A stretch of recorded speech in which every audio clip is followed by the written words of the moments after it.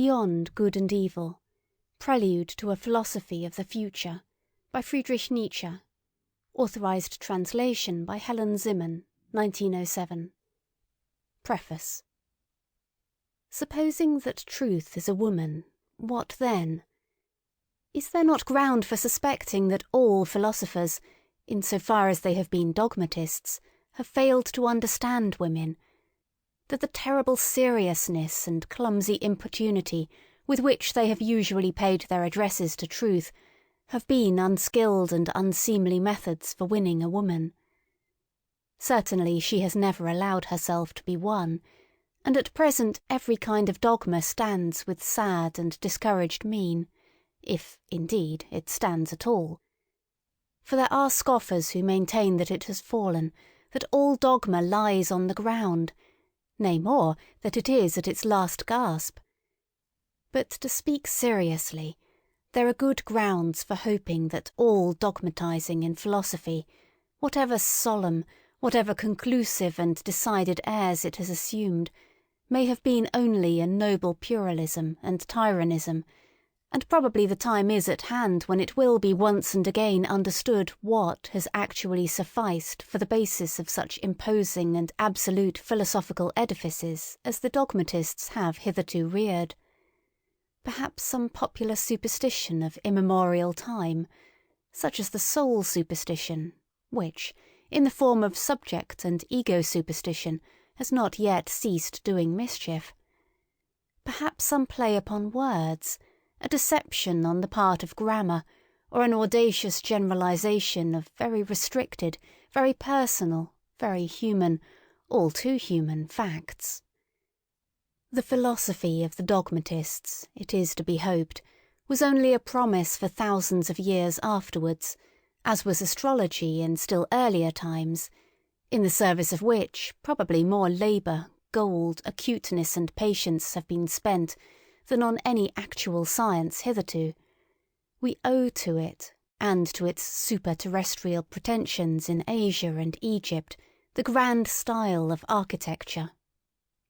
It seems that in order to inscribe themselves upon the heart of humanity with everlasting claims, all great things have first to wander about the earth as enormous and awe-inspiring caricatures. Dogmatic philosophy has been a caricature of this kind, for instance the Vedanta doctrine in Asia and Platonism in Europe. Let us not be ungrateful to it, although it must certainly be confessed that the worst, the most tiresome, and the most dangerous of errors hitherto has been a dogmatist error, namely Plato's invention of pure spirit and the good in itself. But now, when it has been surmounted, when Europe, rid of this nightmare, can again draw breath freely and at least enjoy a healthier sleep, we, whose duty is wakefulness itself, are the heirs of all the strength which the struggle against this error has fostered. It amounted to the very inversion of truth and the denial of the perspective, the fundamental condition, of life, to speak of spirit and the good as Plato spoke of them. Indeed, one might ask, as a physician, how did such a malady attack that finest product of antiquity, Plato? Had the wicked Socrates really corrupted him? Was Socrates, after all, a corrupter of youths, and deserved his hemlock? But the struggle against Plato, or, to speak plainer and for the people, the struggle against the ecclesiastical oppression of millenniums of Christianity, for Christianity is Platonism for the people, produced in Europe a magnificent tension of soul, such as had not existed anywhere previously. With such a tensely strained bow, one can now aim at the furthest goals. As a matter of fact, the European feels this tension as a state of distress, and twice attempts have been made in grand style to unbend the bow, once by means of Jesuitism, and the second time by means of democratic enlightenment, which, with the aid of liberty of the press and newspaper reading, might, in fact, bring it about so that the spirit would not so easily find itself in distress. The Germans invented gunpowder, all credit to them, But they again made things square. They invented printing.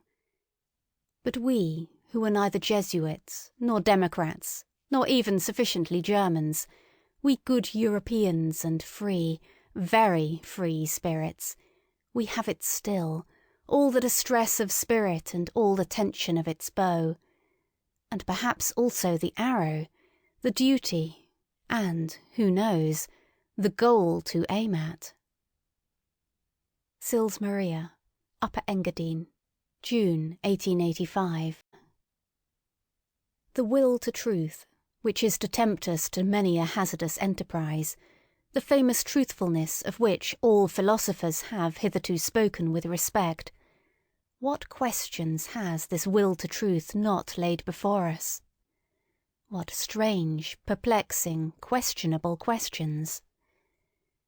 It is already a long story, yet it seems as if it were hardly commenced. Is it any wonder if we at last grow distrustful, lose patience, and turn impatiently away? That this Sphinx teaches us at last to ask questions ourselves. Who is it really that puts questions to us here? What really is this willed truth in us? In fact, we made a long halt at the question as to the origin of this will, until at last we came to an absolute standstill before a yet more fundamental question. We inquired about the value of this will. Granted that we want the truth, why not rather untruth, and uncertainty, even ignorance? The problem of the value of truth presented itself before us, or was it we who presented ourselves before the problem? Which of us is the Oedipus here, which the Sphinx? It would seem to be a rendezvous of questions and notes of interrogation. And could it be believed that it at last seems to us as if the problem had never been propounded before, as if we were the first to discern it, get a sight of it, and risk raising it? For there is risk in raising it. Perhaps there is no greater risk. 2. How could anything originate out of its opposite?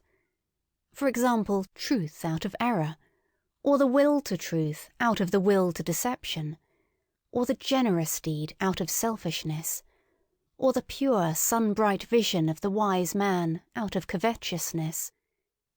Such genesis is impossible. Whoever dreams of it is a fool, nay, worse than a fool. Things of the highest value must have a different origin, an origin of their own. In this transitory, seductive, illusory, paltry world, in this turmoil of delusion and cupidity, they cannot have their source. But rather in the lap of being, in the intransitory, in the concealed God, in the thing in itself, there must be their source, and nowhere else. This mode of reasoning discloses the typical prejudice by which metaphysicians of all times can be recognized. This mode of valuation is at the back of all their logical procedure. Through this belief of theirs, they exert themselves for their knowledge, for something that is, in the end, solemnly christened the truth. The fundamental belief of metaphysicians is the belief in antitheses of values. It never occurred even to the wariest of them to doubt here on the very threshold, where doubt, however, was most necessary, though they had made a solemn vow, de omnibus dubitandum. For it may be doubted, firstly, whether antitheses exist at all, and secondly, whether the popular valuations and antitheses of value upon which metaphysicians have set their seal are not, perhaps, merely superficial estimates, merely provisional perspectives, besides being probably made from some corner, perhaps from below, frog perspectives, as it were, to borrow an expression current among painters. In spite of all the value which may belong to the true, the positive and the unselfish, it might be possible that a higher and more fundamental value for life generally should be assigned to pretence, to the will to delusion, to selfishness and cupidity. It might even be possible that what constitutes the value of those good and respected things consists precisely in their being insidiously related, knotted and crocheted to these evil and apparently opposed things, perhaps even in being essentially identical with them. Perhaps. But who wishes to concern himself with such dangerous perhapses? For that investigation one must await the advent of a new order of philosophers, such as will have other tastes and inclinations, the reverse of those hitherto prevalent. Philosophers of the dangerous perhaps in every sense of the term. And to speak in all seriousness, I see such new philosophers beginning to appear. 3. Having kept a sharp eye on philosophers, and having read between their lines long enough, I now say to myself that the greater part of conscious thinking must be counted among the instinctive functions, and it is so even in the case of philosophical thinking. One has here to learn anew, as one learned anew about heredity and innateness. As little as the act of birth comes into consideration in the whole process and continuation of heredity, just as little is being conscious opposed to the instinctive in any decisive sense. The greater part of the conscious thinking of a philosopher is secretly influenced by his instincts and forced into definite channels. And behind all logic and its seeming sovereignty of movement, there are valuations, or, to speak more plainly, physiological demands for the maintenance of a definite mode of life. For example, that the certain is worth more than the uncertain, that illusion is less valuable than truth. Such valuations, in spite of their regulative importance for us, might, notwithstanding, be only superficial valuations, special kinds of niaiserie, such as may be necessary for the maintenance of beings such as ourselves. Supposing, in effect, that man is not just the measure of things. 4. The falseness of an opinion is not for us any objection to it. It is here, perhaps, that our new language sounds most strangely. The question is, how far an opinion is life-furthering, life-preserving, species-preserving, perhaps species-rearing, and we are fundamentally inclined to maintain that the falsest opinions, to which the synthetic judgments a priori belong, are the most indispensable to us, that without a recognition of logical fictions, without a comparison of reality with the purely imagined world of the absolute and immutable, without a constant counterfeiting of the world by means of numbers, man could not live, that the renunciation of false opinions would be a renunciation of life, a negation of life.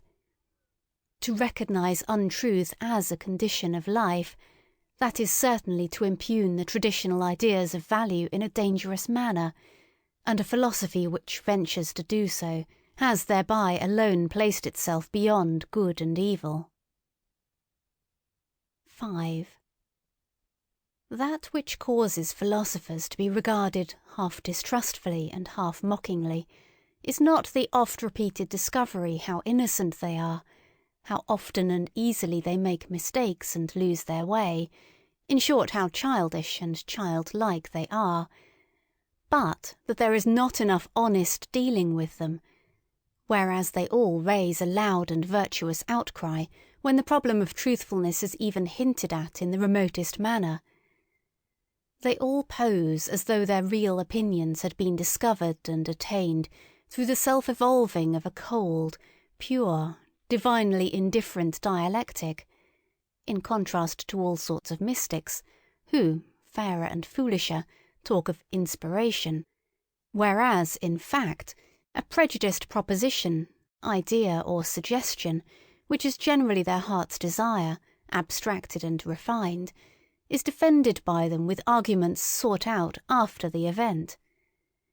They are all advocates who do not wish to be regarded as such, generally astute defenders also of their prejudices, which they dub truths, and very far from having the conscience which bravely admits this to itself, very far from having the good taste of the courage which goes so far as to let this be understood, perhaps to warn friend or foe, or in cheerful confidence and self-ridicule. The spectacle of the tartuffery of old Kant, equally stiff and decent, with which he entices us into the dialectic byways that lead, more correctly mislead, to his categorical imperative, makes us fastidious ones smile, we who find no small amusement in spying out the subtle tricks of old moralists and ethical preachers. Or, still more so, the hocus-pocus in mathematical form, by means of which Spinoza has, as it were, clad his philosophy in mail and mask. In fact, the love of his wisdom, to translate the term fairly and squarely, in order thereby to strike terror at once into the heart of the assailant who should dare to cast a glance on that invincible maiden, that Pallas Athene. How much of personal timidity and vulnerability does this masquerade of a sickly recluse betray? 6. It has gradually become clear to me what every great philosophy up till now has consisted of, namely the confession of its originator, and a species of involuntary and unconscious autobiography, and moreover that the moral, or immoral, purpose in every philosophy has constituted the true vital germ out of which the entire plant has always grown. Indeed, to understand how the abstrusest metaphysical assertions of a philosopher have been arrived at, it is always well and wise to first ask oneself, what morality do they, or does he, aim at? Accordingly, I do not believe that an impulse to knowledge is the father of philosophy, but that another impulse, here as elsewhere, has only made use of knowledge, and mistaken knowledge, as an instrument. But whoever considers the fundamental impulses of man with a view to determining how far they may have here acted as inspiring genii, or as demons and kobolds, will find that they have all practised philosophy at one time or another, and that each one of them would have been only too glad to look upon itself as the ultimate end of existence and the legitimate lord over all the other impulses. For every impulse is imperious, and as such attempts to philosophize. To be sure, in the case of scholars, in the case of really scientific men, it may be otherwise, better, if you will. There they may really be such a thing as an impulse to knowledge, some kind of small independent clockwork, which, when well wound up, works away industriously to that end, without the rest of the scholarly impulses taking any material part therein. The actual interests of the scholar, therefore, are generally in quite another direction, in the family, perhaps, or in money-making, or in politics. It is, in fact, almost indifferent at what point of research his little machine is placed, and whether the hopeful young worker becomes a good philologist, a mushroom specialist, or a chemist. He is not characterized by becoming this or that.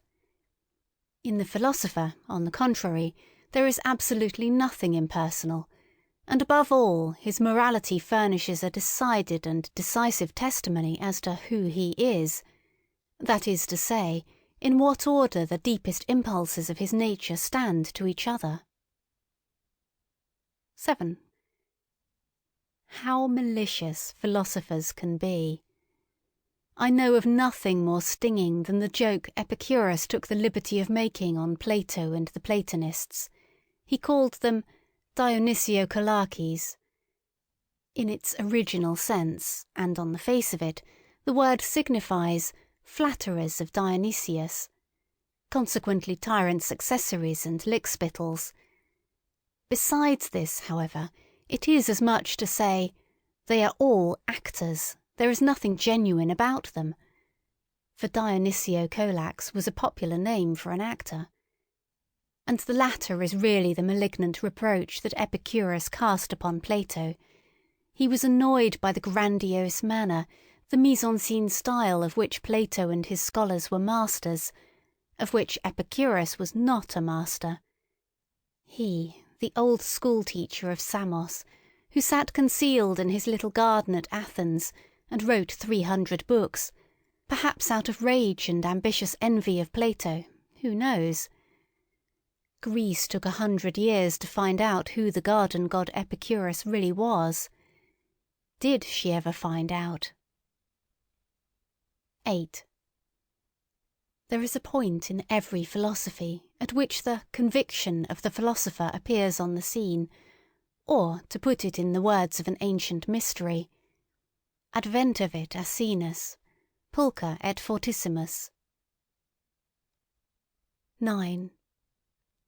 You desire to live according to nature? Oh, you noble Stoics, what fraud of words! Imagine to yourselves a being like nature, boundlessly extravagant, boundlessly indifferent, without purpose or consideration, without pity or justice, at once fruitful and barren and uncertain.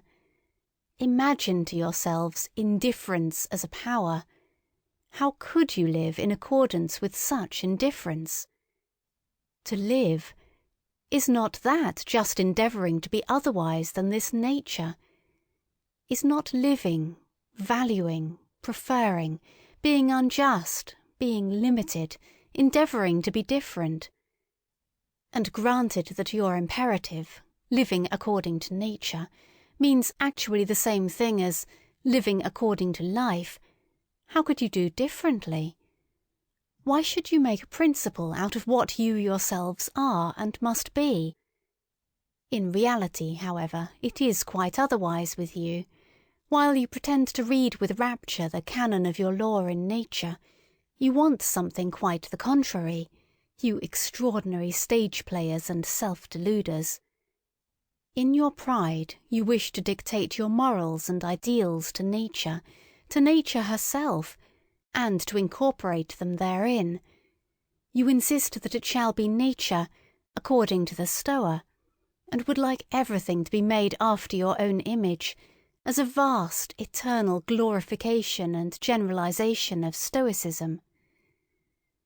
With all your love for truth, you have forced yourselves so long, so persistently, and with such hypnotic rigidity to see nature falsely, that is to say stoically, that you are no longer able to see it otherwise. And, to crown all, some unfathomable superciliousness gives you the bedlamite hope that because you are able to tyrannize over yourselves, Stoicism is self-tyranny, nature will also allow herself to be tyrannized over. Is not the Stoic a part of nature? But this is an old and everlasting story. What happened in old times with the Stoics still happens today, as soon as ever a philosophy begins to believe in itself. It always creates the world in its own image. It cannot do otherwise. Philosophy is this tyrannical impulse itself, the most spiritual will to power, the will to creation of the world, the will to the causa prima. 10. The eagerness and subtlety, I should even say craftiness, with which the problem of the real and the apparent world is dealt with at present throughout Europe, furnishes food for thought and attention, and he who hears only a will to truth in the background and nothing else cannot certainly boast of the sharpest ears. In rare and isolated cases, it may really have happened that such a will to truth, a certain extravagant and adventurous pluck, a metaphysician's ambition of the forlorn hope, has participated therein, that which in the end always prefers a handful of certainty to a whole cartload of beautiful possibilities. There may even be puritanical fanatics of conscience who prefer to put their last trust in a sure nothing rather than in an uncertain something. But that is nihilism, and the sign of a despairing, mortally wearied soul, notwithstanding the courageous bearing such a virtue may display. It seems, however, to be otherwise with stronger and livelier thinkers who are still eager for life, in that they side against appearance, and speak superciliously of perspective, in that they rank the credibility of their own bodies about as low as the credibility of the ocular evidence that the earth stands still, and thus apparently allowing with complacency their securest possession to escape. For what does one at present believe in more firmly than in one's body? Who knows if they are not really trying to win back something which was formerly an even securer possession, something of the old domain of the faith of former times, perhaps the immortal soul, perhaps the old God, in short, ideas by which they could live better, that is to say more vigorously and more joyously, than by modern ideas. There is distrust of these modern ideas in this mode of looking at things, a disbelief in all that has been constructed yesterday and today. There is perhaps some slight admixture of satiety and scorn, which can no longer endure the bric-a-brac of ideas of the most varied origin, such as so-called positivism at present throws on the market, a disgust of the more refined taste at the village fair mottliness and patchiness of all these reality philosophers, in whom there is nothing either new or true except this mottliness. Therein it seems to me that we should agree with those sceptical anti-realists and knowledge microscopists of the present day. Their instinct, which repels them from modern reality, is unrefuted. What do their retrograde bypaths concern us? The main thing about them is not that they wish to go back, that they wish to get away therefrom. A little more strength, swing, courage and artistic power, and they would be off and not back. 11. It seems to me that there is everywhere an attempt at present to divert attention from the actual influence which Kant exercised on German philosophy, and especially to ignore prudently the value which he set upon himself. Kant was, first and foremost, proud of his table of categories. With it in his hand, he said, "This is the most difficult thing that could ever be undertaken on behalf of metaphysics." Let us only understand this could be. He was proud of having discovered a new faculty in man, the faculty of synthetic judgment a priori. Granting that he deceived himself in this matter, the development and rapid flourishing of German philosophy depended nevertheless on his pride, and on the eager rivalry of the younger generation to discover if possible something, at all events new faculties, of which to be still prouder. But let us reflect for a moment. It is high time to do so. How are synthetic judgments a priori possible? Kant asks himself, and what is really his answer?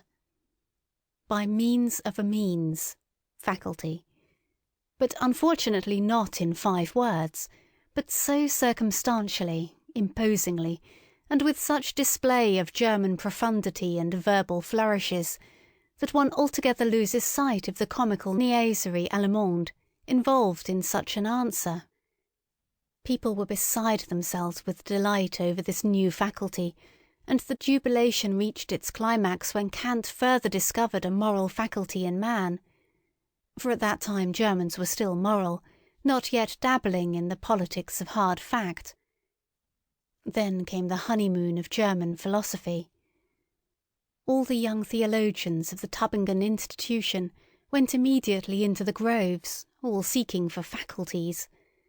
And what did they not find in that innocent, rich, and still youthful period of the German spirit, to which romanticism, the malicious fairy, piped and sang, when one could not yet distinguish between finding and inventing?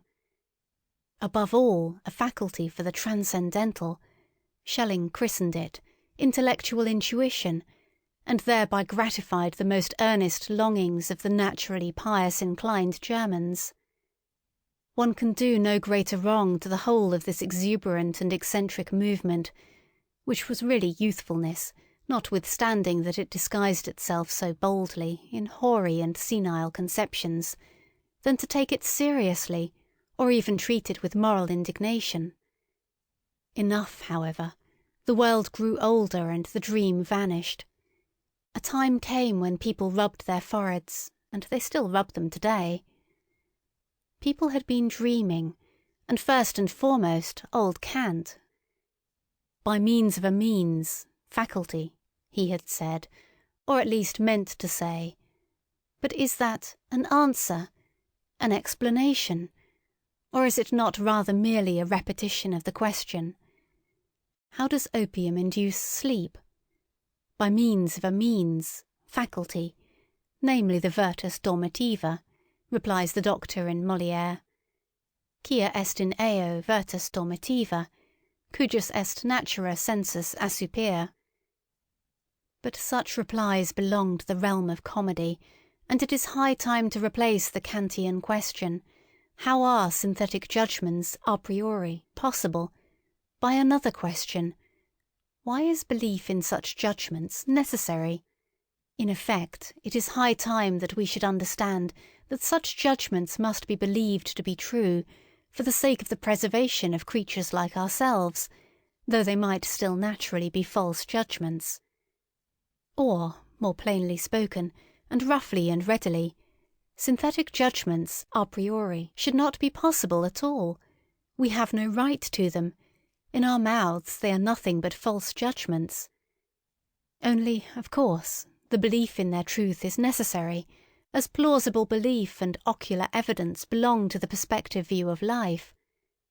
And finally, to call to mind the enormous influence which German philosophy, I hope you understand its right to inverted commas, goose-feet, has exercised throughout the whole of Europe, there is no doubt that a certain virtus dormitiva had a share in it.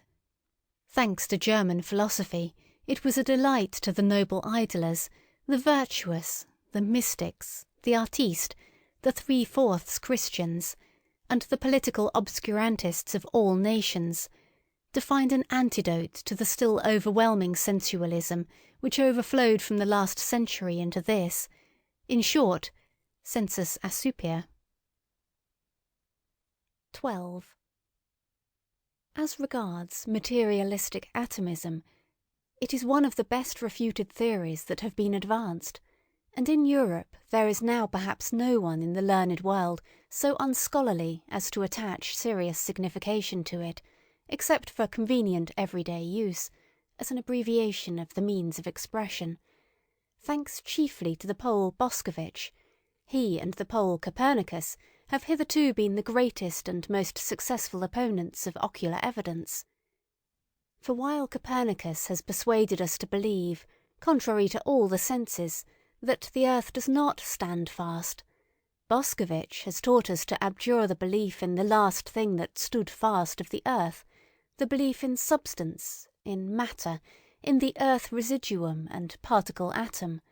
It is the greatest triumph over the senses that has hitherto been gained on earth. One must, however, go still further, and also declare war, relentless war to the knife, against the atomistic requirements, which still lead a dangerous afterlife in places where no one suspects them, like the more celebrated metaphysical requirements.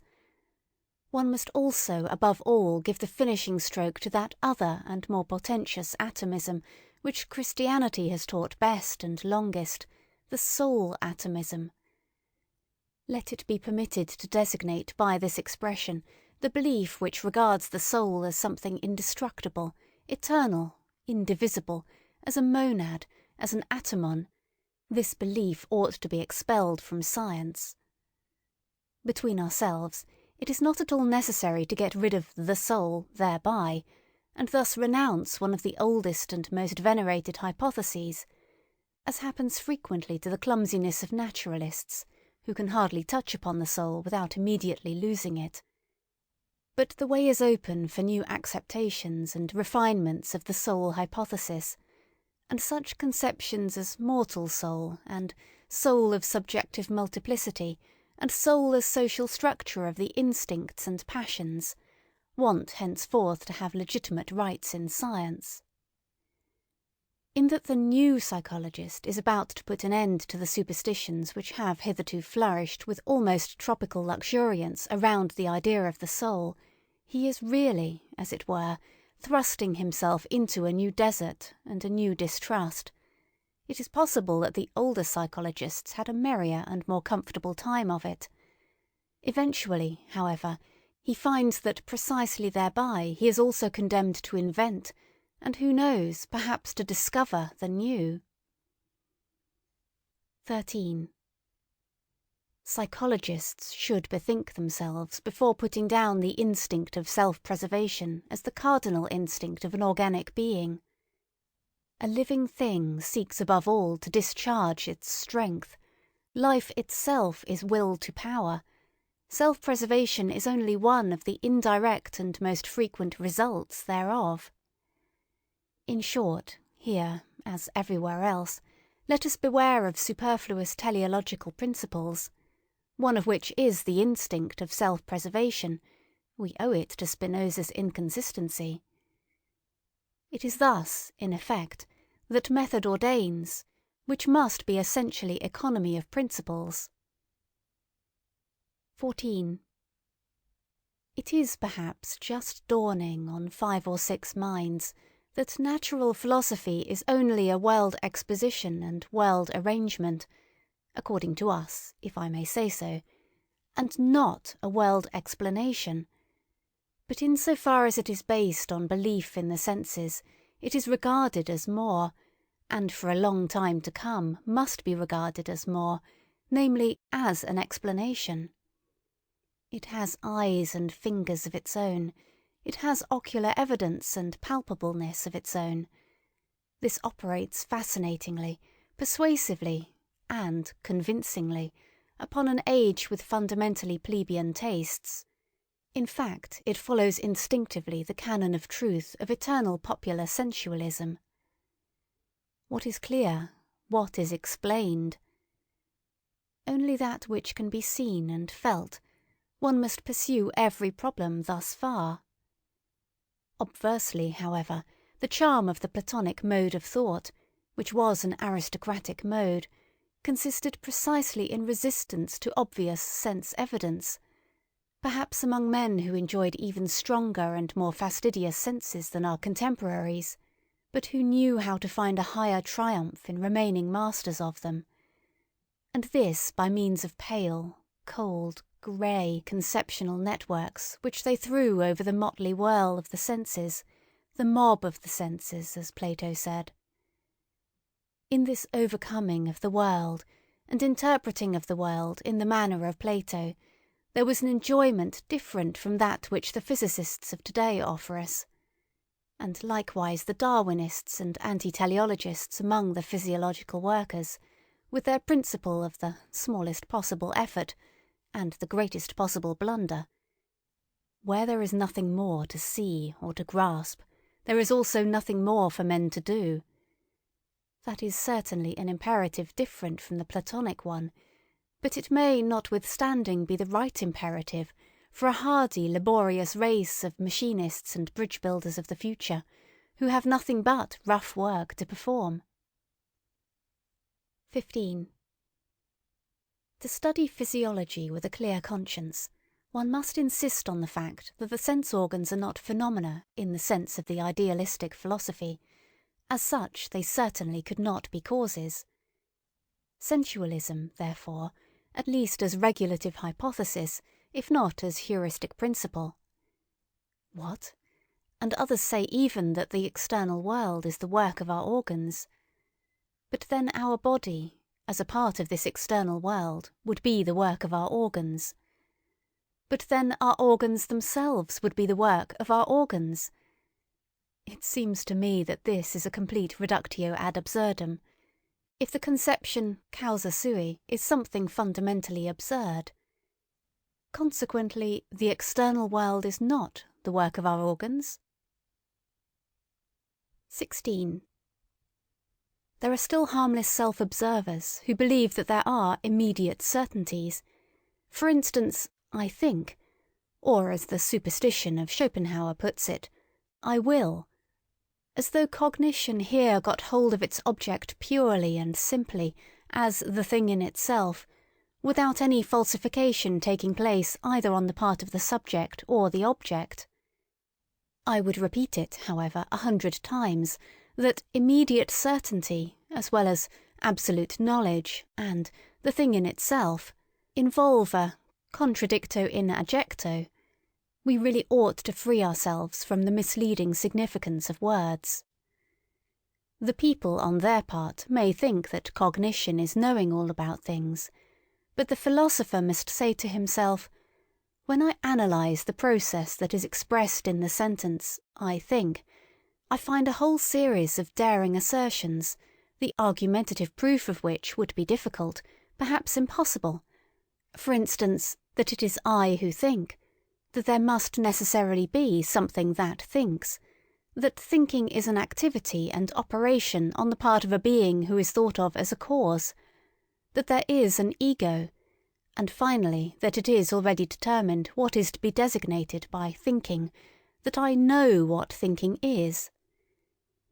For if I had not already decided within myself what it is, by what standard could I determine whether that which is just happening is not perhaps willing or feeling?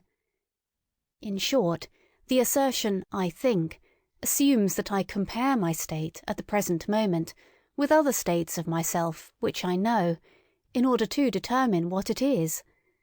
On account of this retrospective connection with further knowledge, it has, at any rate, no immediate certainty for me.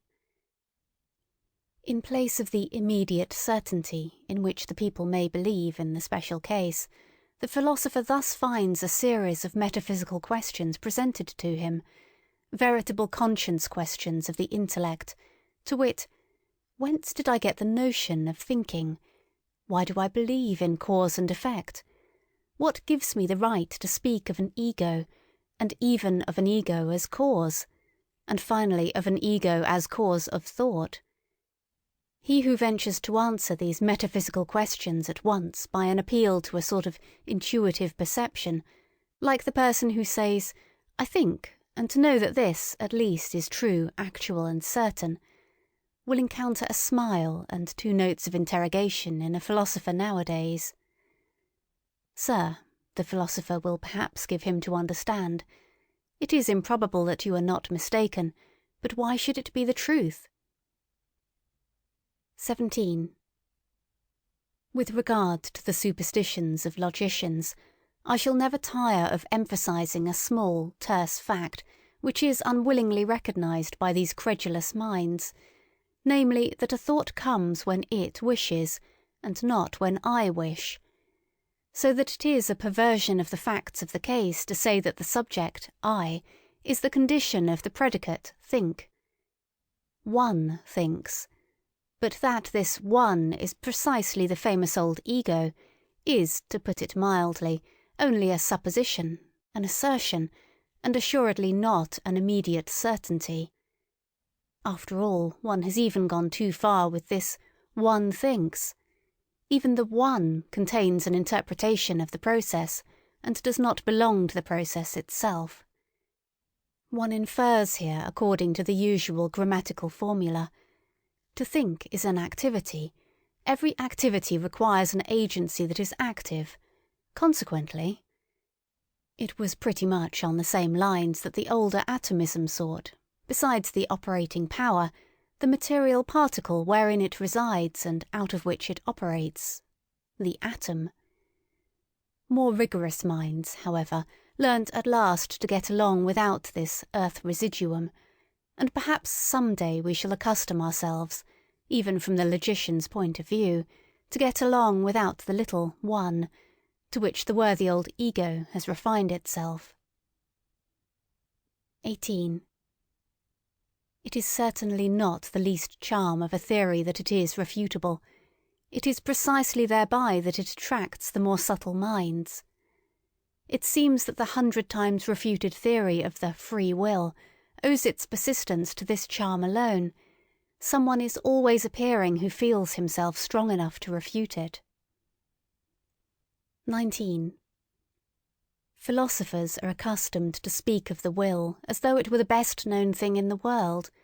Indeed, Schopenhauer has given us to understand that the will alone is really known to us, absolutely and completely known, without deduction or addition. But it again and again seems to me that in this case Schopenhauer also only did what philosophers are in the habit of doing. He seems to have adopted a popular prejudice and exaggerated it. Willing seems to me to be above all something complicated, something that is a unity only in name, and it is precisely in a name that popular prejudice lurks, which has got the mastery over the inadequate precautions of philosophers in all ages.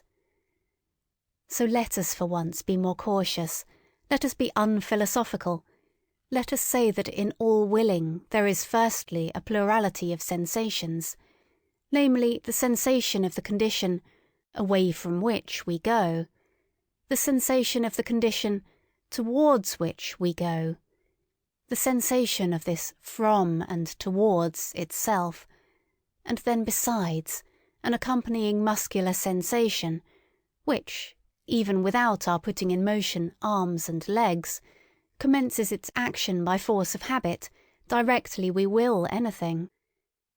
Therefore, just as sensations, and indeed many kinds of sensations, are to be recognised as ingredients of the will, so, in the second place, thinking is also to be recognised. In every act of the will there is a ruling thought, and let us not imagine it possible to sever this thought from the willing, as if the will would then remain over. In the third place, the will is not only a complex of sensation and thinking, but it is above all an emotion, and in fact the emotion of the command. That which is termed freedom of the will is essentially the emotion of supremacy in respect to him who must obey. I am free, he must obey. This consciousness is inherent in every will, and equally so the straining of the attention, the straight look which fixes itself exclusively on one thing, the unconditional judgment that this and nothing else is necessary now, the inward certainty that obedience will be rendered, and whatever else pertains to the position of the commander. A man who wills commands something within himself which renders obedience, or which he believes renders obedience. But now let us notice what is the strangest thing about the will, this affair so extremely complex, for which the people have only one name. Inasmuch as in the given circumstances we are at the same time the commanding and the obeying parties, and as the obeying party we know the sensations of constraint, impulsion, pressure, resistance and motion, which usually commence immediately after the act of will. Inasmuch as, on the other hand, we are accustomed to disregard this duality, and to deceive ourselves about it by means of the synthetic term I, a whole series of erroneous conclusions, and consequently of false judgments about the will itself, has become attached to the act of willing, to such a degree that he who wills believes firmly that willing suffices for action. Since in the majority of cases there has only been exercise of will when the effect of the command, consequently obedience and therefore action, was to be expected, the appearance has translated itself into the sentiment, as if there were a necessity of effect. In a word, he who wills believes with a fair amount of certainty that will and action are somehow one. He ascribes the success, the carrying out of the willing, to the will itself, and thereby enjoys an increase of the sensation of power which accompanies all success. Freedom of will, that is the expression for the complex state of delight of the person exercising volition, who commands and, at the same time, identifies himself with the executor of the order, who, as such, enjoys also the triumph over obstacles, but thinks within himself that it was really his own will that overcame them. In this way the person exercising volition, adds the feelings of delight of his successful executive instruments, the useful underwills or undersouls. Indeed, our body is but a social structure composed of many souls. To his feelings of delight as commander. L'effet c'est moi. What happens here is what happens in every well-constructed and happy commonwealth, namely, that the governing class identifies itself with the successes of the commonwealth. In all willing it is absolutely a question of commanding and obeying, on the basis, as already said, of a social structure composed of many souls, on which account a philosopher should claim the right to include willing as such within the sphere of morals, regarded as the doctrine of the relations of supremacy under which the phenomenon of life manifests itself. 20. That the separate philosophical ideas are not anything optional or autonomously evolving, but grow up in connection and relationship with each other, that, however suddenly and arbitrarily they seem to appear in the history of thought, they nevertheless belong just as much to a system as the collective members of the fauna of a continent, is betrayed in the end by the circumstance how unfailingly the most diverse philosophers always fill in again a definite fundamental scheme of possible philosophies. Under an invisible spell, they always revolve once more in the same orbit, however independent of each other they may feel themselves with their critical or systematic wills. Something within them leads them, something impels them in definite order the one after the other, to wit, the innate methodology and relationship of their ideas.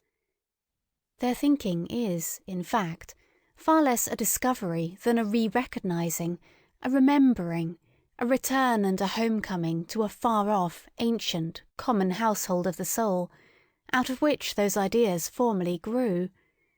Philosophizing is so far a kind of atavism of the highest order.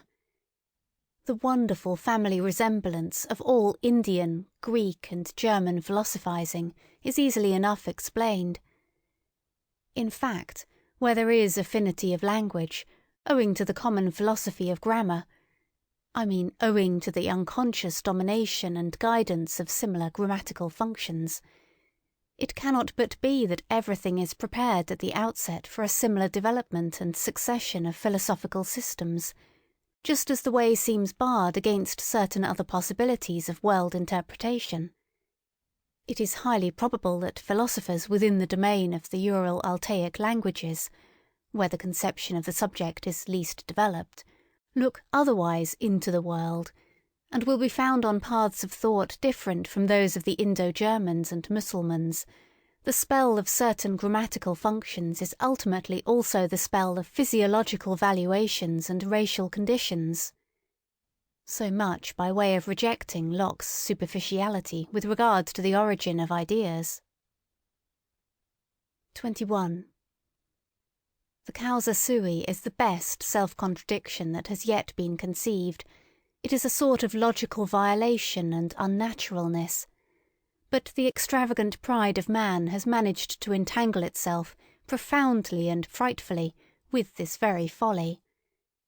The desire for freedom of will in the superlative, metaphysical sense, such as still holds sway, unfortunately, in the minds of the half-educated, the desire to bear the entire and ultimate responsibility for one's actions oneself, and to absolve God, the world, ancestors, chance, and society therefrom, involves nothing less than to be precisely this causa sui, and, with more than Munchausen daring, to pull oneself up into existence by the hair out of the slough of nothingness.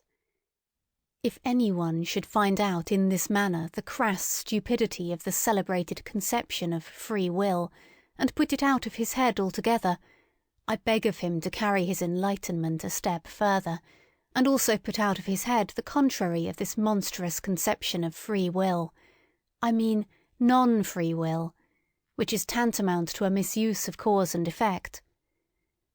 One should not wrongly materialize cause and effect, as the natural philosophers do, and whoever like them naturalise in thinking at present, according to the prevailing mechanical doltishness which makes the cause press and push until it effects its end, one should use cause and effect only as pure conceptions, that is to say, as conventional fictions for the purpose of designation and mutual understanding, not for explanation. In being in itself, there is nothing of casual connection, of necessity, or of psychological non-freedom. There the effect does not follow the cause, there law does not obtain. It is we alone who have devised cause, sequence, reciprocity, relativity, constraint, number, law, freedom, motive, and purpose. And when we interpret and intermix this symbol world, as being in itself, with things, we act once more as we have always acted, mythologically. The non-free will is mythology. In real life it is only a question of strong and weak wills. It is almost always a symptom of what is lacking in himself, when a thinker, in every causal connection and psychological necessity, manifests something of compulsion, indigence, obsequiousness, oppression, and non-freedom. It is suspicious to have such feelings. The person betrays himself. And in general, if I have observed correctly, the non-freedom of the will is regarded as a problem from two entirely opposite standpoints, but always in a profoundly personal manner. Some will not give up their responsibility, their belief in themselves, the personal right to their merits at any price. The vain races belong to this class. Others, on the contrary, do not wish to be answerable for anything, or blamed for anything, and owing to an inward self-contempt, seek to get out of the business, no matter how. The latter, when they write books, are in the habit at present of taking the side of criminals. A sort of socialistic sympathy is their favourite disguise. And as a matter of fact, the fatalism of the weak-willed embellishes itself surprisingly when it composes La religion de la souffrance humaine. That is its good taste. 22.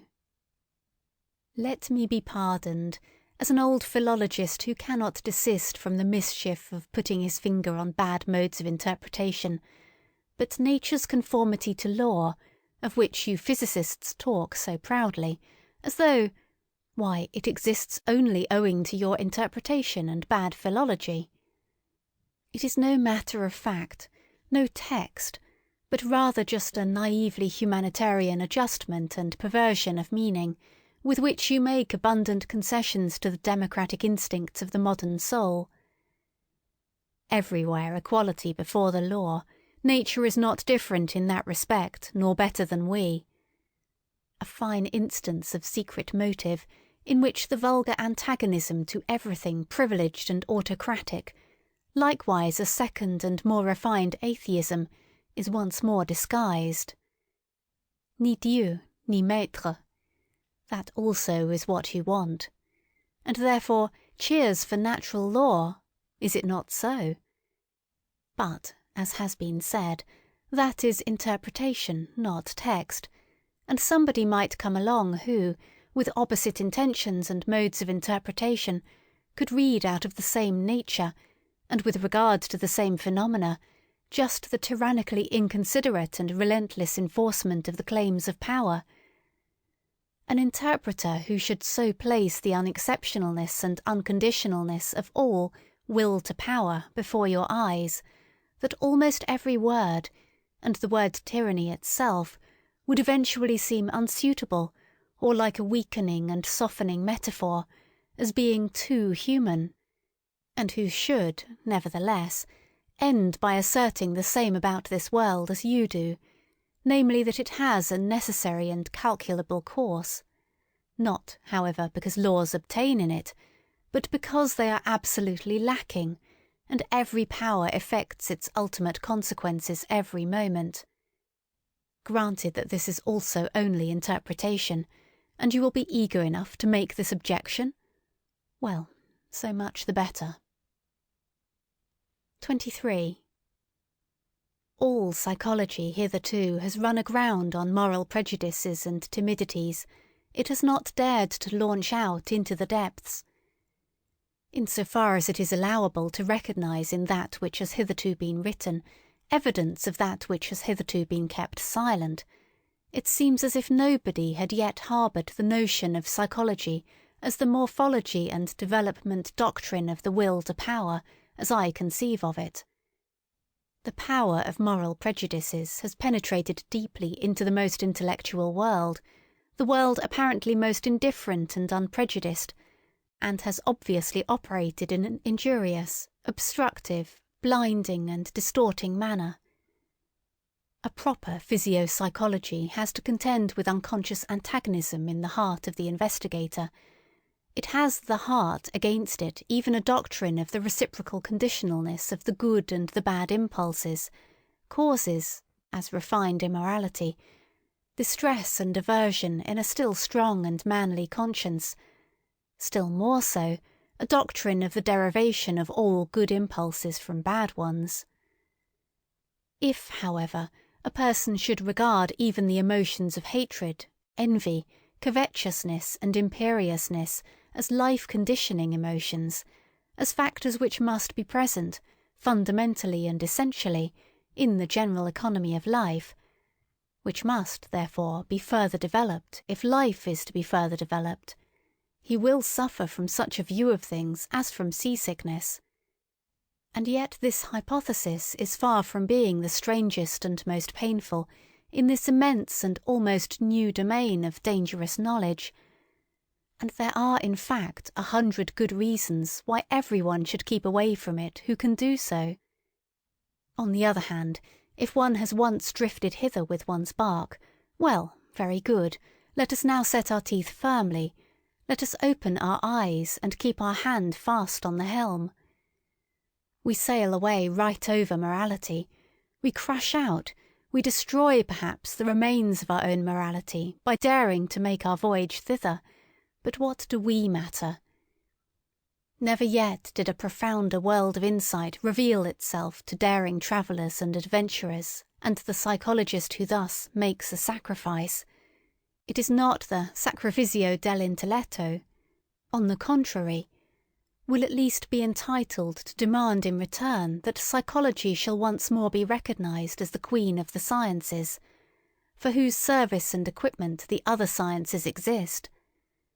For psychology is once more the path to the fundamental problems. O Sanctus Simplicitus! In what strange simplification and falsification man lives! One can never cease wondering when once one has got eyes for beholding this marvel. How we have made everything around us clear and free and easy and simple. How we have been able to give our senses a passport to everything superficial, our thoughts a godlike desire for wanton pranks and wrong inferences. How, from the beginning, we have contrived to retain our ignorance, in order to enjoy an almost inconceivable freedom, thoughtlessness, imprudence, heartiness and gaiety, in order to enjoy life. And only on this solidified, granite-like foundation of ignorance could knowledge rear itself hitherto, the will to knowledge on the foundation of a far more powerful will, the will to ignorance, to the uncertain, to the untrue. Not as its opposite, but as its refinement. It is to be hoped, indeed, that language, here as elsewhere, will not get over its awkwardness, and that it will continue to talk of opposites when there are only degrees and many refinements of gradation. It is equally to be hoped that the incarnated tartuffery of morals, which now belongs to our unconquerable flesh and blood, will turn the words round in the mouths of us discerning ones. Here and there we understand it, and laugh at the way in which precisely the best knowledge seeks most to retain us in this simplified, thoroughly artificial, suitably imagined and suitably falsified world, at the way in which, whether it will or not, it loves error, because, as living itself, it loves life. 25. After such a cheerful commencement, a serious word would fain be heard. It appeals to the most serious minds. Take care, ye philosophers and friends of knowledge, and beware of martyrdom, of suffering for the truth's sake, even in your own defence. It spoils all the innocence and fine neutrality of your conscience. It makes you headstrong against objections and red rags.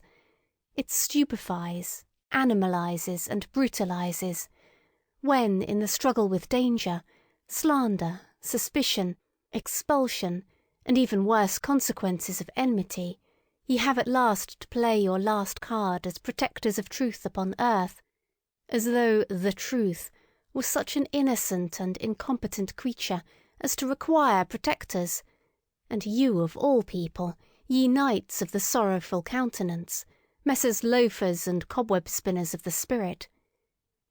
Finally, ye know sufficiently well that it cannot be of any consequence if ye just carry your point. Ye know that hitherto no philosopher has carried his point, and that there might be a more laudable truthfulness in every little interrogative mark which you place after your special words and favourite doctrines, and occasionally after yourselves, than in all the solemn pantomime and trumping games before accusers and law courts. Rather go out of the way, flee into concealment, and have your masks and your ruses, that ye may be mistaken for what you are, or somewhat feared. And pray don't forget the garden with golden trellis work, and have people around you who are as a garden, or as music on the waters at eventide, when already the day becomes a memory. Choose the good solitude, the free, wanton, lightsome solitude, which also gives you the right still to remain good in any sense whatsoever. How poisonous, how crafty, how bad, does every long war make one, which cannot be waged openly by means of force. How personal does a long fear make one, a long watching of enemies, of possible enemies. These pariahs of society, these long pursued, badly persecuted ones, also the compulsory recluses, the Spinozas or Giordano Brunos, always become in the end, even under the most intellectual masquerade, and perhaps without being themselves aware of it, refined vengeance-seekers and poison-brewers, just lay bare the foundation of Spinoza's ethics and theology. Not to speak of the stupidity of moral indignation, which is the unfailing sign in a philosopher that the sense of philosophical humour has left him. The martyrdom of the philosopher, his sacrifice for the sake of truth, forces into the light whatever of the agitator and actor lurks in him, and if one has hitherto contemplated him only with artistic curiosity, with regard to many a philosopher it is easy to understand the dangerous desire to see him also in his deteriorated into a martyr, into a stage and tribune bawler. Only that it is necessary with such a desire to be clear what spectacle one will see in any case, merely a satiric play, merely an epilogue farce, merely the continued proof that the long, real tragedy is at an end, supposing that every philosophy has been a long tragedy in its origin. 26. Every select man strives instinctively for a citadel and a privacy, where he is free from the crowd, the many, the majority, where he may forget men who are the rule, as their exception, exclusive only of the case in which he is pushed straight to such men by a still stronger instinct, as a discerner in the great and exceptional sense. Whoever, in intercourse with men, does not occasionally glisten in all the green and grey colours of distress, owing to disgust, satiety, sympathy, gloominess, and solitariness, is assuredly not a man of elevated tastes. Supposing, however, that he does not voluntarily take all this burden and disgust upon himself, that he persistently avoids it, and remains, as I said, quietly and proudly hidden in his citadel, one thing is then certain: he was not made, he was not predestined for knowledge. For, as such, he would one day have to say to himself, "The devil take my good taste, but the rule is more interesting than the exception, than myself the exception." And he would go down, and above all he would go inside. The long and serious study of the average man, and consequently much disguise, self-overcoming, familiarity, and bad intercourse— all intercourse is bad intercourse, except with one's equals— that constitutes a necessary part of the life history of every philosopher, perhaps the most disagreeable, odious, and disappointing part. If he is fortunate, however, as a favourite child of knowledge should be, he will meet with suitable auxiliaries who will shorten and lighten his task. I mean so-called cynics, those who simply recognise the animal, the commonplace, and the rule in themselves, and at the same time have so much spirituality and ticklishness as to make them talk of themselves and their like before witnesses. Sometimes they wallow, even in books, as on their own dunghill. Cynicism is the only form in which base souls approach what is called honesty, and the higher man must open his ears to all the coarser or finer cynicism, and congratulate himself when the clown becomes shameless right before him, or the scientific satyr speaks out. There are even cases when enchantment mixes with the disgust, namely where, by a freak of nature, genius is bound to some such indiscreet billy-goat and ape, as in the case of the Abbé Galliani, the profoundest, acutest, and perhaps also filthiest man of his century. He was far profounder than Voltaire, and consequently also a good deal more silent. It happens more frequently, as has been hinted, that a scientific head is placed on an ape's body, a fine, exceptional understanding in a base soul, an occurrence by no means rare, especially among doctors and moral physiologists.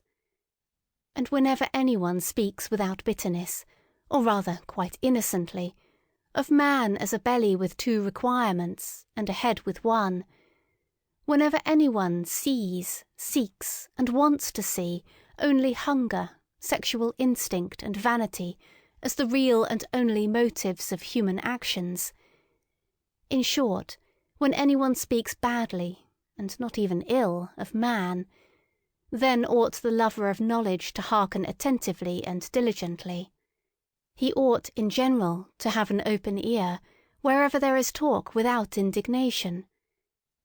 For the indignant man, and he who perpetually tears and lacerates himself with his own teeth, or, in place of himself, the world, God, or society, may indeed, morally speaking, stand higher than the laughing and self-satisfied satyr, but in every other sense he is the more ordinary, more indifferent, and less instructive case. And no one is such a liar as the indignant man. 27. It is difficult to be understood, especially when one thinks and lives Gangasvara Tokati, like the river Ganges, presto, among those who only think and live otherwise, namely, Kurmagati, like the tortoise, lento, or at best frog-like, Mandaikagati, like the frog, staccato. I do everything to be difficultly understood myself, and one should be heartily grateful for the goodwill to some refinement of interpretation. As regards the good friends, however, who are always too easy-going, and think that as friends they have a right to ease, one does well at the very first to grant them a playground and romping-place for misunderstanding. One can thus laugh still, or get rid of them altogether, these good friends, and laugh then also. 28. What is most difficult to render from one language into another is the tempo of its style, which has its basis in the character of the race, or to speak more physiologically, in the average tempo of the assimilation of its nutriment. There are honestly meant translations, which, as involuntary vulgarizations, are almost falsifications of the original, merely because its lively and merry tempo, which overleaps and obviates all dangers in word and expression, could not also be rendered. A German is almost incapacitated for presto in his language, consequently also, as may be reasonably inferred, for many of the most delightful and daring nuances of free-spirited thought. And just as the buffoon and satyr are foreign to him in body and conscience, so Aristophanes and Petronius are untranslatable for him. Everything ponderous, viscous and pompously clumsy, all long-winded and wearying species of style, are developed in profuse variety among Germans. Pardon me for stating the fact that even Goethe's prose, in its mixture of stiffness and elegance, is no exception, as a reflection of the good old time to which it belongs, and as an expression of German taste at a time when there was still a German taste, which was a rococo taste in moribus et artibus. Lessing is an exception, owing to his histrionic nature, which understood much and was well versed in many things. He who was not the translator of Bayle to no purpose, who took refuge willingly in the shadow of Diderot and Voltaire, and still more willingly among the Roman comedy writers. Lessing loved also free-spiritism in the tempo, and flight out of Germany. But how could the German language, even in the prose of Lessing, imitate the tempo of Machiavelli, who in his Principe makes us breathe the dry, fine air of Florence, and cannot help presenting the most serious events in a boisterous allegrissimo, perhaps not without a malicious artistic sense of the contrast he ventures to present, long, heavy, difficult, dangerous thoughts, and a tempo of the gallop and of the best, wantonest humour. Finally, who would venture on a German translation of Petronius, who, more than any great musician hitherto, was a master of presto in invention, ideas, and words? What matter in the end about the swamps of the sick, evil world, or of the ancient world, when, like him, one has the feet of a wind, the rush, the breath, the emancipating scorn of a wind, which makes everything healthy by making everything run? And, with regard to Aristophanes, that transfiguring, complementary genius, for whose sake one pardons all Hellenism for having existed, provided one has understood in its full profundity all that there requires pardon and transfiguration. There is nothing that has caused me to meditate more on Plato's secrecy and sphinx-like nature than the happily preserved petit fait that under the pillow of his deathbed there was found no Bible, nor anything Egyptian, Pythagorean, or Platonic, but a book of Aristophanes. How could even Plato have endured life, a Greek life which he repudiated, without an Aristophanes? 29. It is the business of the very few to be independent. It is a privilege of the strong. And whoever attempts it, even with the best right, but without being obliged to do so, proves that he is probably not only strong, but also daring beyond measure. He enters into a labyrinth. He multiplies 1,000-fold the dangers which life in itself already brings with it, not the least of which is that no one can see how and where he loses his way, becomes isolated, and is torn piecemeal by some minotaur of conscience. Supposing such a one comes to grief, it is so far from the comprehension of men that they neither feel it nor sympathize with it. And he cannot any longer go back. He cannot even go back again to the sympathy of men. 30. Our deepest insights must, and should, appear as follies, and under certain circumstances as crimes, when they come unauthorizedly to the ears of those who are not disposed and predestined for them.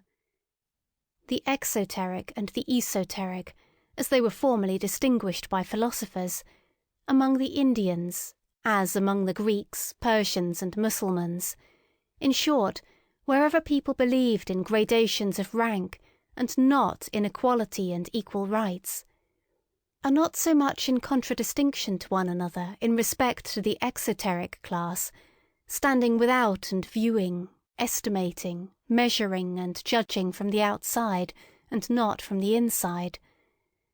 The more essential distinction is that the class in question views things from below upwards, while the esoteric class views things from above downwards.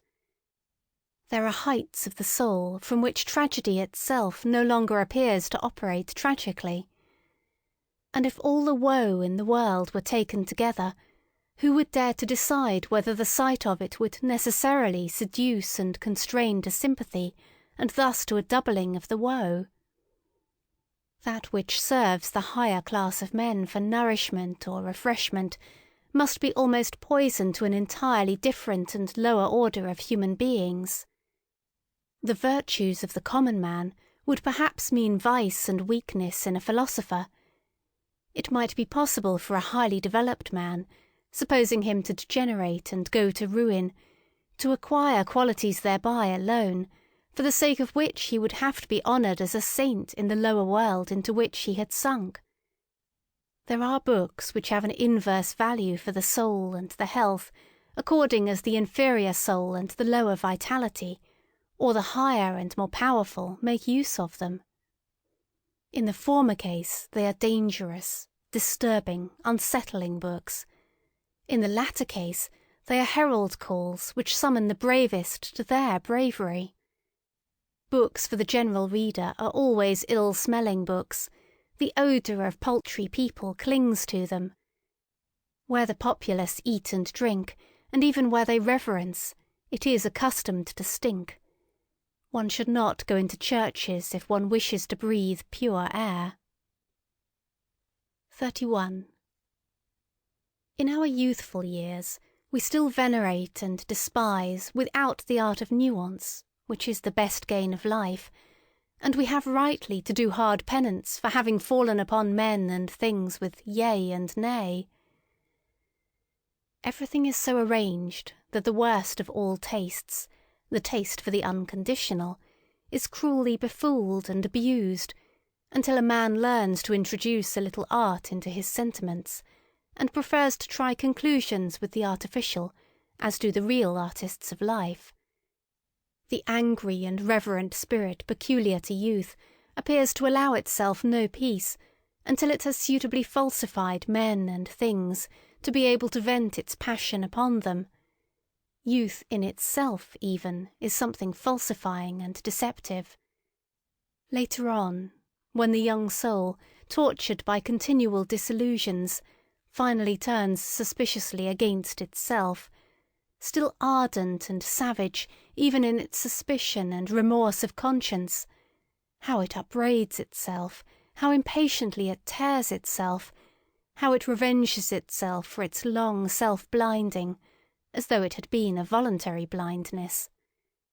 In this transition one punishes oneself by distrust of one's sentiments. One tortures one's enthusiasm with doubt. One feels even the good conscience to be a danger, as if it were the self-concealment and lassitude of a more refined uprightness. And above all, one espouses upon principle the cause against youth. A decade later, and one comprehends that all this was also still youth. 32. Throughout the longest period of human history, one calls it the prehistoric period, the value or non-value of an action was inferred from its consequences. The action in itself was not taken into consideration any more than its origin, but pretty much as in China at present, where the distinction or disgrace of a child redounds to its parents, the retro-operating power of success or failure was what induced men to think well or ill of an action. Let us call this period the pre-moral period of mankind. The imperative "know thyself" was then still unknown. In the last 10,000 years, on the other hand, on certain large portions of the earth, one has gradually got so far that one no longer lets the consequences of an action, but its origin, decide with regard to its worth. A great achievement as a whole, an important refinement of vision and of criterion, the unconscious effect of the supremacy of aristocratic values, and of the belief in origin, the mark of a period which may be designated in the narrower sense as the moral one. The first attempt at self-knowledge is thereby made. Instead of the consequences, the origin, what an inversion of perspective! And, assuredly, an inversion effected only after long struggle and wavering.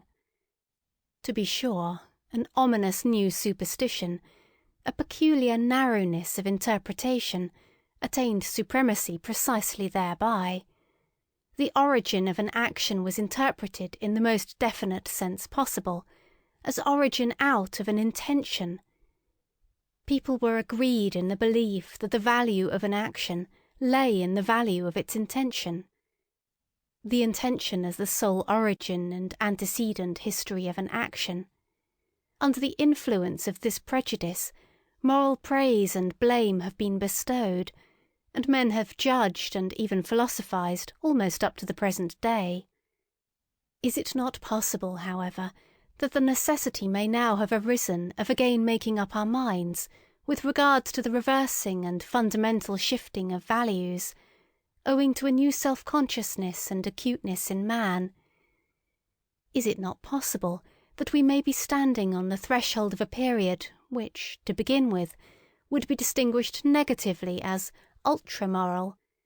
Nowadays, when at least among us immoralists, the suspicion arises that the decisive value of an action lies precisely in that which is not intentional, and that all its intentionalness, all that is seen, sensible, or sensed in it, belongs to its surface or skin, which, like every skin, betrays something, but conceals still more. In short, we believe that the intention is only a sign or symptom, which first requires an explanation, a sign, moreover, which has too many interpretations, and consequently hardly any meaning in itself alone. That morality, in the sense in which it has been understood hitherto, as intention morality, has been a prejudice, perhaps a prematureness or preliminariness, probably something of the same rank as astrology and alchemy, but in any case something which must be surmounted. The surmounting of morality, in a certain sense even the self-surmounting of morality, let that be the name for the long secret labour which has been reserved for the most refined, the most upright, and also the most wicked consciences of today, as the living touchstones of the soul. 33. It cannot be helped, the sentiment of surrender, of sacrifice for one's neighbour, and all self-renunciation morality, must be mercilessly called to account and brought to judgment, just as the aesthetics of disinterested contemplation, under which the emasculation of art nowadays seeks insidiously enough to create itself a good conscience. There is far too much witchery and sugar in the sentiments for others and not for myself, for one not needing to be doubly distrustful here, and for one asking promptly, are they not perhaps deceptions? That they please him who has them, and him who enjoys their fruit, and also the mere spectator. That is still no argument in their favour, but just calls for caution. Let us, therefore, be cautious. 34. At whatever standpoint of philosophy one may place oneself nowadays, seen from every position, the erroneousness of the world in which we think we live is the surest and most certain thing our eyes can light upon. We find proof after proof thereof, which would fain allure us into surmises concerning a deceptive principle in the nature of things. He, however, who makes thinking itself, and consequently the spirit, responsible for the falseness of the world, an honourable exit, which every conscious or unconscious advocatus Dei avails himself of. He who regards this world, including space, time, form and movement, as falsely deduced, would have at least good reason in the end to become distrustful also of all thinking. Has it not hitherto been playing upon us the worst of scurvy tricks? And what guarantee would it give that it would not continue to do what it has always been doing? In all seriousness, the innocence of thinkers has something touching and respect-inspiring in it, which even nowadays permits them to wait upon consciousness with the request that it will give them honest answers. For example, whether it be real or not, and why it keeps the outer world so resolutely at a distance, and other questions of the same description. The belief in immediate certainties is a moral naivety, which does honour to us philosophers. But we have now to cease being merely moral men. Apart from morality, such belief is a folly which does little honour to us. If in middle-class life an ever-ready distrust is regarded as the sign of a bad character, and consequently as an imprudence, here among us, beyond the middle-class world and its yeas and nays, what should prevent our being imprudent and saying, "The philosopher has, at length, a right to bad character, as the being who has hitherto been most befooled on earth. He is now under obligation to distrustfulness, to the wickedest squinting out of every abyss of suspicion." Forgive me the joke of this gloomy grimace and turn of expression, for I myself have long ago learned to think and estimate differently with regard to deceiving and being deceived, and I keep at least a couple of pokes in the ribs ready for the blind rage with which philosophers struggle against being deceived. Why not? It is nothing more than a moral prejudice that truth is worth more than a semblance. It is, in fact, the worst proved supposition in the world. So much must be conceded. There could have been no life at all except upon the basis of perspective estimates and semblances. And if, with the virtuous enthusiasm and stupidity of many philosophers, one wished to do away altogether with the seeming world, well, granted that you could do that, at least nothing of your truth would thereby remain. Indeed, what is it that forces us in general to the supposition that there is an essential opposition of true and false? Is it not enough to suppose degrees of seemingness, and, as it were, lighter and darker shades and tones of semblance, different valeurs, as the painters say? Why might not the world which concerns us be a fiction? And to anyone who suggested, "But to a fiction belongs an originator," might it not be bluntly replied, "Why? May not this belong also belong to the fiction? Is it not at length permitted to be a little ironical towards the subject, just as towards the predicate and object? Might not the philosopher elevate himself above faith in grammar? All respect to governesses, but is it not time that philosophy should renounce governess faith? 35. O Voltaire! O humanity! O idiocy!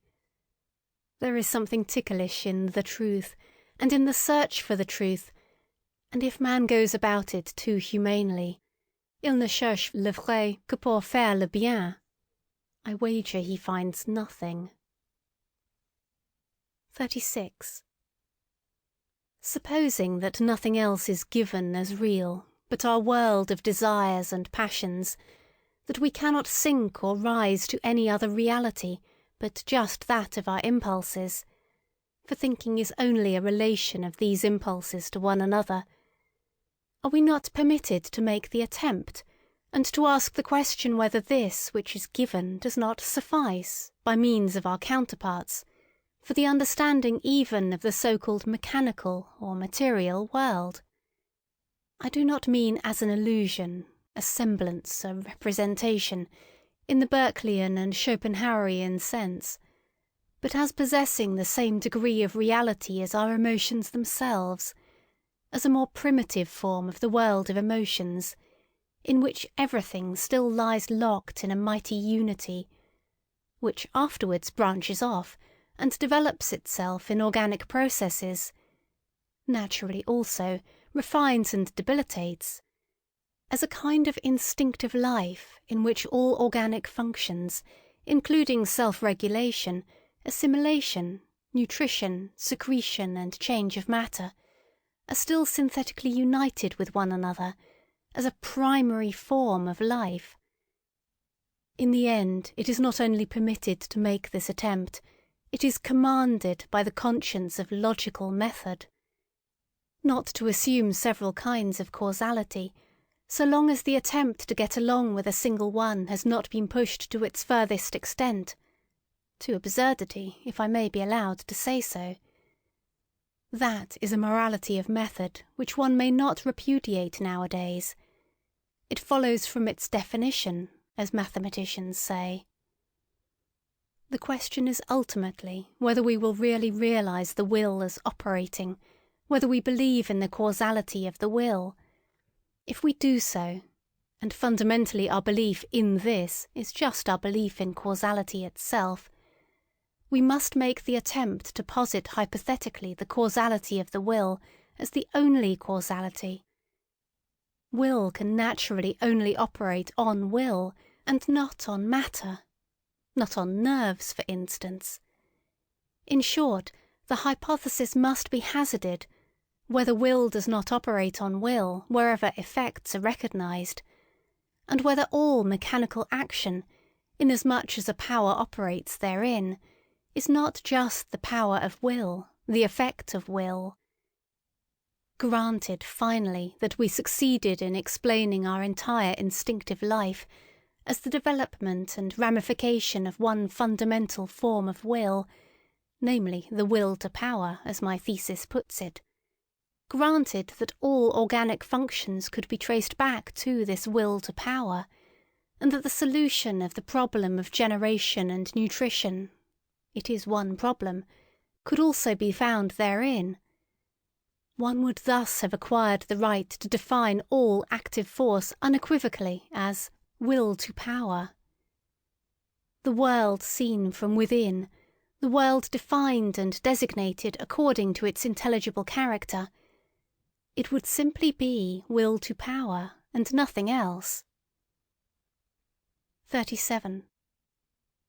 What? Does that not mean in popular language, God is disproved but not the devil? On the contrary, my friends, and who the devil also compels you to speak popularly. 38. As happened finally in all the enlightenment of modern times, with the French Revolution, that terrible farce, quite superfluous when judged close at hand, into which, however, the noble and visionary spectators of all Europe have interpreted, from a distance, their own indignation and enthusiasm so long and passionately, until the text has disappeared under the interpretation. So a noble posterity might once more misunderstand the whole of the past, and perhaps only thereby make its aspect endurable. Or rather, has not this already happened? Have not we ourselves been that noble posterity? And, in so far as we now comprehend this, is it not thereby already past? 39. Nobody will very readily regard a doctrine as true merely because it makes people happy or virtuous, excepting perhaps the amiable idealists, who are enthusiastic about the good, true and beautiful, and let all kinds of motley, coarse and good-natured desirabilities swim about promiscuously in their pond. Happiness and virtue are no arguments. It is willingly forgotten, however, even on the part of thoughtful minds, that to make unhappy and to make bad are just as little counter-arguments. A thing could be true, although it were in the highest degree injurious and dangerous. Indeed, the fundamental constitution of existence might be such that one succumbed by a full knowledge of it, so that the strength of a mind might be measured by the amount of truth it could endure, or, to speak more plainly, by the extent to which it required truth attenuated, veiled, sweetened, damped, and falsified. But there is no doubt that for the discovery of certain portions of truth, the wicked and unfortunate are more favourably situated, and have a greater likelihood of success. Not to speak of the wicked who are happy, a species about whom moralists are silent. Perhaps severity and craft are more favourable conditions for the development of strong, independent spirits and philosophers than the gentle, refined, yielding good nature, and habit of taking things easily, which are prized, and rightly prized, in a learned man. Presupposing always, to begin with, that the term philosopher be not confined to the philosopher who writes books, or even introduces his philosophy into books. Stendhal furnishes a last feature of the portrait of the free-spirited philosopher, which for the sake of German taste I will not omit to underline, for it is opposed to German taste. Pour être bon philosophe, says this last great psychologist, il faut être sec, clair, sans illusion. Un banquier qui a fait fortune a une partie de caractère requis pour faire des découvertes en philosophie, c'est-à-dire pour voir clair dans ce qui est. 40. Everything that is profound loves the mask. The profoundest things have a hatred even of figure and likeness. Should not the contrary only be the right disguise for the shame of a god to go about in? A question worth asking. It would be strange if some mystic has not already ventured on the same kind of thing. There are proceedings of such a delicate nature that it is well to overwhelm them with coarseness and make them unrecognizable. There are actions of love and of an extravagant magnanimity, after which nothing can be wiser than to take a stick and thrash the witness soundly. One thereby obscures his recollection. Many a one is able to obscure and abuse his own memory, in order at least to have vengeance on this sole party in the secret. Shame is inventive. They are not the worst things of which one is most ashamed. There is not only deceit behind a mask, there is so much goodness in craft. I could imagine that a man with something costly and fragile to conceal would roll through life clumsily and rotundly like an old, green, heavily hooped wine cask, the refinement of his shame requiring it to be so. A man who has depths in his shame meets his destiny and his delicate decisions upon paths which few ever reach, and with regard to the existence of which his nearest and most intimate friends may be ignorant. His mortal danger conceals itself from their eyes, and equally so his regained security. Such a hidden nature, which instinctively employs speech for silence and concealment, and is inexhaustible in evasion of communication, desires and insists that a mask of himself shall occupy his place in the hearts and heads of his friends. And, supposing he does not desire it, his eyes will some day be opened to the fact that there is nevertheless a mask of him there, and that it is well to be so. Every profound spirit needs a mask, Nay more, around every profound spirit there continually grows a mask, owing to the constantly false, that is to say, superficial interpretation of every word he utters, every step he takes, every sign of life he manifests. 41. One must subject oneself to one's own tests, that one is destined for independence and command, and do so at the right time.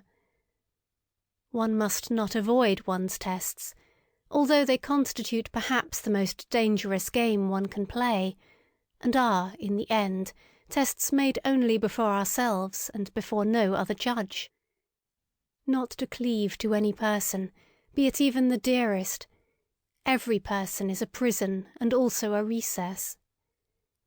Not to cleave to a fatherland, be it even the most suffering and necessitous. It is even less difficult to detach one's heart from a victorious fatherland. Not to cleave to a sympathy, be it even for higher men, into whose peculiar torture and helplessness chance has given us an insight. Not to cleave to a science, though it tempt one with the most valuable discoveries, apparently specially reserved for us. Not to cleave to one's own liberation, to the voluptuous distance and remoteness of the bird, which always flies further aloft in order always to see more under it, the danger of the flyer. Not to cleave to our own virtues, nor become as a whole a victim to any of our specialities, to our hospitality, for instance, which is the danger of dangers for highly developed and wealthy souls, who deal prodigally, almost indifferently with themselves, and push the virtue of liberality so far that it becomes a vice. One must know how to conserve one's self, the best test of independence. 42. A new order of philosophers is appearing. I shall venture to baptize them by a name not without danger. As far as I understand them, as far as they allow themselves to be understood, for it is their nature to wish to remain something of a puzzle, these philosophers of the future might rightly, perhaps also wrongly, claim to be designated as tempters. This name itself is, after all, only an attempt, or, if it be preferred, a temptation. 43. Will they be new friends of truth, these coming philosophers? Very probably, for all philosophers hitherto have loved their truths. But assuredly they will not be dogmatists. It must be contrary to their pride, and also contrary to their taste, that their truth should still be truth for everyone, that which has hitherto been the secret wish and ultimate purpose of all dogmatic efforts. My opinion is my opinion. Another person has not easily a right to it. Such a philosopher of the future will say, perhaps. One must renounce the bad taste of wishing to agree with many people. Good is no longer good when one's neighbour takes it into his mouth. And how could there be a common good? The expression contradicts itself. That which can be common is always of small value. In the end, things must be as they are and have always been. The great things remain for the great, the abysses for the profound, the delicacies and thrills for the refined, and, to sum up shortly, everything rare for the rare. 44. Need I say expressly after all this that they will be free, very free spirits, these philosophers of the future? As certainly also they will not be merely free spirits, but something more, higher, greater and fundamentally different, which does not wish to be misunderstood and mistaken. But while I say this, I feel under obligation almost as much to them as to ourselves, we free spirits who are their heralds and forerunners, to sweep away from ourselves conjointly a stupid old prejudice and misunderstanding, which, like a fog, has too long made the conception of free spirit obscure. In every country of Europe, and the same in America, there is at present something which makes an abuse of this name a very narrow, prepossessed, enchained class of spirits, who desire almost the opposite of what our intentions and instincts prompt, not to mention that in respect to the new philosophers who are appearing, they must still more be closed windows and bolted doors. Briefly and regrettably, they belong to the levellers, these wrongly named free spirits, as glib-tongued and scribe-fingered slaves of the democratic taste and its modern ideas, all of them men without solitude, without personal solitude, blunt, honest fellows, to whom neither courage nor honourable conduct ought to be denied, only they are not free, and are ludicrously superficial, especially in their innate partiality for seeing the cause of almost all human misery and failure in the old forms in which society has hitherto existed, a notion which happily inverts the truth entirely. What they would fain attain with all their strength is the universal green meadow happiness of the herd, together with security, safety, comfort, and alleviation of life for everyone. Their two most frequently chanted songs and doctrines are called equality of rights and sympathy with all sufferers, and suffering itself is looked upon by them as something which must be done away with.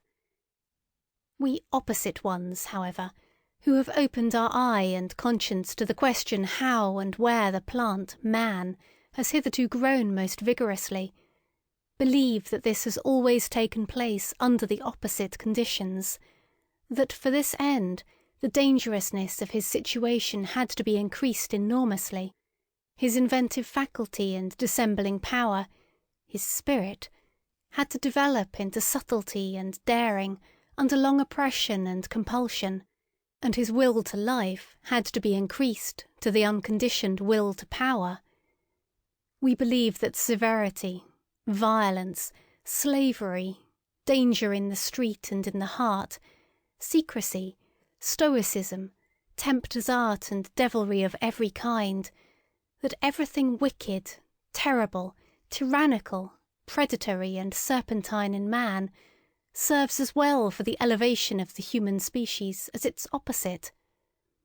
We do not even say enough when we only say this much, and in any case we find ourselves here, both with our speech and our silence, at the other extreme of all modern ideology and gregarious desirability, as their antipodes perhaps.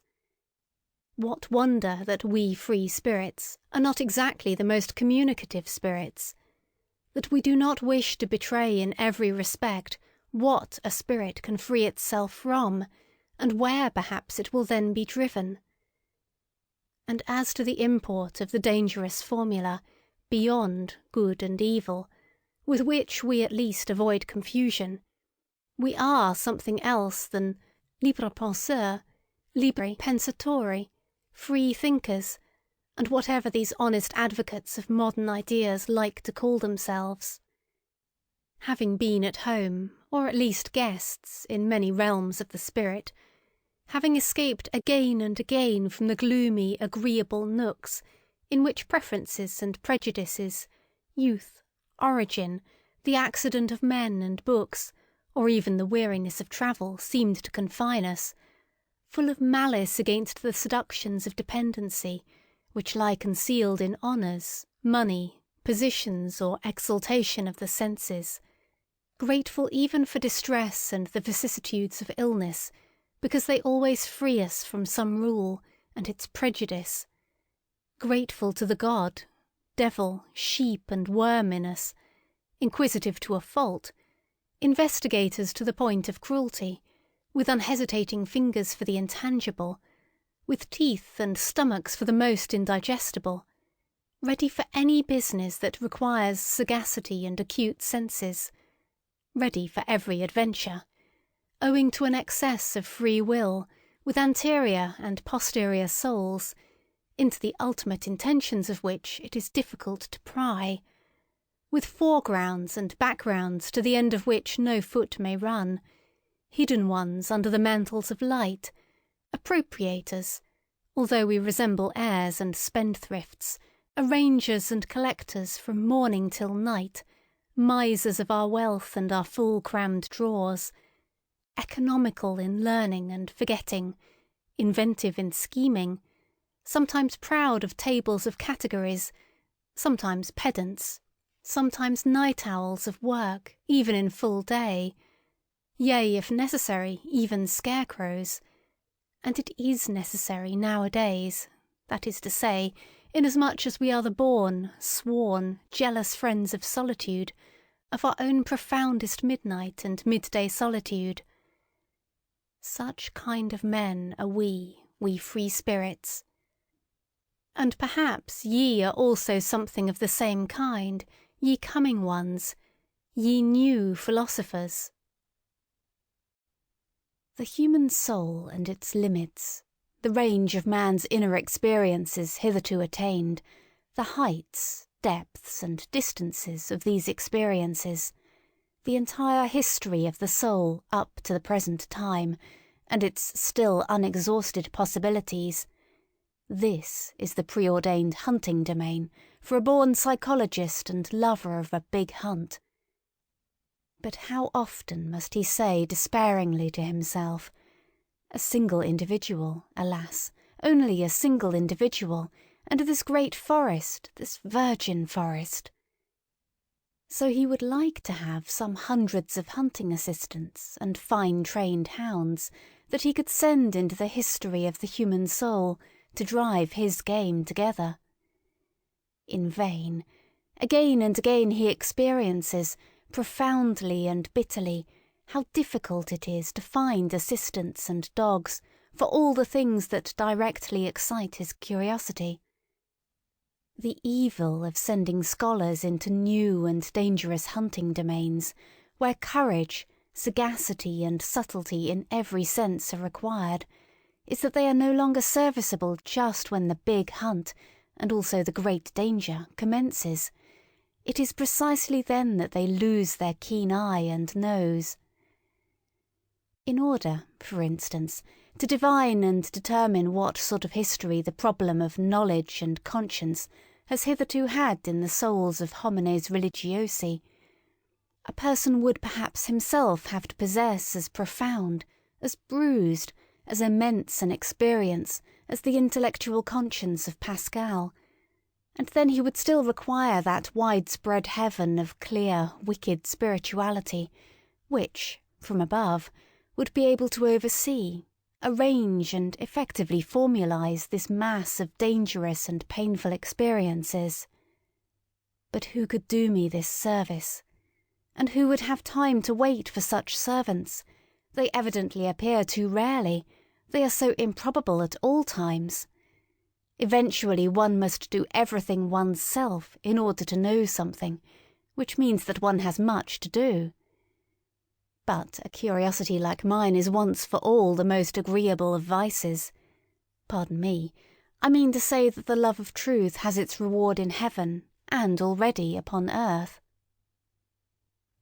46. Faith, such as early Christianity desired, and not infrequently achieved, in the midst of a sceptical and southernly free-spirited world, which had centuries of struggle between philosophical schools behind it and in it, counting besides the education in tolerance which the Imperium Romanum gave. This faith is not that sincere, austere slave faith, by which perhaps a Luther or a Cromwell, or some other northern barbarian of the spirit remained attached to his God and Christianity. It is much rather the faith of Pascal, which resembles in a terrible manner a continuous suicide of reason, a tough, long-lived, worm-like reason, which is not to be slain at once and with a single blow. The Christian faith from the beginning is sacrifice, the sacrifice of all freedom, all pride, all self-confidence of spirit. It is at the same time subjection, self-derision, and self-mutilation. There is cruelty and religious Phoenicianism in this faith, which is adapted to a tender, many-sided and very fastidious conscience. It takes for granted that the subjection of the spirit is indescribably painful, that all the past and all the habits of such a spirit resist the absurdicism in the form of which faith comes to it. Modern men, with their obtuseness as regards all Christian nomenclature, have no longer the sense for the terribly superlative conception which was implied to an antique taste by the paradox of the formula God on the cross. Hitherto there had never and nowhere been such boldness in inversion, nor anything at once so dreadful, questioning and questionable as this formula. It promised a transvaluation of all ancient values. It was the Orient, the profound Orient. It was the Oriental slave who thus took revenge on Rome and its noble light-minded toleration, on the Roman Catholicism of non-faith, and it was always not the faith, but the freedom from the faith, the half-stoical and smiling indifference to the seriousness of the faith, which made the slaves indignant at their masters and revolt against them. Enlightenment causes revolt, for the slave desires the unconditioned. He understands nothing but the tyrannous, even in morals.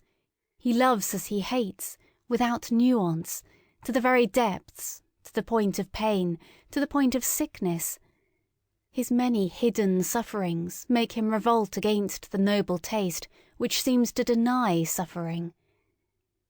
The scepticism with regard to suffering, fundamentally only an attitude of aristocratic morality, was not the least of the causes, also, of the last great slave insurrection which began with the French Revolution. 47. Wherever the religious neurosis has appeared on the earth so far, we find it connected with three dangerous prescriptions as to regimen: solitude, fasting, and sexual abstinence, but without its being possible to determine with certainty which is cause and which is effect, or if any relation at all of cause and effect exists there. This latter doubt is justified by the fact that one of the most regular symptoms among savage as well as among civilized peoples is the most sudden and excessive sensuality, which then with equal suddenness transforms into penitential paroxysms, world renunciation and will renunciation, both symptoms perhaps explainable as disguised epilepsy. But nowhere is it more obligatory to put aside explanations. Around no other type has there grown such a mass of absurdity and superstition. No other type seems to have been more interesting to men, and even to philosophers. Perhaps it is time to become just a little indifferent here, to learn caution, or better still, to look away, to go away. Yet, in the background of the most recent philosophy, that of Schopenhauer, we find almost as the problem in itself, this terrible note of interrogation of the religious crisis and awakening. How is the negation of will possible? How is the saint possible? That seems to have been the very question with which Schopenhauer made a start and became a philosopher. And thus it was a genuine Schopenhauerian consequence that his most convinced adherent, perhaps also his last as far as Germany is concerned, namely Richard Wagner, should bring his own life-work to an end just here, and should finally put that terrible and eternal type upon the stage as Kundry, type vécu, and as it loved and lived, at the very time that the mad doctors in almost all European countries had an opportunity to study the type close at hand. Wherever the religious neurosis, or as I call it, the religious mood, made its latest epidemical outbreak and display as the Salvation Army. If it be a question, however, as to what has been so extremely interesting to men of all sorts in all ages, and even to philosophers in the whole phenomenon of the saint, it is undoubtedly the appearance of the miraculous therein, namely, the immediate succession of opposites, of states of the soul regarded as morally antithetical. It was believed here to be self-evident that a bad man was all at once turned into a saint, a good man. The hitherto existing psychology was wrecked at this point. Is it not possible it may have happened principally because psychology had placed itself under the dominion of morals, because it believed in oppositions of moral values, and saw, read and interpreted these oppositions into the text and facts of the case? What? Miracle only an error of interpretation? A lack of philology? 48. It seems that the Latin races are far more deeply attached to their Catholicism than we Northerners are to Christianity generally, and that consequently unbelief in Catholic countries means something quite different from what it does among Protestants, namely a sort of revolt against the spirit of the race, while with us it is rather a return to the spirit, or non-spirit, of the race. We Northerners undoubtedly derive our origin from barbarous races, even as regards our talents for religion. We have poor talents for it. One may make an exception in the case of the Celts, who have theretofore furnished also the best soil for Christian infection in the north. The Christian ideal blossomed forth in France as much as ever the pale sun of the north would allow it. How strangely pious for our taste are still these later French sceptics, whenever there is any Celtic blood in their origin. How Catholic, how un-German does Auguste Comte's sociology seem to us, with the Roman logic of its instincts. How Jesuitical that amiable and shrewd Cicerone of Port Royal, Sainte-Beuve, in spite of all his hostility to Jesuits. And even Ernest Renan, how inaccessible to us Northerners does the language of such a Renan appear, in whom every instant the merest touch of religious thrill throws his refined, voluptuous and comfortably couching soul off its balance. Let us repeat after him these fine sentences, and what wickedness and haughtiness is immediately aroused by way of answer in our probably less beautiful but harder souls, that is to say, in our more German souls. Disons donc hardiment que la religion est un produit de l'homme normal, que l'homme est le plus dans le vrai quand il est le plus religieux et le plus assuré d'une destinée infinie. C'est quand il est bon qu'il veut que la vertu corresponde à un odeur éternel, c'est quand il contemple les choses d'une manière désintéressée qu'il trouve la mort révoltante et absurde. Comment ne pas supposer que c'est dans ces moments-là que l'homme voit le mieux? These sentences are so extremely antipodal to my ears and habits of thought that in my first impulse of rage on finding them, I wrote on the margin, La niaiserie religieuse par excellence, until in my later rage I even took a fancy to them, these sentences with their truth absolutely inverted. It is so nice and such a distinction to have one's own antipodes. 49. That which is so astonishing in the religious life of the ancient Greeks is the irrestrainable stream of gratitude which it pours forth. It is a very superior kind of man who takes such an attitude towards nature and life. Later on, when the populace got the upper hand in Greece, fear became rampant also in religion, and Christianity was preparing itself. 50. The passion for God. There are churlish, honest-hearted, and importunate kinds of it, like that of Luther. The whole of Protestantism lacks the southern delicatezza. There is an oriental exaltation of the mind in it, like that of an undeservedly favoured or elevated slave, as in the case of St. Augustine, for instance, who lacks, in an offensive manner, all nobility in bearing and desires. There is a feminine tenderness and sensuality in it, which modestly and unconsciously longs for a unio mystica et physica, as in the case of Madame de Guyon. In many cases it appears, curiously enough, as the disguise of a girl's or youth's puberty, here and there even as the hysteria of an old maid, also as her last ambition. The Church has frequently canonized the woman in such a case. 51.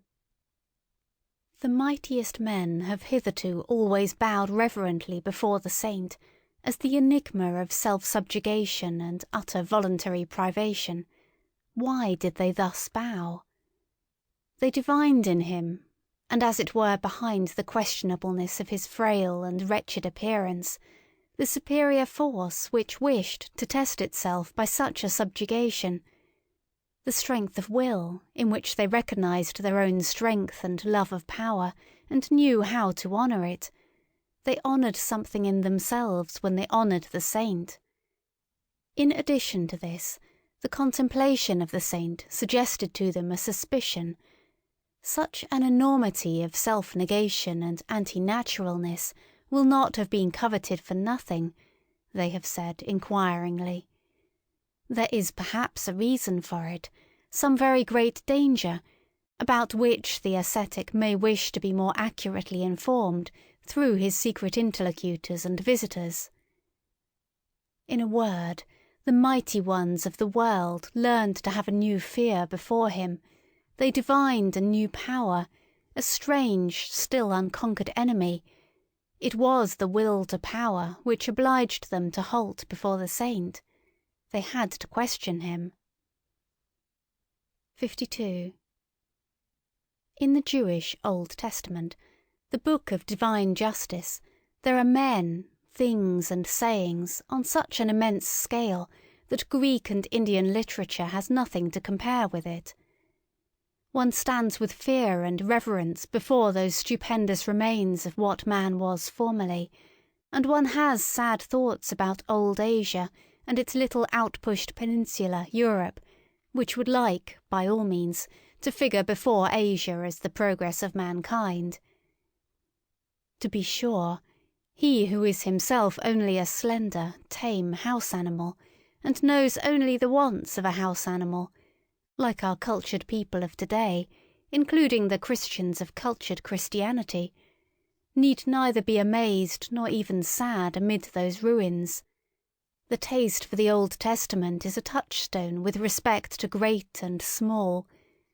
Perhaps he will find that the New Testament, the Book of Grace, still appeals more to his heart. There is much of the odour of the genuine, tender, stupid beadsman and petty soul in it. To have bound up this New Testament, a kind of rococo of taste in every respect, along with the Old Testament into one book, as the Bible, as the book in itself, is perhaps the greatest audacity and sin against the spirit which literary Europe has upon its conscience. 53. Why atheism nowadays? The Father in God is thoroughly refuted, equally so the Judge, the Rewarder. Also his free will. He does not hear, and even if he did, he would not know how to help. The worst is that he seems incapable of communicating himself clearly. Is he uncertain? This is what I have made out, by questioning and listening at a variety of conversations, to be the cause of the decline of European theism. It appears to me that, though the religious instinct is in vigorous growth, it rejects the theistic satisfaction with profound distrust. 54. What does all modern philosophy mainly do? Since Descartes, and indeed more in defiance of him than on the basis of his procedure, an attentat has been made on the part of all philosophers on the old conception of the soul, under the guise of a criticism of the subject and predicate conception, that is to say, an attentat on the fundamental presupposition of Christian doctrine. Modern philosophy, as epistemological scepticism, is secretly or openly anti-Christian, although, for keener ears be it said, by no means anti-religious. Formerly, in effect, one believed in the soul as one believed in grammar and the grammatical subject. One said I is the condition, think is the predicate, and is conditioned. To think is an activity for which one must suppose a subject as cause. The attempt was then made, with marvellous tenacity and subtlety, to see if one could not get out of this net, to see if the opposite was not perhaps true. Think the condition, and I the conditioned. I, therefore, only a synthesis which has been made by thinking itself. Kant really wished to prove that, starting from the subject could not be proved, nor the object either.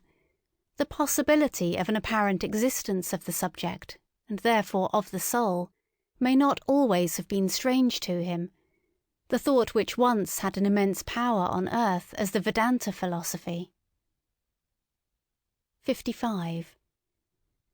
There is a great ladder of religious cruelty, with many rounds, but 3 of these are the most important.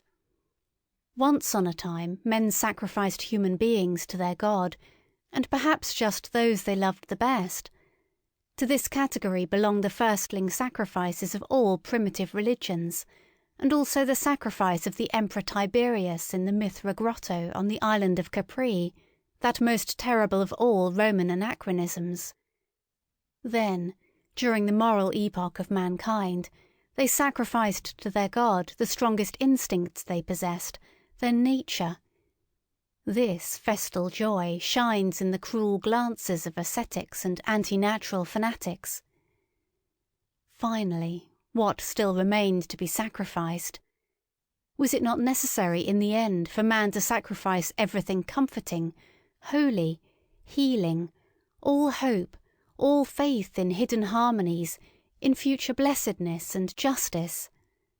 Was it not necessary to sacrifice God himself, and out of cruelty to themselves to worship stone, stupidity, gravity, fate, nothingness? To sacrifice God for nothingness, this paradoxical mystery of the ultimate cruelty has been reserved for the rising generation. We all know something thereof already. 56.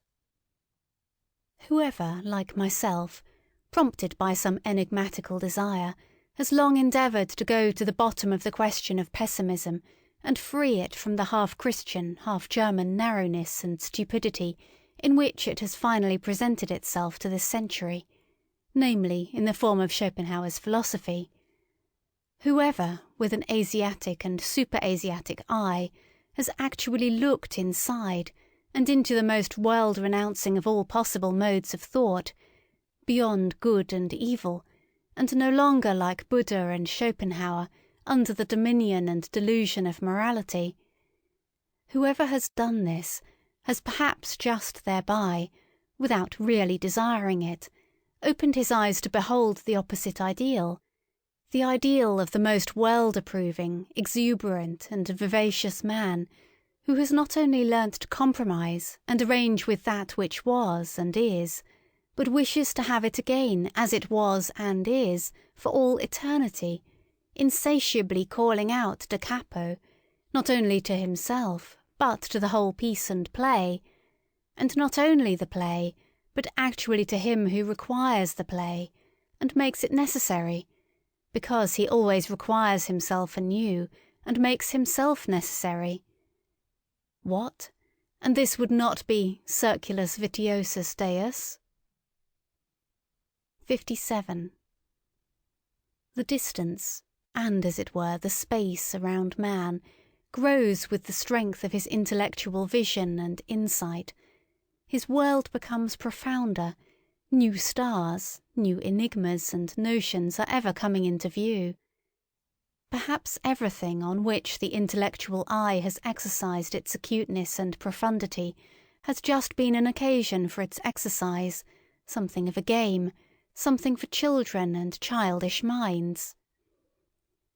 Perhaps the most solemn conceptions that have caused the most fighting and suffering, the conceptions God and sin, will one day seem to us of no more importance than a child's plaything, or a child's pain seems to an old man. And perhaps another plaything and another pain will then be necessary once more for the old man, always childish enough, an eternal child, 58. Has it been observed to what extent outward idleness, or semi-idleness, is necessary to a real religious life, alike for its favourite microscopic labour of self-examination, and for its soft placidity called prayer, the state of perpetual readiness for the coming of God? I mean the idleness with a good conscience, the idleness of olden times and of blood, to which the aristocratic sentiment that work is dishonouring, that it vulgarizes body and soul, is not quite unfamiliar. And that consequently the modern, noisy, time-engrossing, conceited, foolishly proud laboriousness educates and prepares for unbelief more than anything else. Among these, for instance, who are at present living apart from religion in Germany, I find free thinkers of diversified species and origin, but above all a majority of those in whom laboriousness from generation to generation has dissolved the religious instincts, so that they no longer know what purpose religions serve, and only note their existence in the world with a kind of dull astonishment. They feel themselves already occupied, these good people, be it by their business or by their pleasures, not to mention the fatherland, and the newspapers, and their family duties. It seems they have no time whatever left for religion, and above all it is not obvious to them whether it is a question of a new business or a new pleasure, for it is impossible, they say to themselves, that people should go to church merely to spoil their tempers. They are by no means enemies of religious customs. Should certain circumstances, state affairs perhaps, require their participation in such customs, they do what is required, as so many things are done, with a patient and unassuming seriousness, and without much curiosity or discomfort. They live too much apart and outside to feel even the necessity for a for or against in such matters. Among those indifferent persons may be reckoned nowadays the majority of German Protestants of the middle classes, especially in the great laborious centres of trade and commerce. Also the majority of laborious scholars, and the entire university personnel, with the exception of the theologians, whose existence and possibility there always gives psychologists new and more subtle puzzles to solve. On the part of pious, or merely church-going people, there is seldom any idea of how much goodwill, one might say arbitrary will, is now necessary for a German scholar to take the problem of religion seriously. His whole profession, and, as I have said, his whole workmanlike laboriousness, to which he is compelled by his modern conscience, inclines him to a lofty and almost charitable serenity as regards religion, with which is occasionally mingled a slight disdain for the uncleanliness of spirit which he takes for granted wherever anyone still professes to belong to the church. It is only with the help of history, not through his own personal experience, therefore, that the scholar succeeds in bringing himself to a respectful seriousness, and to a certain timid deference in presence of religions. But even when his sentiments have reached the stage of gratitude towards them, he has not personally advanced one step nearer to that which still maintains itself as church or as piety, perhaps even the contrary. The practical indifference to religious matters, in the midst of which he has been born and brought up, usually sublimates itself in his case into circumspection and cleanliness, which shuns contact with religious men and things. And it may be just the depth of his tolerance and humanity which prompts him to avoid the delicate trouble which tolerance itself brings with it. Every age has its own divine type of naivety, for the discovery of which other ages may envy it, and how much naivety, adorable, childlike and boundlessly foolish naivety, is involved in this belief of the scholar in his superiority, in the good conscience of his tolerance, in the unsuspecting, simple certainty with which his instinct treats the religious man as a lower and less valuable type, beyond, before, and above which he himself has developed. He, the little arrogant dwarf and mob man, the sedulously alert, head and hand drudge of ideas, of modern ideas. 59. Whoever has seen deeply into the world has doubtless divined what wisdom there is in the fact that men are superficial. It is their preservative instinct which teaches them to be flighty, lightsome, and false. Here and there one finds a passionate and exaggerated adoration of pure forms, in philosophers as well as in artists.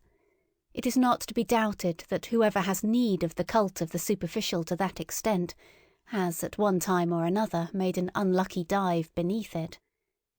Perhaps there is even an order of rank with respect to those burnt children, the born artists who find the enjoyment of life only in trying to falsify its image, as if taking wearisome revenge on it.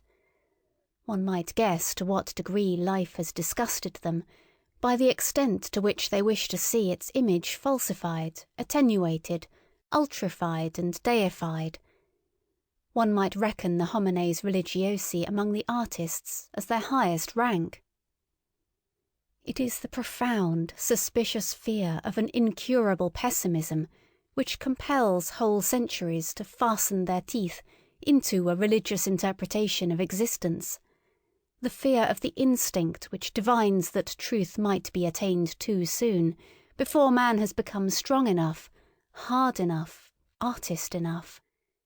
Piety, the life in God, regarded in this light, would appear as the most elaborate and ultimate product of the fear of truth, as artist adoration and artist intoxication in presence of the most logical of all falsifications, as the will to the inversion of truth, to untruth at any price. Perhaps there has hitherto been no more effective means of beautifying man than piety. By means of it man can become so artful, so superficial, so iridescent and so good that his appearance no longer offends. 60. To love mankind for God's sake, this has so far been the noblest and remotest sentiment to which mankind has attained. That love to mankind, without any redeeming intention in the background, is only an additional folly and brutishness, that the inclination to this love has first to get its proportion, its delicacy, its gram of salt and sprinkling of ambergris from a higher inclination. Whoever first perceived and experienced this, however his tongue may have stammered as it attempted to express such a delicate matter, let him for all time be holy and respected, as the man who has so far flown highest and gone astray in the finest fashion. 61. The philosopher, as we free spirits understand him, as the man of the greatest responsibility, who has the conscience for the general development of mankind, will use religion for his disciplining and educating work, just as he will use the contemporary political and economic conditions. The selecting and disciplining influence, destructive as well as creative and fashioning, which can be exercised by means of religion, is manifold and varied, according to the sort of people placed under its spell and protection. For those who are strong and independent, destined and trained to command, in whom the judgment and skill of a ruling race is incorporated, religion is an additional means for overcoming resistance in the exercise of authority, as a bond which binds rulers and subjects in common, betraying and surrendering to the former the conscience of the latter, their innermost heart, which would fain escape obedience. And in the case of the unique natures of noble origin, if by virtue of superior spirituality they should incline to a more retired and contemplative life, reserving to themselves only the more refined forms of government, over chosen disciples or members of an order, religion itself may be used as a means for obtaining peace from the noise and trouble of managing grosser affairs, and for securing immunity from the unavoidable filth of all political agitation. The Brahmins, for instance, understood this fact.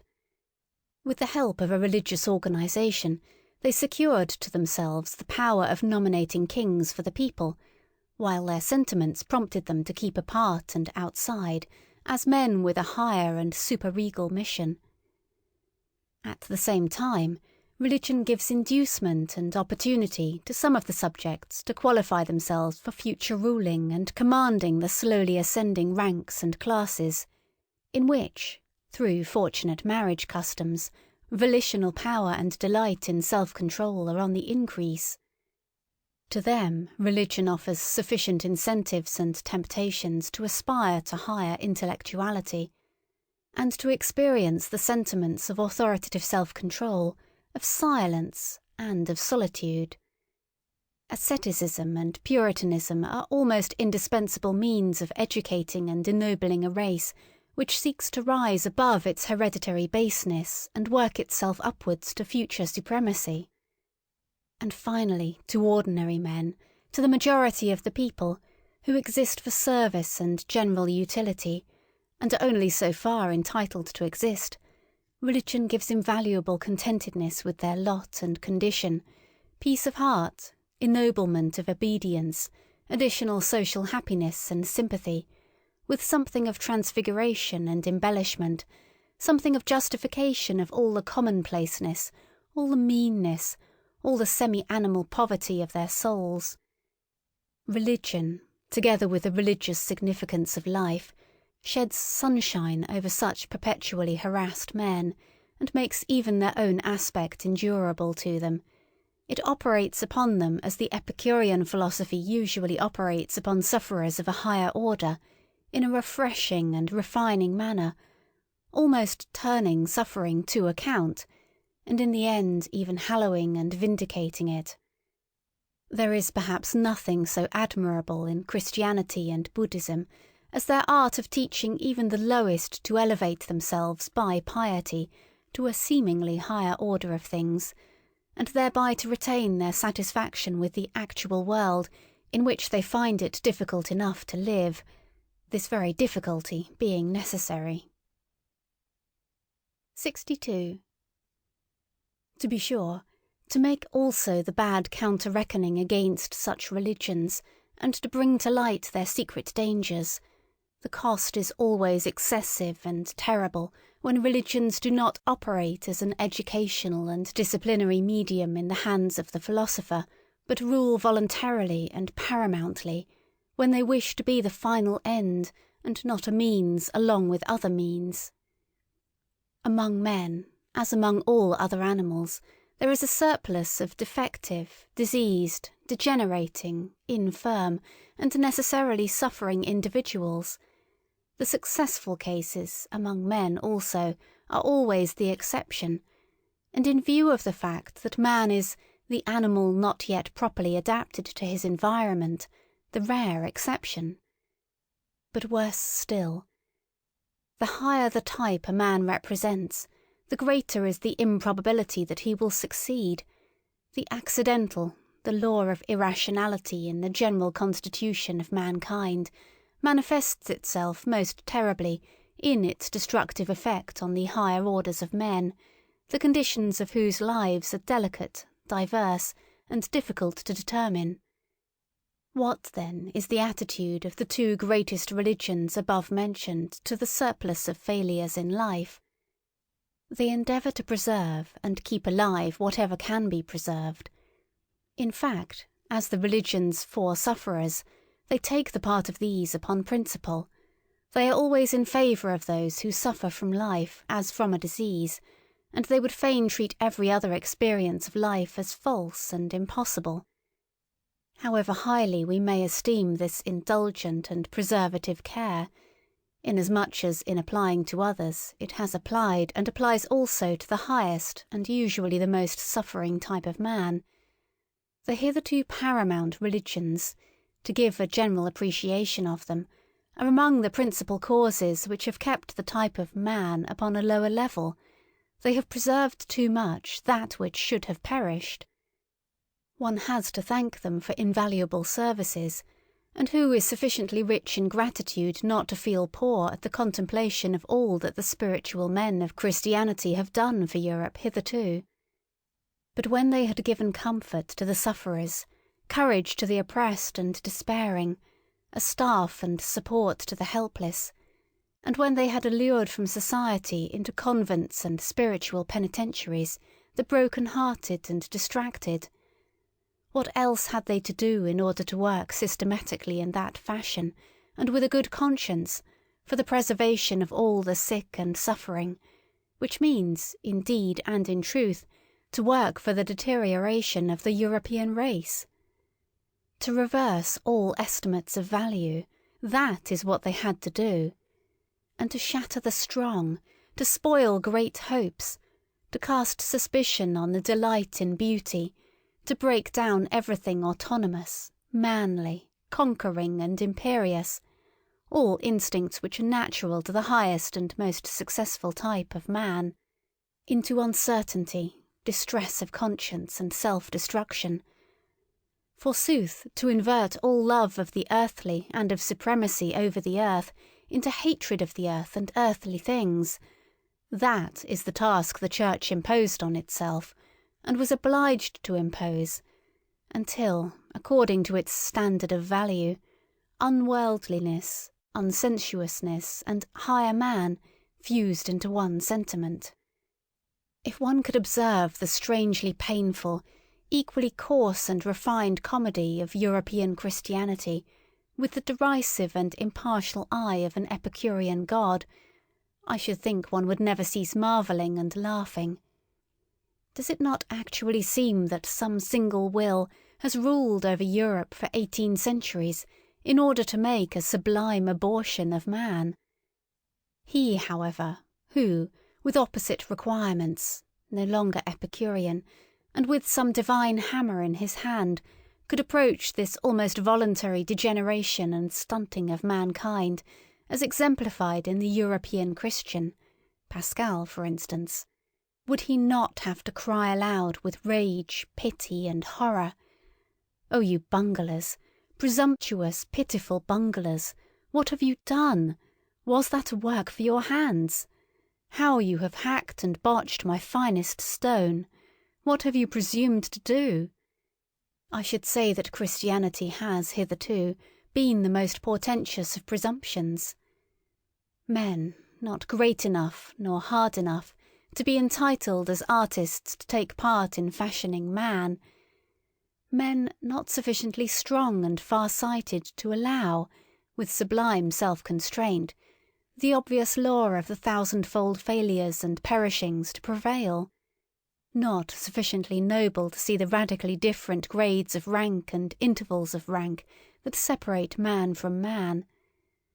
Such men, with their equality before God, have hitherto swayed the destiny of Europe, until at last a dwarfed, almost ludicrous species has been produced, a gregarious animal, something obliging, sickly, mediocre, the European of the present day. He who is a thorough teacher takes things seriously, and even himself, only in relation to his pupils. 64. Knowledge for its own sake, that is the last snare laid by morality. We are thereby completely entangled in morals once more. 65. The charm of knowledge would be small, were it not so much shame has to be overcome on the way to it. 65a. We are most dishonourable towards our God. He is not permitted to sin. 66. The tendency of a person to allow himself to be degraded, robbed, deceived and exploited might be the diffidence of a god among men. 67. Love to one only is a barbarity, for it is exercised at the expense of all others. Love to God also. 68. I did that, says my memory. I could not have done that, says my pride, and remains inexorable. Eventually, the memory yields. 69. One has regarded life carelessly, if one has failed to see the hand that kills with leniency. 70. If a man has character, he has also his typical experience, which always recurs. 71. The sage as astronomer. So long as thou feelest the stars as an above thee, thou lackest the eye of the discerning one. 72. It is not the strength, but the duration of great sentiments that makes great men. 73. He who attains his ideal precisely thereby surpasses it. 73a. Many a peacock hides his tail from every eye, and calls it his pride. 74. A man of genius is unbearable, unless he possess at least two things besides, gratitude and purity. 75. The degree and nature of a man's sensuality extends to the highest altitudes of his spirit. 76. Under peaceful conditions, the militant man attacks himself. 77. With his principles, a man seeks either to dominate, or justify, or honour, or reproach, or conceal his habits. Two men with the same principles probably seek fundamentally different ends therewith. 78. He who despises himself nevertheless esteems himself thereby as a despiser. 79. A soul which knows that it is loved but does not itself love betrays its sediment, its dregs come up. 80. A thing that is explained ceases to concern us. What did the God mean who gave the advice, "Know thyself"? Did it perhaps imply, "Cease to be concerned about thyself, become objective"? And Socrates? And the scientific man? 81. It is terrible to die of thirst at sea. Is it necessary that you should so salt your truth that it will no longer quench thirst? 82. Sympathy for all would be harshness and tyranny for thee, my good neighbour. 83. Instinct. When the house is on fire, one forgets even the dinner. Yes, but one recovers it from among the ashes. 84. Woman learns how to hate in proportion as she forgets how to charm. 85. The same emotions are in man and woman, but in different tempo. On that account, man and woman never cease to misunderstand each other. 86. In the background of all their personal vanity, women themselves have still their impersonal scorn for woman. 87. Fettered heart, free spirit. When one firmly fetters one's heart and keeps it prisoner, one can allow one's spirit many liberties. I said this once before, but people do not believe it when I say so, unless they know it already. 88. One begins to distrust very clever persons when they become embarrassed. 89. Dreadful experiences raise the question whether he who experiences them is not something dreadful also. 90. Heavy, melancholy men turn lighter and come temporarily to their surface precisely by that which makes others heavy, by hatred and love. 91. So cold, so icy that one burns one's finger at the touch of him. Every hand that lays hold of him shrinks back, and for that very reason many think him red hot. 92. Who has not, at one time or another, sacrificed himself for the sake of his good name? 93.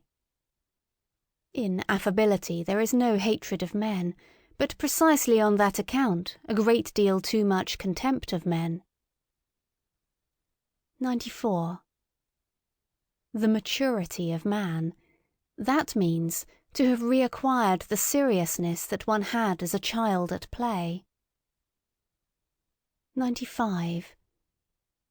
To be ashamed of one's immorality is a step on the ladder at the end of which one is ashamed also of one's morality. 96.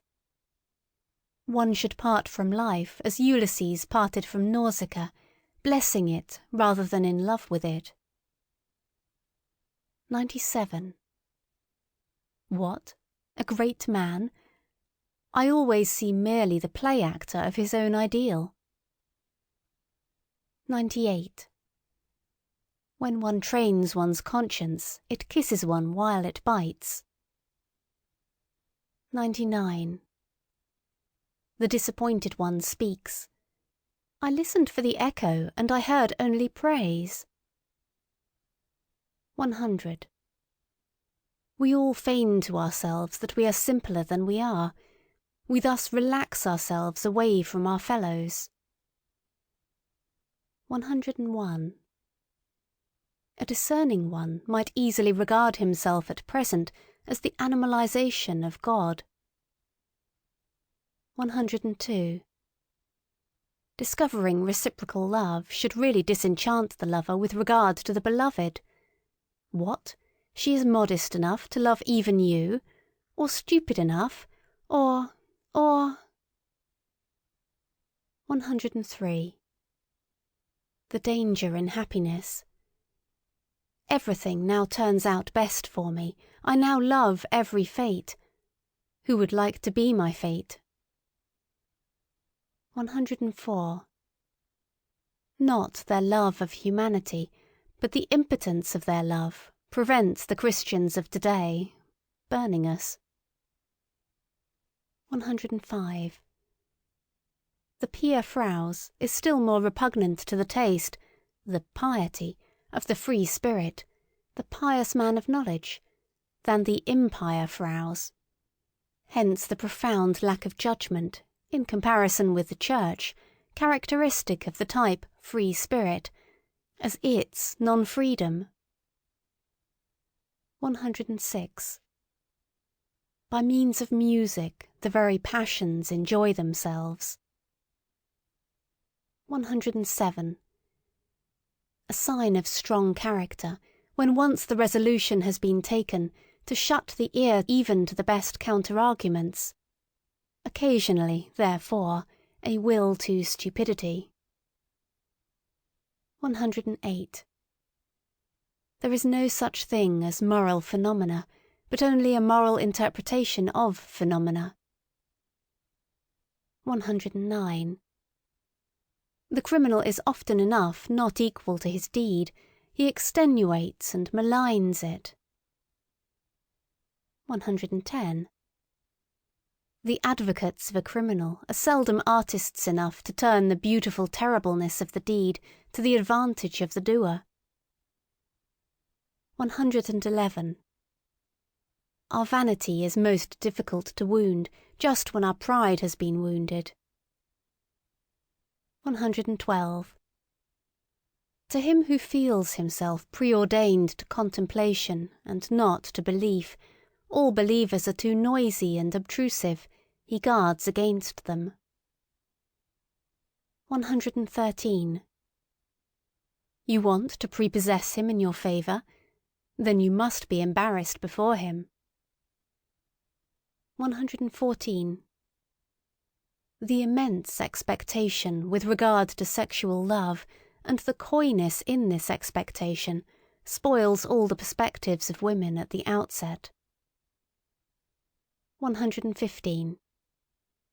Where there is neither love nor hatred in the game, women's play is mediocre. 116. The great epochs of our life are at the points when we gain courage to rebaptize our badness as the best in us. 117.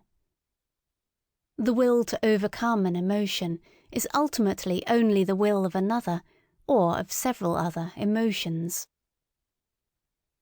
118. There is an innocence of admiration. It is possessed by him to whom it has not yet occurred that he himself may be admired some day. 119. Our loathing of dirt may be so great as to prevent our cleaning ourselves, justifying ourselves. 120. Sensuality often forces the growth of love too much, so that its root remains weak and is easily torn up.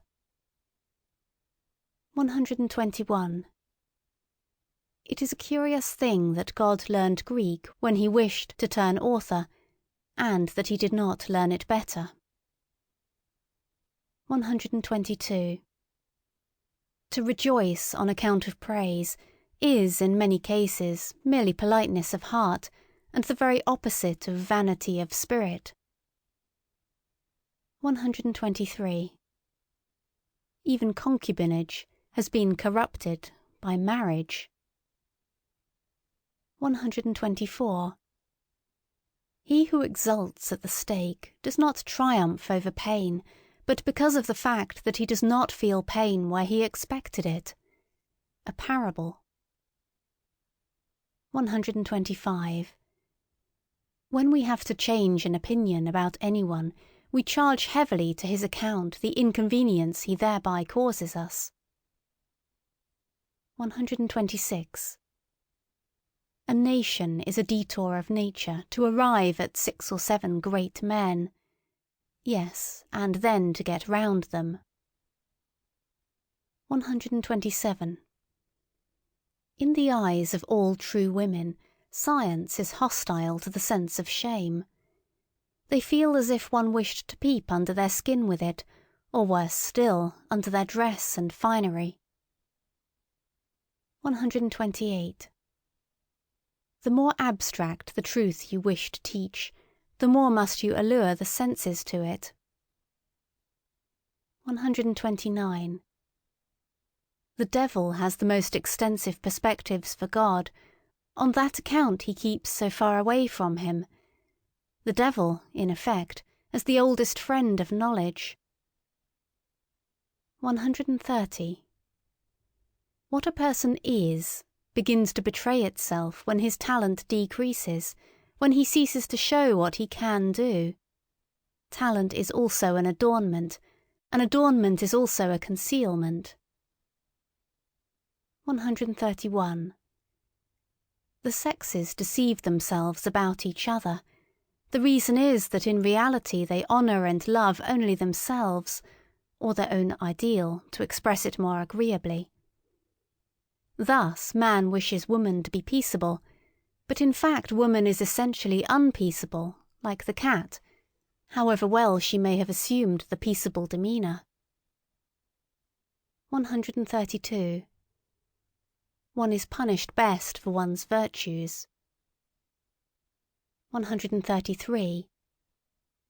He who cannot find the way to his ideal lives more frivolously and shamelessly than the man without an ideal. 134. From the senses originate all trustworthiness, all good conscience, all evidence of truth. 135. Pharisaism is not a deterioration of the good man. A considerable part of it is rather an essential condition of being good. 136. The one seeks an accoucheur for his thoughts, the other seeks someone whom he can assist. A good conversation thus originates. 137. In intercourse with scholars and artists, one readily makes mistakes of opposite kinds. In a remarkable scholar one not infrequently finds a mediocre man, and often, even in a mediocre artist, one finds a very remarkable man. 138. We do the same when awake as when dreaming. We only invent and imagine him with whom we have intercourse, and forget it immediately. 139. In revenge, and in love, woman is more barbarous than man. 140. Advice as a riddle. If the band is not to break, bite it first, secure to make. 141. The belly is the reason why man does not so readily take himself for a god. 142. The chastest utterance I ever heard. Dans le véritable amour, c'est l'âme qui enveloppe le corps. 143. Our vanity would like what we do best to pass precisely for what is most difficult to us, concerning the origin of many systems of morals. 144. When a woman has scholarly inclinations, there is generally something wrong with her sexual nature. Barrenness itself conduces to a certain virility of taste. Man, indeed, if I may say so, is the barren animal. 145. Comparing man and woman generally, one may say that woman would not have the genius for adornment if she had not the instinct for the secondary rôle. 146. He who fights with monsters should be careful, lest he thereby become a monster. And if thou gaze long into an abyss, the abyss will also gaze into thee. 147. From old Florentine novels, moreover from life, buona femmina e mala femmina vol bastone. Sacchetti, November 86. 148. To seduce their neighbour to a favourable opinion, and afterwards to believe implicitly in this opinion of their neighbour, who can do this conjuring trick so well as women? 149. That which an age considers evil is usually an unseasonable echo of what was formerly considered good, the atavism of an old ideal. 150.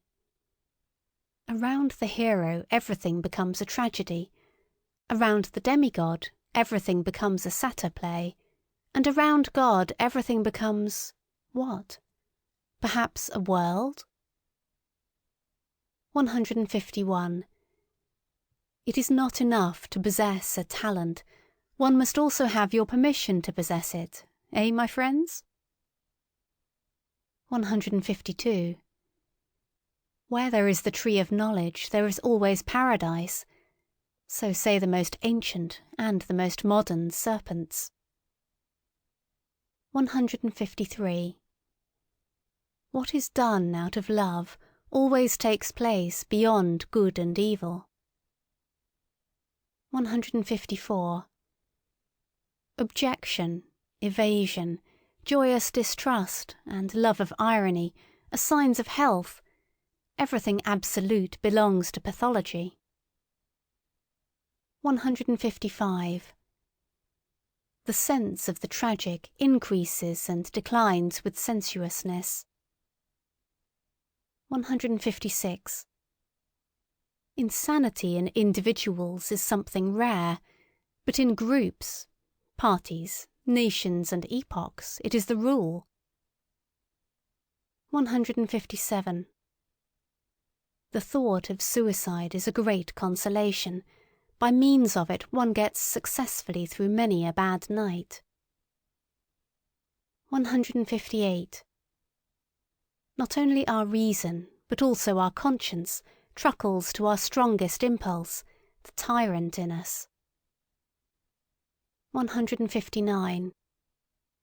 One must repay good and ill, but why just to the person who did us good or ill? 160.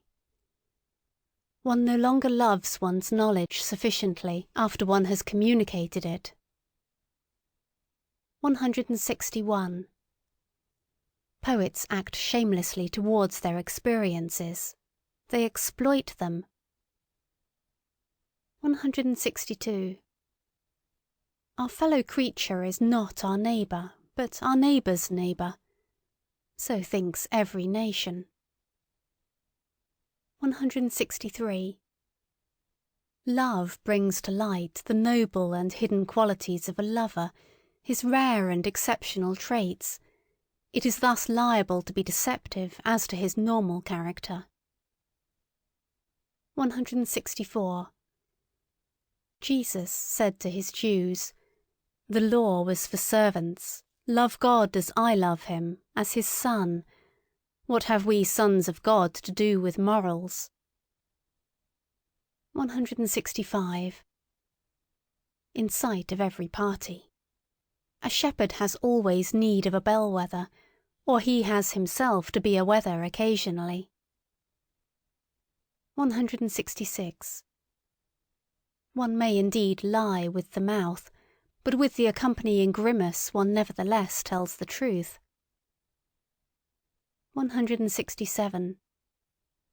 To vigorous men intimacy is a matter of shame, and something precious. 168. Christianity gave Eros poison to drink. He did not die of it, certainly, but degenerated to vice. 169. To talk much about oneself may also be a means of concealing oneself. 170. In praise there is more obtrusiveness than in blame. 171. Pity has an almost ludicrous effect on a man of knowledge, like tender hands on a cyclops. 172. One occasionally embraces someone or other out of love to mankind, because one cannot embrace all, but this is what one must never confess to the individual. 173. One does not hate as long as one disesteems, but only when one esteems equal or superior. 174. Ye utilitarians, ye too love the utile only as a vehicle for your inclinations, ye too really find the noise of its wheels insupportable. 175. One loves ultimately one's desires, not the thing desired. 176. The vanity of others is only counter to our taste when it is counter to our vanity. 177. With regard to what truthfulness is, perhaps nobody has ever been sufficiently truthful. 178. One does not believe in the follies of clever men. What a forfeiture of the rights of man! 179. The consequences of our actions seize us by the forelock, very indifferent to the fact that we have meanwhile reformed. 180. There is an innocence in lying which is the sign of good faith in a cause. 181. It is inhuman to bless when one is being cursed. 182. The familiarity of superiors embitters one because it may not be returned. 183. I am affected not because you have deceived me, but because I can no longer believe in you.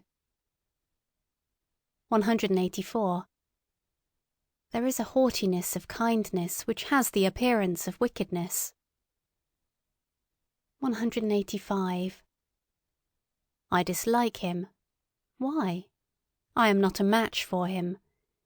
Did anyone ever answer so? The moral sentiment in Europe at present is perhaps as subtle, belated, diverse, sensitive, and refined as the science of morals belonging thereto is recent, initial, awkward and coarse-fingered. An interesting contrast, which sometimes becomes incarnate and obvious in the very person of a moralist. Indeed, the expression "science of morals" is, in respect to what is designated thereby, far too presumptuous and counter to good taste, which is always a foretaste of more modest expressions. One ought to avow with the utmost fairness what is still necessary here for a long time, what is alone proper for the present, namely the collection of material, the comprehensive survey and classification of an immense domain of delicate sentiments of worth and distinctions of worth, which live, grow, propagate, and perish, and perhaps attempts to give a clear idea of the recurring and more common forms of these living crystallizations as preparation for a theory of types of morality. To be sure, people have not hitherto been so modest. All the philosophers, with a pedantic and ridiculous seriousness, demanded of themselves something very much higher, more pretentious and ceremonious, when they concerned themselves with morality as a science. They wanted to give a basis to morality, and every philosopher hitherto has believed that he has given it a basis. Morality itself, however, has been regarded as something given. How far from their awkward pride was the seemingly insignificant problem, left in dust and decay, of a description of forms of morality, notwithstanding that the finest hands and senses could hardly be fine enough for it. It was precisely owing to moral philosophers knowing the moral facts imperfectly, in an arbitrary epitome or an accidental abridgment, perhaps as the morality of their environment, their position, their church, their zeitgeist, their climate and zone. It was precisely because they were badly instructed with regard to nations, eras, and past ages, and were by no means eager to know about these matters, that they did not even come in sight of the real problems of morals, problems which only disclose themselves by a comparison of many kinds of morality. In every science of morals hitherto, strange as it may sound, the problem of morality itself has been omitted. There has been no suspicion that there was anything problematic there. That which philosophers called giving a basis to morality, and endeavoured to realise, has, when seen in a right light, proved merely a learned form of good faith in prevailing morality, a new means of its expression, consequently just a matter of fact within the sphere of a definite morality, yea, in its ultimate motive, a sort of denial that it is lawful for this morality to be called in question, and in any case the reverse of the testing, analysing, doubting, and vivisecting of this very faith. Here, for instance, with what innocence, almost worthy of honour, Schopenhauer represents his own task, and draw your conclusions concerning the scientificness of a science whose latest master still talks in the strain of children and old wives. The principle, he says, page 136 of the Grundproblem der Ethik, the axiom about the purport of which all moralists are practically agreed, neminem laede immo omnes quantile potes juva, is really the proposition which all moral teachers strive to establish, the real basis of ethics which has been sought, like the philosopher's stone, for centuries. The difficulty of establishing the proposition referred to may indeed be great. It is well known that Schopenhauer also was unsuccessful in his efforts, and whoever has thoroughly realised how absurdly false and sentimental this proposition is, in a world whose essence is will to power, may be reminded that Schopenhauer, although a pessimist, actually played the flute daily after dinner. One may read about the matter in his biography. A question, by the way, a pessimist, a repudiator of God and the world, who makes a halt at morality, who assents to morality, and plays the flute to Lide Neminem morals. What? Is that really a pessimist? 187. Apart from the value of such assertions as "there is a categorical imperative in us," one can always ask, what does such an assertion indicate about him who makes it? There are systems of morals which are meant to justify their author in the eyes of other people. Other systems of morals are meant to tranquilize him and make him self-satisfied. With other systems he wants to crucify and humble himself. With others he wishes to take revenge. With others to conceal himself. With others to glorify himself and give superiority and distinction. This system of morals helps its author to forget. That system makes him, or something of him, forgotten. Many a moralist would like to exercise power and creative arbitrariness over mankind. Many another, perhaps Kant especially, gives us to understand by his morals that what is estimable in me is that I know how to obey, and with you it shall not be otherwise than with me. In short, systems of morals are only a sign language of the emotions. 188. In contrast to laisser-aller, every system of morals is a sort of tyranny against nature, and also against reason. That is, however, no objection, unless one should again decree by some system of morals that all kinds of tyranny and unreasonableness are unlawful. What is essential and invaluable in every system of morals is that it is a long constraint. In order to understand Stoicism, or Port Royal, or Puritanism, one should remember the constraint under which every language has attained to strength and freedom, the metrical constraint, the tyranny of rhyme and rhythm. How much trouble have the poets and orators of every nation given themselves, not excepting some of the prose writers of today, in whose ear dwells an inexorable conscientiousness, for the sake of a folly, as utilitarian bunglers say, and thereby deem themselves wise, from submission to arbitrary laws, as the anarchists say, and thereby fancy themselves free, even free-spirited.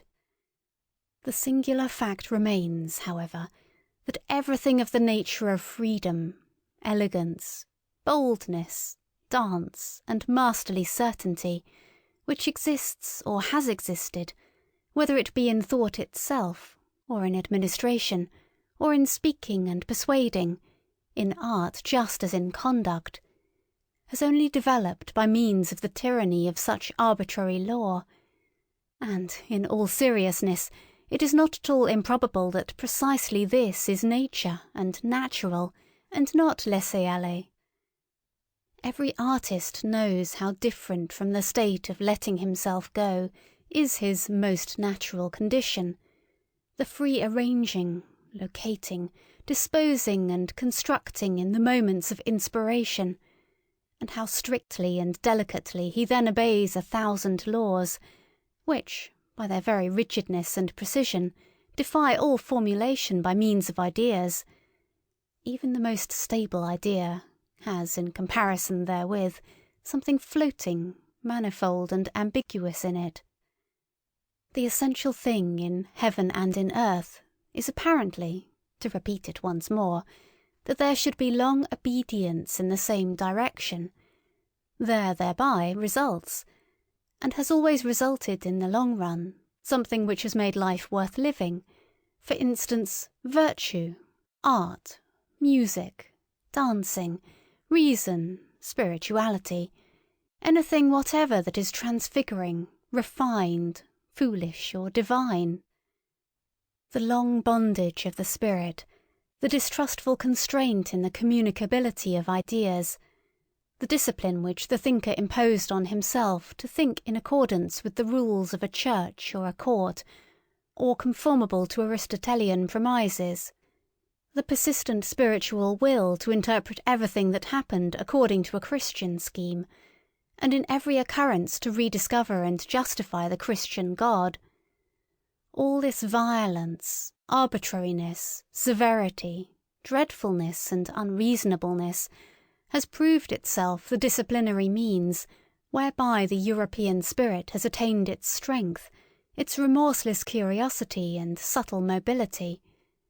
Granted also that much irrecoverable strength and spirit had to be stifled, suffocated and spoilt in the process. For here, as everywhere, nature shows herself as she is, in all her extravagant and indifferent magnificence, which is shocking but nevertheless noble. That for centuries European thinkers only thought in order to prove something. Nowadays, on the contrary, we are suspicious of every thinker who wishes to prove something. That it was always settled beforehand what was to be the result of their strictest thinking, as it was perhaps in the Asiatic astrology of former times, or as it is still at the present day in the innocent, Christian moral explanation of immediate personal events, for the glory of God, or for the good of the soul. This tyranny, this arbitrariness, this severe and magnificent stupidity has educated the spirit. Slavery, both in the coarser and the finer sense, is apparently an indisputable means even of spiritual education and discipline. One may look at every system of morals in this light. It is nature therein which teaches to hate the laisser-aller, the too great freedom, and implants the need for limited horizons, for immediate duties.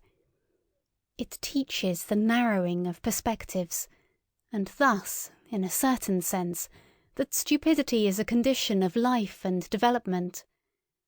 Thou must obey someone, and for a long time, otherwise thou wilt come to grief, and lose all respect for thyself. This seems to me to be the moral imperative of nature, which is certainly neither categorical as old Kant wished, consequently the otherwise, nor does it address itself to the individual. What does nature care for the individual? But to nations, races, ages, and ranks. Above all, however, to the animal man generally, to mankind. 189. Industrious races find it a great hardship to be idle. It was a masterstroke of English instinct to hallow and begloom Sunday to such an extent that the Englishman unconsciously hankers for his week and work-day again, as a kind of cleverly devised, cleverly intercalated fast, such as is also frequently found in the ancient world, although, as is appropriate in southern nations, not precisely with respect to work. Many kinds of fasts are necessary, and wherever powerful influences and habits prevail, legislators have to see that intercalary days are appointed, on which such impulses are fettered and learn to hunger anew. Viewed from a higher standpoint, whole generations and epochs, when they show themselves infected with any moral fanaticism, seem like those intercalated periods of restraint and fasting, during which an impulse learns to humble and submit itself, at the same time also to purify and sharpen itself. Certain philosophical sects likewise admit of a similar interpretation. For instance, the Stoa, in the midst of Hellenic culture, with the atmosphere rank and overcharged with aphrodisiacal odours.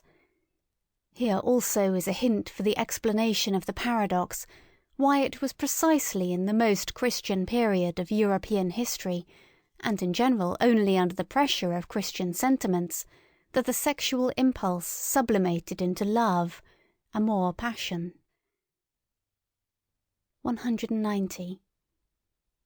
There is something in the morality of Plato which does not really belong to Plato, but which only appears in his philosophy, one might say, in spite of him, namely Socratism, for which he himself was too noble. No one desires to injure himself, hence all evil is done unwittingly. The evil man inflicts injury on himself. He would not do so, however, if he knew that evil is evil. The evil man, therefore, is only evil through error, if one free him from error, one will necessarily make him good. This mode of reasoning savours of the populace, who perceive only the unpleasant consequences of evil-doing, and practically judge that it is stupid to do wrong, while they accept good as identical with useful and pleasant, without further thought. As regards every system of utilitarianism, one may at once assume that it has the same origin, and follow the scent. One will seldom err. Plato did all he could to interpret something refined and noble into the tenets of his teacher, and above all to interpret himself into them. He, the most daring of all interpreters, who lifted the entire Socrates out of the street, as a popular theme and song, to exhibit him in endless and impossible modifications, namely in all his own disguises and multiplicities. In jest, and in Homeric language as well, what is the Platonic Socrates, if not pros the Platon opithen te Platon messe te chimera? 191. The old theological problem of faith and knowledge, or, more plainly, of instinct and reason, the question whether, in respect to the valuation of things, instinct deserves more authority than rationality, which wants to appreciate and act according to motives, according to a why, that is to say, in conformity to purpose and utility. It is always the old moral problem that first appeared in the person of Socrates, and had divided men's minds long before Christianity. Socrates himself, following, of course, the taste of his talent, that of a surpassing dialectician, took first the side of reason, and, in fact, what did he do all his life but laugh at the awkward incapacity of the noble Athenians, who were men of instinct, like all noble men, and could never give satisfactory answers concerning the motives of their actions. In the end, however, though silently and secretly, he laughed also at himself. With his finer conscience and introspection, he found in himself the same difficulty and incapacity. But why, he said to himself, should one on that account separate oneself from the instincts? One must set them right, and the reason also, one must follow the instincts, but at the same time persuade the reason to support them with good arguments. This was the real falseness of that great and mysterious ironist. He brought his conscience up to the point that he was satisfied with a kind of self-outwitting. In fact, he perceived the irrationality in the moral judgment. Plato, more innocent in such matters, and without the craftiness of the plebeian, wished to prove to himself, at the expenditure of all his strength, the greatest strength a philosopher had ever expended, that reason and instinct lead spontaneously to one goal, to the good, to God, and since Plato, all theologians and philosophers have followed the same path, which means that in matters of morality, instinct, or as Christians call it, faith, or as I call it, the herd, has hitherto triumphed. Unless one should make an exception in the case of Descartes, the father of rationalism, and consequently the grandfather of the Revolution, who recognized only the authority of reason, but reason is only a tool, and Descartes was superficial. 192. Whoever has followed the history of a single science finds in its development a clue to the understanding of the oldest and commonest processes of all knowledge and cognizance. There, as here, the premature hypotheses, the fictions, the good stupid will to belief, and the lack of distrust and patience are first developed.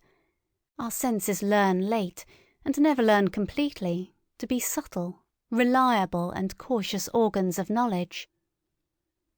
Our eyes find it easier on a given occasion to produce a picture already often produced than to seize upon the divergence and novelty of an impression. The latter requires more force, more morality. It is difficult and painful for the ear to listen to anything new. We hear strange music badly. When we hear another language spoken, we involuntarily attempt to form the sounds into words with which we are more familiar and conversant. It was thus, for example, that the Germans modified the spoken word Arquebusista into Armbrust, crossbow. Our senses are also hostile and averse to the new, and generally, even in the simplest processes of sensation, the emotions dominate, such as fear, love, hatred, and the passive emotion of indolence. As little as a reader nowadays reads all the single words, not to speak of syllables, of a page, he rather takes about 5 out of every 20 words at random, and guesses the probably appropriate sense to them. Just as little do we see a tree correctly and completely in respect to its leaves, branches, colour and shape. We find it so much easier to fancy the chance of a tree. Even in the midst of the most remarkable experiences, we still do just the same. We fabricate the greater part of the experience, and can hardly be made to contemplate any event, except as inventors thereof. All this goes to prove that from our fundamental nature and from remote ages we have been accustomed to lying. Or, to express it more politely and hypocritically, in short more pleasantly, one is much more of an artist than one is aware of. In an animated conversation, I often see the face of the person with whom I am speaking so clearly and sharply defined before me, according to the thought he expresses, or which I believe to be evoked in his mind, that the degree of distinctness far exceeds the strength of my visual faculty. The delicacy of the play of muscles and of the expression of the eyes must, therefore, be imagined by me. Probably the person put on quite a different expression, or none at all. 193. Quidquid luce fuit, tenebris agit, but also contrariwise. What we experience in dreams, provided we experience it often, pertains at last just as much to the general belongings of our soul as anything actually experienced. By virtue thereof we are richer or poorer, we have a requirement more or less, and finally, in broad daylight, and even in the brightest moments of our waking life, we are ruled to some extent by the nature of our dreams. Supposing that someone has often flown in his dreams, and that at last, as soon as he dreams, he is conscious of the power and art of flying as his privilege and his peculiarly enviable happiness. Such a person, who believes that on the slightest impulse he can actualize all sorts of curves and angles, who knows the sensation of a certain divine levity, an upwards without effort or constraint, a downwards without descending or lowering, without trouble. How could the man with such dream experiences and dream habits fail to find happiness differently coloured and defined, even in his waking hours? How could he fail to long differently for happiness?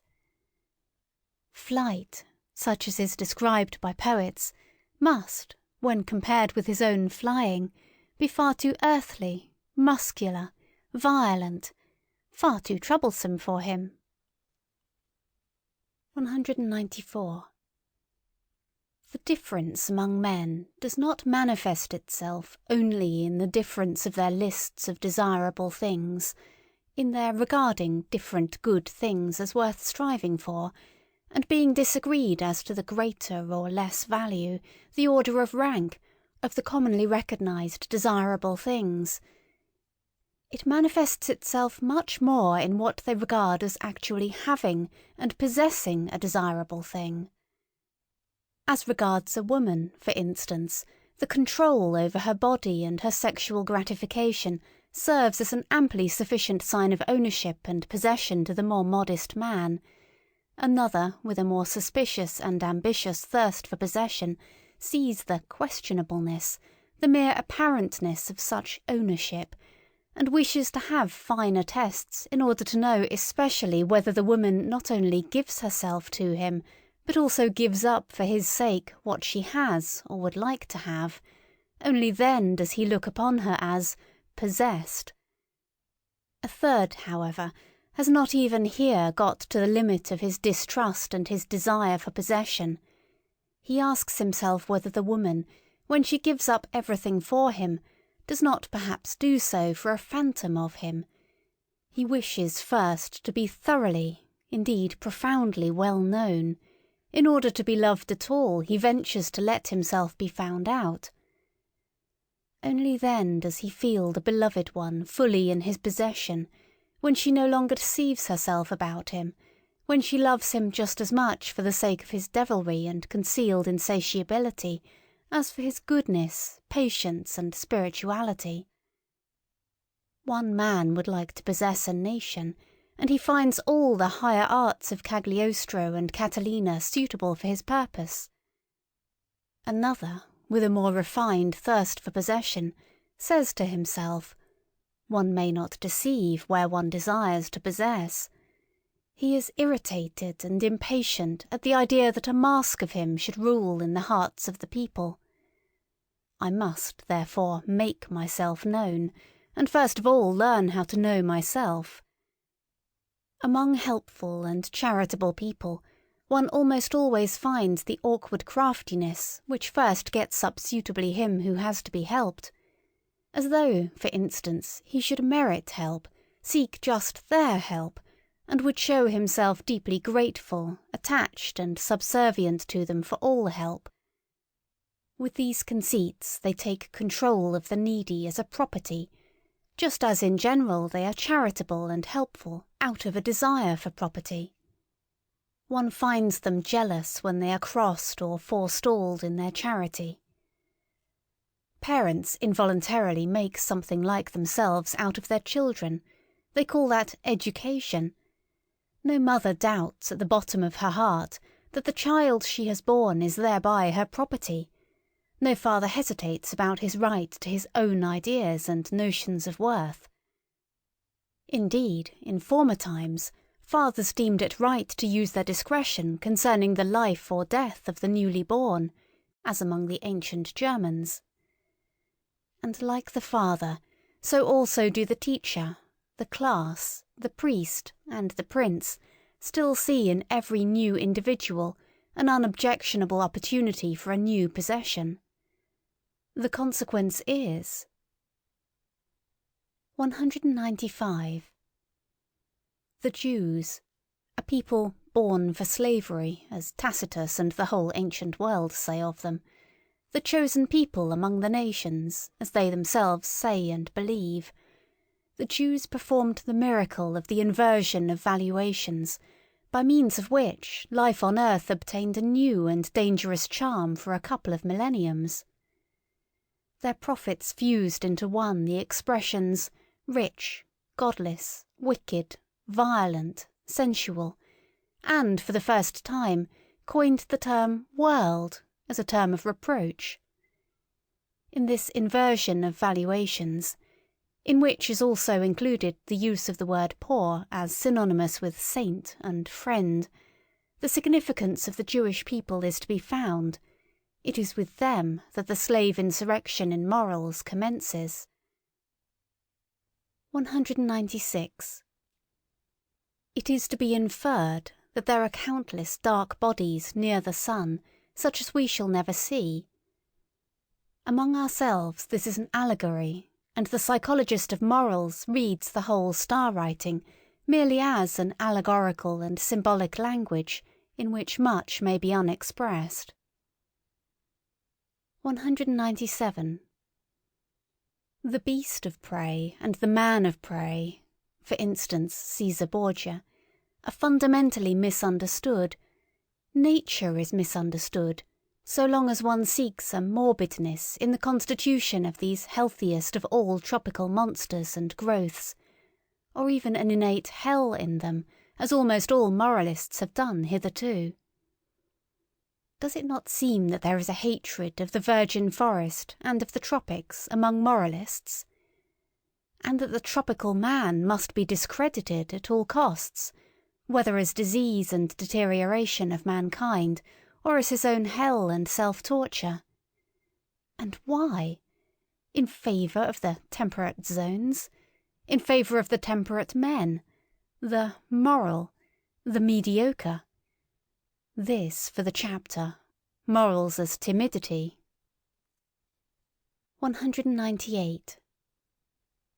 All the systems of morals which address themselves to individuals with a view to their happiness, as it is called, what else are they but suggestions for behaviour adapted to the degree of danger from themselves in which the individuals live? Recipes for their passions, their good and bad propensities, in so far as such have the will to power and would like to play the master. Small and great expediencies and elaborations, permeated with the musty odour of old family medicines and old wife wisdom, all of them grotesque and absurd in their form, because they address themselves to all, because they generalise where generalisation is not authorised, all of them speaking unconditionally and taking themselves unconditionally, all of them flavoured not merely with one grain of salt, but rather endurable only, and sometimes even seductive, when they are overspiced and begin to smell dangerously, especially of the other world. That is all of little value when estimated intellectually, and is far from being science, much less wisdom.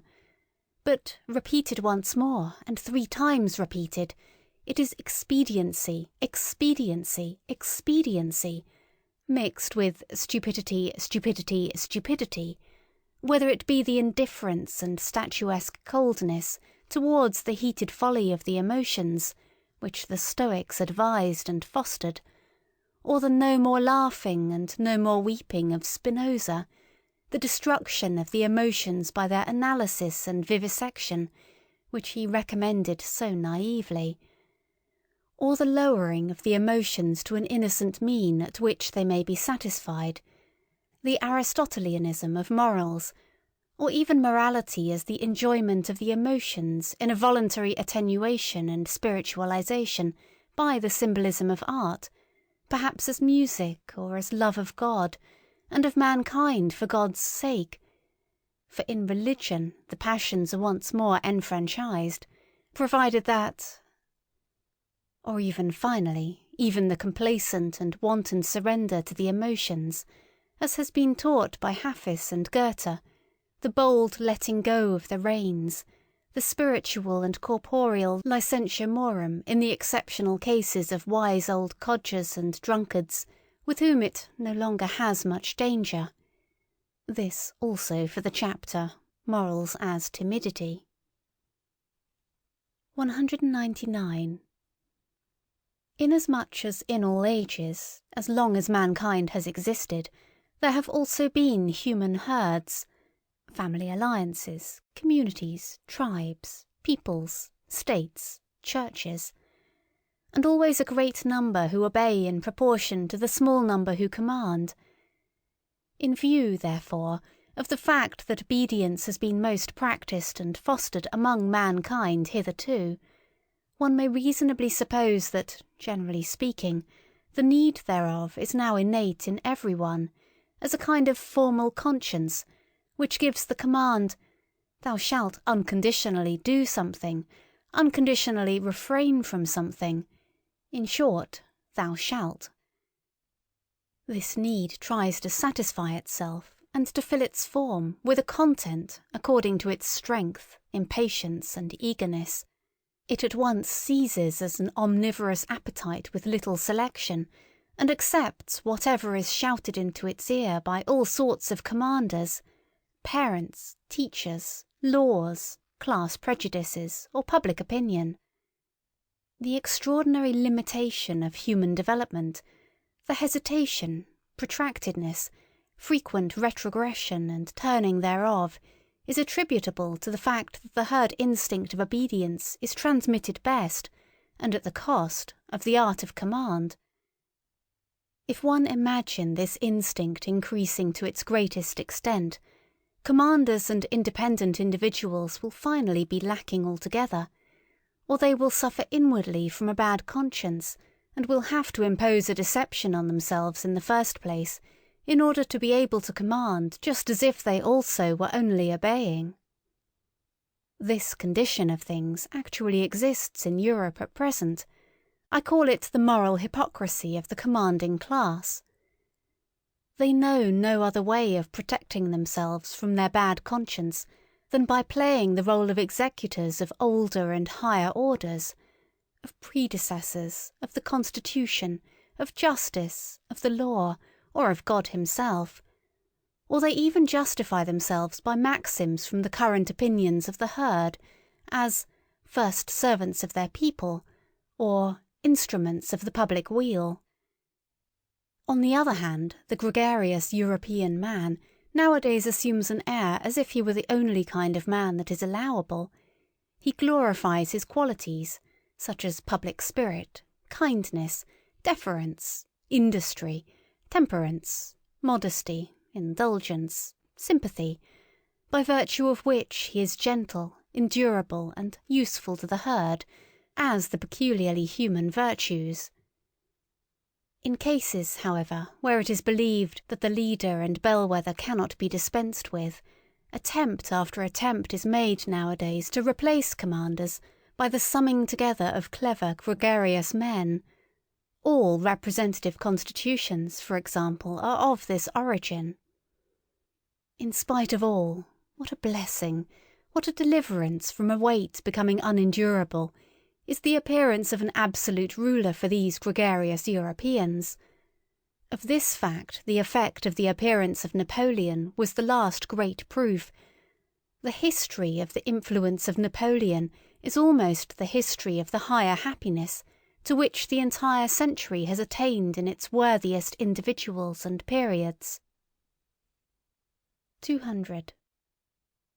The man of an age of dissolution which mixes the races with one another, who has the inheritance of a diversified descent in his body, that is to say, contrary, and often not only contrary, instincts and standards of value, which struggle with one another and are seldom at peace, such a man of late culture and broken lights will, on an average, be a weak man.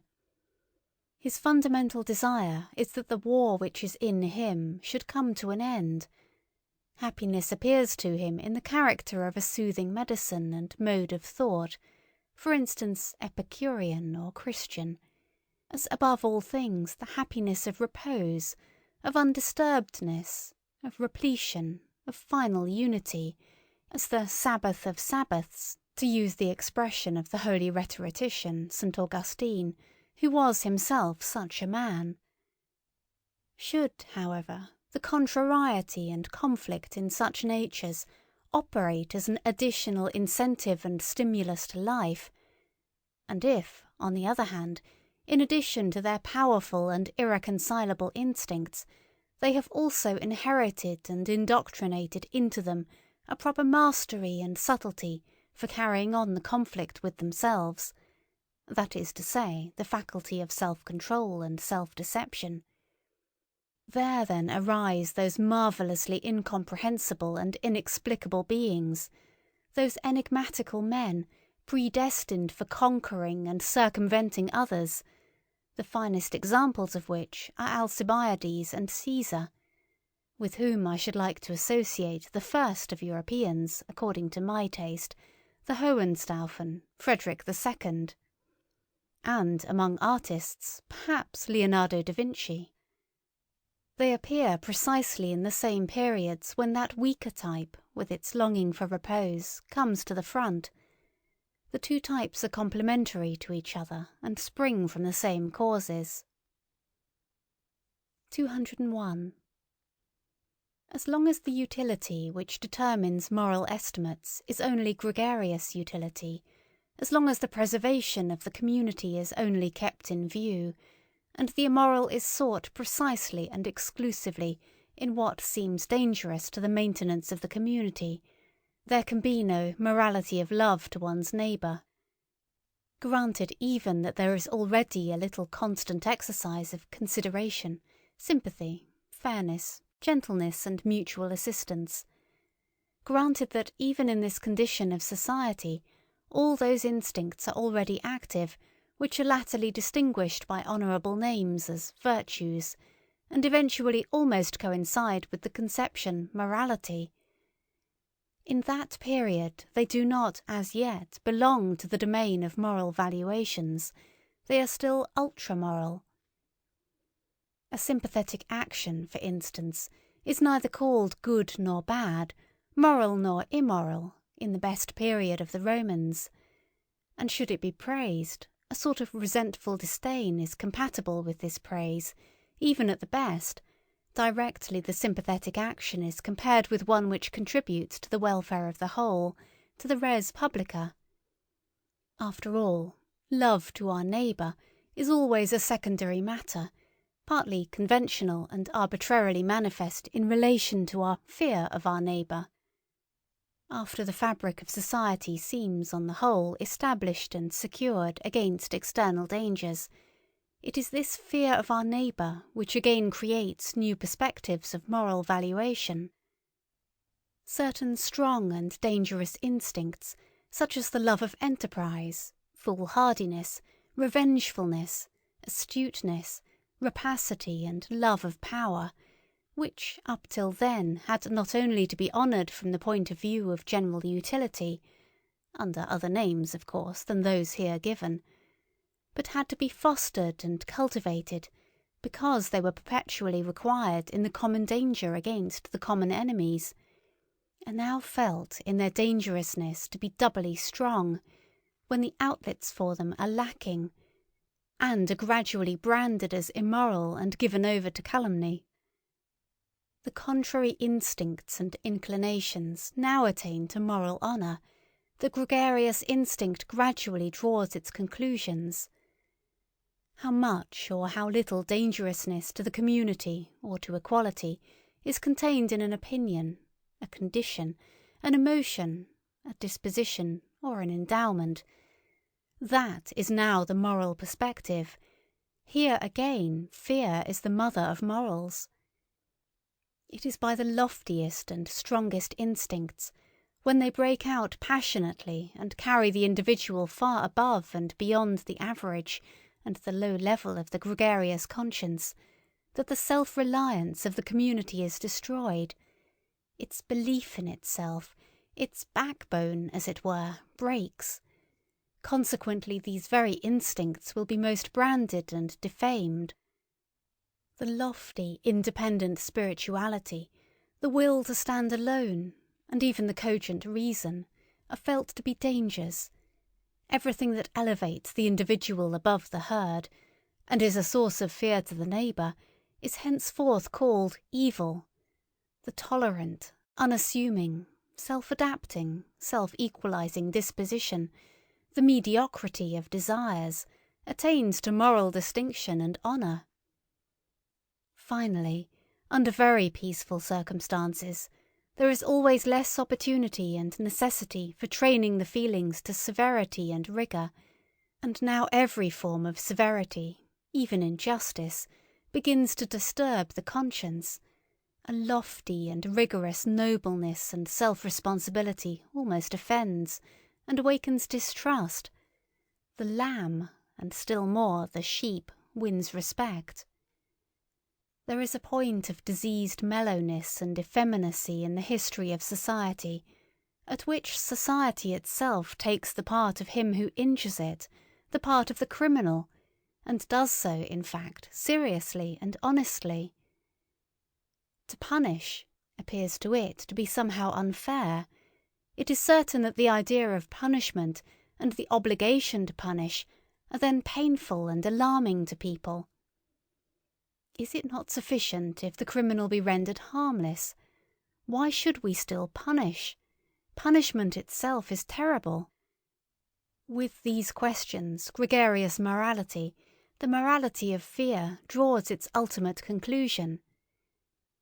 If one could at all do away with danger, the cause of fear, one would have done away with this morality at the same time. It would no longer be necessary. It would not consider itself any longer necessary.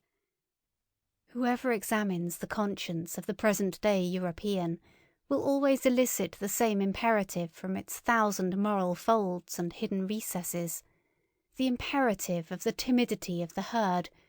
We wish that some time or other there may be nothing more to fear. Some time or other, the will and the way thereto is nowadays called progress all over Europe. 202. Let us at once say again what we have already said 100 times, for people's ears nowadays are unwilling to hear such truths, our truths. We know well enough how offensive it sounds when anyone plainly and without metaphor counts man among the animals, but it will be accounted to us almost a crime that it is precisely in respect to men of modern ideas that we have consistently applied the terms herd instincts, and such like expressions. What avail is it? We cannot do otherwise, for it is precisely here that our new insight is. We have found that in all the principal moral judgments Europe has become unanimous, including likewise the countries where European influence prevails. In Europe people evidently know what Socrates thought he did not know, and what the famous serpent of old once promised to teach. They know today what is good and evil. It must then sound hard and be distasteful to the ear, when we always insist that that which here thinks it knows, that which here glorifies itself with praise and blame, and calls itself good, is the instinct of the herding human animal, the instinct which has come and is ever coming more and more to the front, to preponderance and supremacy over other instincts, according to the increasing physiological approximation and resemblance of which it is the symptom. Morality in Europe at present is herding animal morality, and therefore, as we understand the matter, only one kind of human morality, beside which, before which, and after which, many other moralities, and above all higher moralities, are or should be possible. Against such a possibility, against such a should be, however, this morality defends itself with all its strength. It says obstinately and inexorably, I am morality itself, and nothing else is morality. Indeed, with the help of a religion which has humoured and flattered the sublimest desires of the herding animal, things have reached such a point that we always find a more visible expression of this morality, even in political and social arrangements. The democratic movement is the inheritance of the Christian movement. That its tempo, however, is much too slow and sleepy for the more impatient ones, for those who are sick and distracted by the herding instinct, is indicated by the increasingly furious howling and always less disguised teeth-gnashing of the anarchist dogs, who are now roving through the highways of European culture, apparently in opposition to the peacefully industrious democrats and revolution ideologues, and still more so to the awkward philosophers and fraternity visionaries who call themselves socialists and want a free society, but in reality at one with them all in their thorough and instinctive hostility to every form of society other than that of the autonomous herd, to the extent even of repudiating the notions master and servant. Ni Dieu ni maître, says a socialist formula. At one in their tenacious opposition to every special claim, every special right and privilege. This means ultimately opposition to every right, for when all are equal, no one needs rights any longer. At one in their distrust of punitive justice, as though it were a violation of the weak, a wrong to the necessary consequences of all former society. But equally at one in their religion of sympathy, in their compassion for all that feels, lives and suffers, down to the very animals, up to even God, the extravagance of sympathy for God belongs to a democratic age.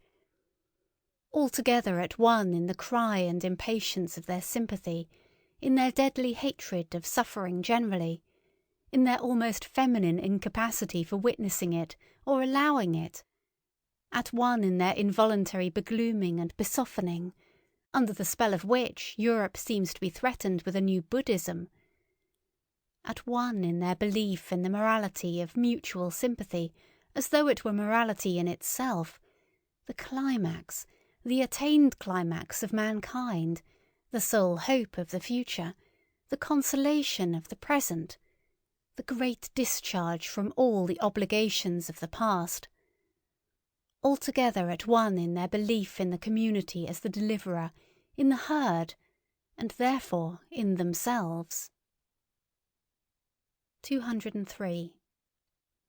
We who hold a different belief, we who regard the democratic movement not only as a degenerating form of political organisation, but as equivalent to a degenerating, a waning type of man, as involving his mediocrising and depreciation, where have we to fix our hopes? In new philosophers, there is no other alternative, in minds strong and original enough to initiate opposite estimates of value, to transvalue and invert eternal valuations, in forerunners, in men of the future, who in the present shall fix the constraints and fasten the knots which will compel millenniums to take new paths, to teach man the future of humanity as his will, as depending on human will, and to make preparation for vast hazardous enterprises and collective attempts in rearing and educating, in order thereby to put an end to the frightful rule of folly and chance, which has hitherto gone by the name of history. The folly of the greatest number is only its last form.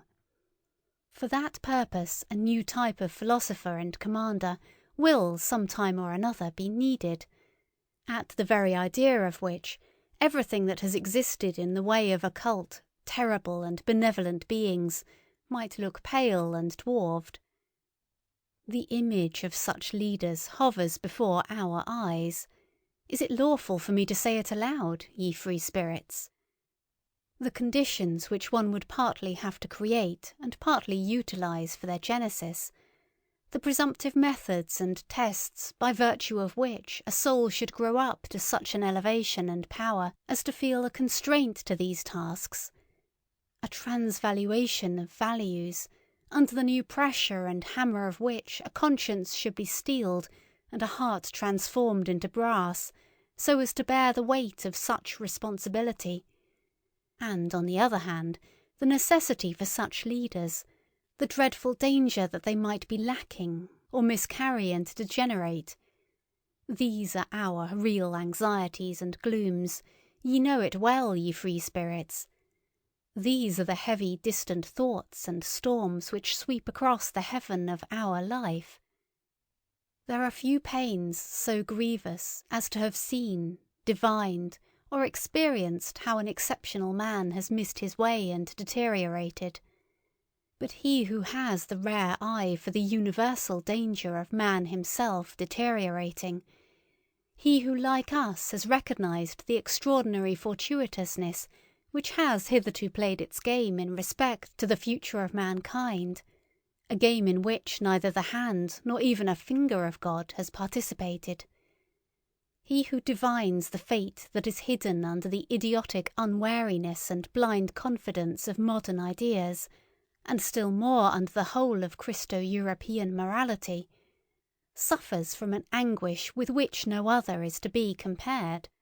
He sees at a glance all that could still be made out of man through a favourable accumulation and augmentation of human powers and arrangements.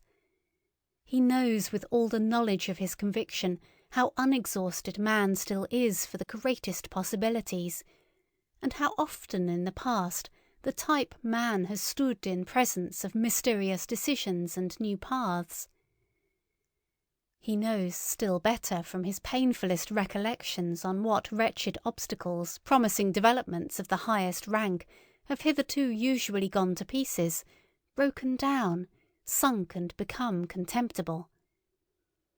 The universal degeneracy of mankind to the level of the man of the future, as idealised by the socialistic fools and shallow-pates, this degeneracy and dwarfing of man to an absolutely gregarious animal, or as they call it, to a man of free society, this brutalising of man into a pygmy with equal rights and claims, is undoubtedly possible. He who has thought out this possibility to its ultimate conclusion knows another loathing unknown to the rest of mankind, and perhaps also a new mission. At the risk that moralising may also reveal itself here as that which it has always been, namely, resolutely montre se plaît, according to Balzac, I would venture to protest against an improper and injurious alteration of rank, which, quite unnoticed, and as if with the best conscience, threatens nowadays to establish itself in the relations of science and philosophy. I mean to say that one must have the right out of one's own experience. Experience, as it seems to me, always implies unfortunate experience. To treat of such an important question of rank, so as not to speak of colour like the blind, or against science like women and artists. Ah, this dreadful science, sigh their instinct and their shame, it always finds things out. The declaration of independence of the scientific man, his emancipation from philosophy, is one of the subtler after-effects of democratic organisation and disorganisation. The self-glorification and self-conceitedness of the learned man is now everywhere in full bloom and in its best springtime, which does not mean to imply that in this case self-praise smells sweetly. Here also the instinct of the populace cries, "Freedom from all masters!" And after science has, with the happiest results, resisted theology, whose handmaid it had been too long, it now proposes in its wantonness and indiscretion to lay down laws for philosophy, and in its turn to play the master—what am I saying? To play the philosopher on its own account. My memory, the memory of a scientific man, if you please, teems with the naiveties of insolence which I have heard about philosophy and philosophers from young naturalists and old physicians, not to mention the most cultured and most conceited of all learned men, the philologists and schoolmasters, who are both the one and the other by profession. On one occasion it was the specialist and the Jack Horner who instinctively stood on the defensive against all synthetic tasks and capabilities. At another time it was the industrious worker who had got a scent of otium and refined luxuriousness in the internal economy of the philosopher, and felt himself aggrieved and belittled thereby. On another occasion it was the colour-blindness of the utilitarian, who sees nothing in philosophy but a series of refuted systems, and an extravagant expenditure which does nobody any good. At another time, the fear of disguised mysticism and of the boundary adjustment of knowledge became conspicuous. At another time, the disregard of individual philosophers, which had involuntarily extended to disregard of philosophy generally. In fine, I found most frequently, behind the proud disdain of philosophy in young scholars, the evil after-effect of some particular philosopher, to whom, on the whole, obedience had been forsworn, without, however, the spell of his scornful estimates of other philosophers having been got rid of, the result being a general ill-will to all philosophy. Such seems to me, for instance, the after-effect of Schopenhauer on the most modern Germany, by his unintelligent rage against Hegel. He has succeeded in severing the whole of the last generation of Germans from its connection with German culture, which culture, all things considered, has been an elevation and a divining refinement of the historical sense. But precisely at this point Schopenhauer himself was poor, irreceptive and un-German to the extent of ingenuousness.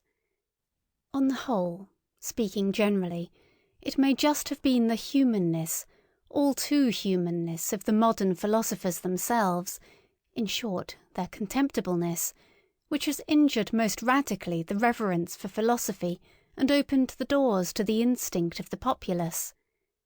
Let it but be acknowledged to what an extent our modern world diverges from the whole style of the world of Heraclitus, Plato, Empedocles, and whatever else all the royal and magnificent anchorites of the spirit were called, and with what justice an honest man of science may feel himself of a better family and origin, in view of such representatives of philosophy, who, owing to the fashion of the present day, are just as much aloft as they are down below. In Germany, for instance, the two lions of Berlin, the anarchist Eugen Dühring, and the amalgamist Eduard von Hartmann. It is especially the sight of those hotchpotch philosophers who call themselves realists or positivists, which is calculated to implant a dangerous distrust in the soul of a young and ambitious scholar. These philosophers, at the best, are themselves but scholars and specialists, that is very evident. All of them are persons who have been vanquished and brought back again under the dominion of science, who at one time or another claimed more from themselves, without having a right to the more and its responsibility, and who now, creditably, rancorously, and vindictively, represent in word and deed disbelief in the master-task and supremacy of philosophy. After all, how could it be otherwise? Science flourishes nowadays, and has the good conscience clearly visible on its countenance, while that to which the entire modern philosophy has gradually sunk, the remnant of philosophy of the present day, excites distrust and displeasure, if not scorn and pity. Philosophy reduced to a theory of knowledge, no more in fact than a diffident science of epochs and doctrine of forbearance, a philosophy that never even gets beyond the threshold, and rigorously denies itself the right to enter.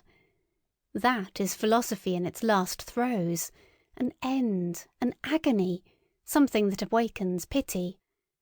How could such a philosophy rule? 205.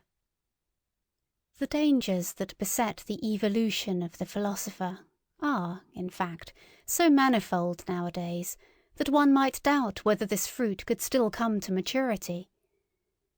The extent and towering structure of the sciences have increased enormously, and therewith also the probability that the philosopher will grow tired even as a learner, or will attach himself somewhere and specialize, so that he will no longer attain to his elevation, that is to say, to his superspection, his circumspection, and his despection. Or he gets aloft too late, when the best of his maturity and strength is past, or when he is impaired, coarsened, and deteriorated, so that his view, his general estimate of things, is no longer of much importance. It is perhaps just the refinement of his intellectual conscience that makes him hesitate and linger on the way. He dreads the temptation to become a dilettante, a millipede, a milliantenna. He knows too well that as a discerner, one who has lost his self-respect no longer commands, no longer leads, unless he should aspire to become a great play-actor, a philosophical Cagliostro and spiritual rat-catcher, in short, a misleader. This is, in the last instance, a question of taste, if it has not really been a question of conscience. To double once more the philosopher's difficulties, there is also the fact that he demands from himself a verdict, a yea or a nay, not concerning science, but concerning life and the worth of life. He learns unwillingly to believe that it is his right, and even his duty, to obtain this verdict, and he has to seek his way to the right and the belief only through the most extensive, perhaps disturbing and destroying experiences, often hesitating, doubting, and dumbfounded. In fact, the philosopher has long been mistaken and confused by the multitude, either with the scientific man and ideal scholar, or with the religiously elevated, desensualized, desecularized visionary and God-intoxicated man. And even yet, when one hears anybody praised because he lives wisely or as a philosopher, it hardly means anything more than prudently and apart. Wisdom, that seems to the populace to be a kind of flight, a means and artifice for withdrawing successfully from a bad game. But as the genuine philosopher, does it not seem so to us, my friends, lives unphilosophically and unwisely, above all imprudently, and feels the obligation and burden of 100 attempts and temptations of life? He risks himself constantly. He plays the bad game. 206. In relation to the genius, that is to say, a being who either engenders or produces, both words understood in their fullest sense, the man of learning, the scientific average man, has always something of the old maid about him, for, like her, he is not conversant with the two principal functions of man. To both, of course, to the scholar and to the old maid, one concedes respectability, as if by way of indemnification. In these cases one emphasizes the respectability. And yet, in the compulsion of this concession, one has the same admixture of vexation. Let us examine more closely what is the scientific man. Firstly, a commonplace type of man, with commonplace virtues, that is to say, a non-ruling, non-authoritative, and non-self-sufficient type of man. He possesses industry, patient adaptableness to rank and file, equability and moderation in capacity and requirement. He has the instinct for people like himself, and for that which they require, for instance, the portion of independence and green meadow, without which there is no rest from labour, the claim to honour and consideration, which, first and foremost, presupposes recognition and recognisability, the sunshine of a good name, the perpetual ratification of his value and usefulness, with which the inward distrust which lies at the bottom of the heart of all dependent men and gregarious animals has again and again to be overcome. The learned man, as is appropriate, has also maladies and faults of an ignoble kind. He is full of petty envy, and has a lynx eye for the weak points in those natures to whose elevations he cannot attain. He is confiding, yet only as one who lets himself go, but does not flow, and precisely before the man of the great current he stands all the colder and more reserved. His eye is then like a smooth and irresponsive lake, which is no longer moved by rapture or sympathy. The worst and most dangerous thing of which a scholar is capable results from the instinct of mediocrity of his type, from the Jesuitism of mediocrity, which labours instinctively for the destruction of the exceptional man, and endeavours to break, or still better, to relax, every bent bow. To relax, of course, with consideration, and naturally with an indulgent hand. To relax with confiding sympathy. That is the real art of Jesuitism, which has always understood how to introduce itself as the religion of sympathy. 207.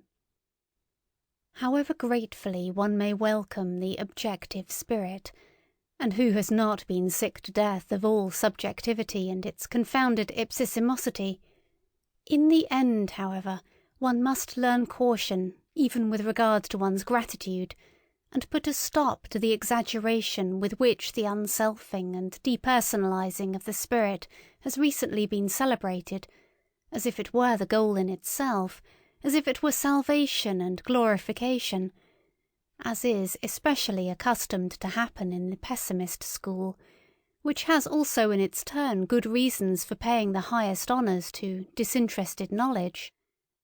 The objective man, who no longer curses and scolds like the pessimist, the ideal man of learning, in whom the scientific instinct blossoms forth fully after 1,000 complete and partial failures, is, assuredly, one of the most costly instruments that exist, but his place is in the hand of one who is more powerful.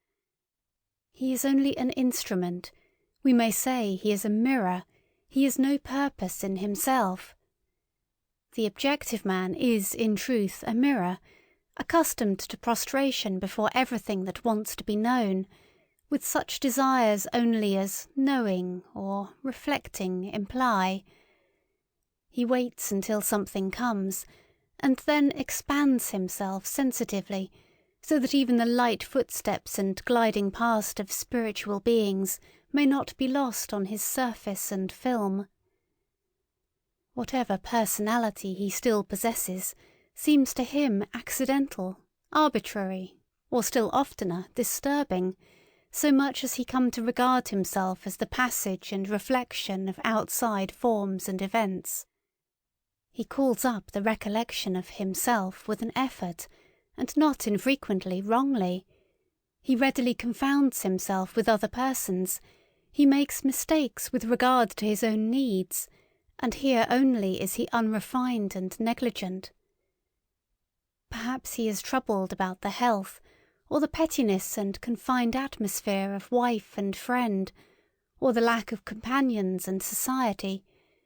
Indeed, he sets himself to reflect on his suffering, but in vain. His thoughts already rove away to the more general case, and tomorrow he knows as little as he knew yesterday how to help himself. He does not now take himself seriously and devote time to himself. He is serene, not from lack of trouble, but from lack of capacity for grasping and dealing with his trouble. The habitual complacence with respect to all objects and experiences, the radiant and impartial hospitality with which he receives everything that comes his way, his habit of inconsiderate good nature, of dangerous indifference as to yea and nay. Alas, there are enough of cases in which he has to atone for these virtues of his, and as man generally, he becomes far too easily the caput mortuum of such virtues.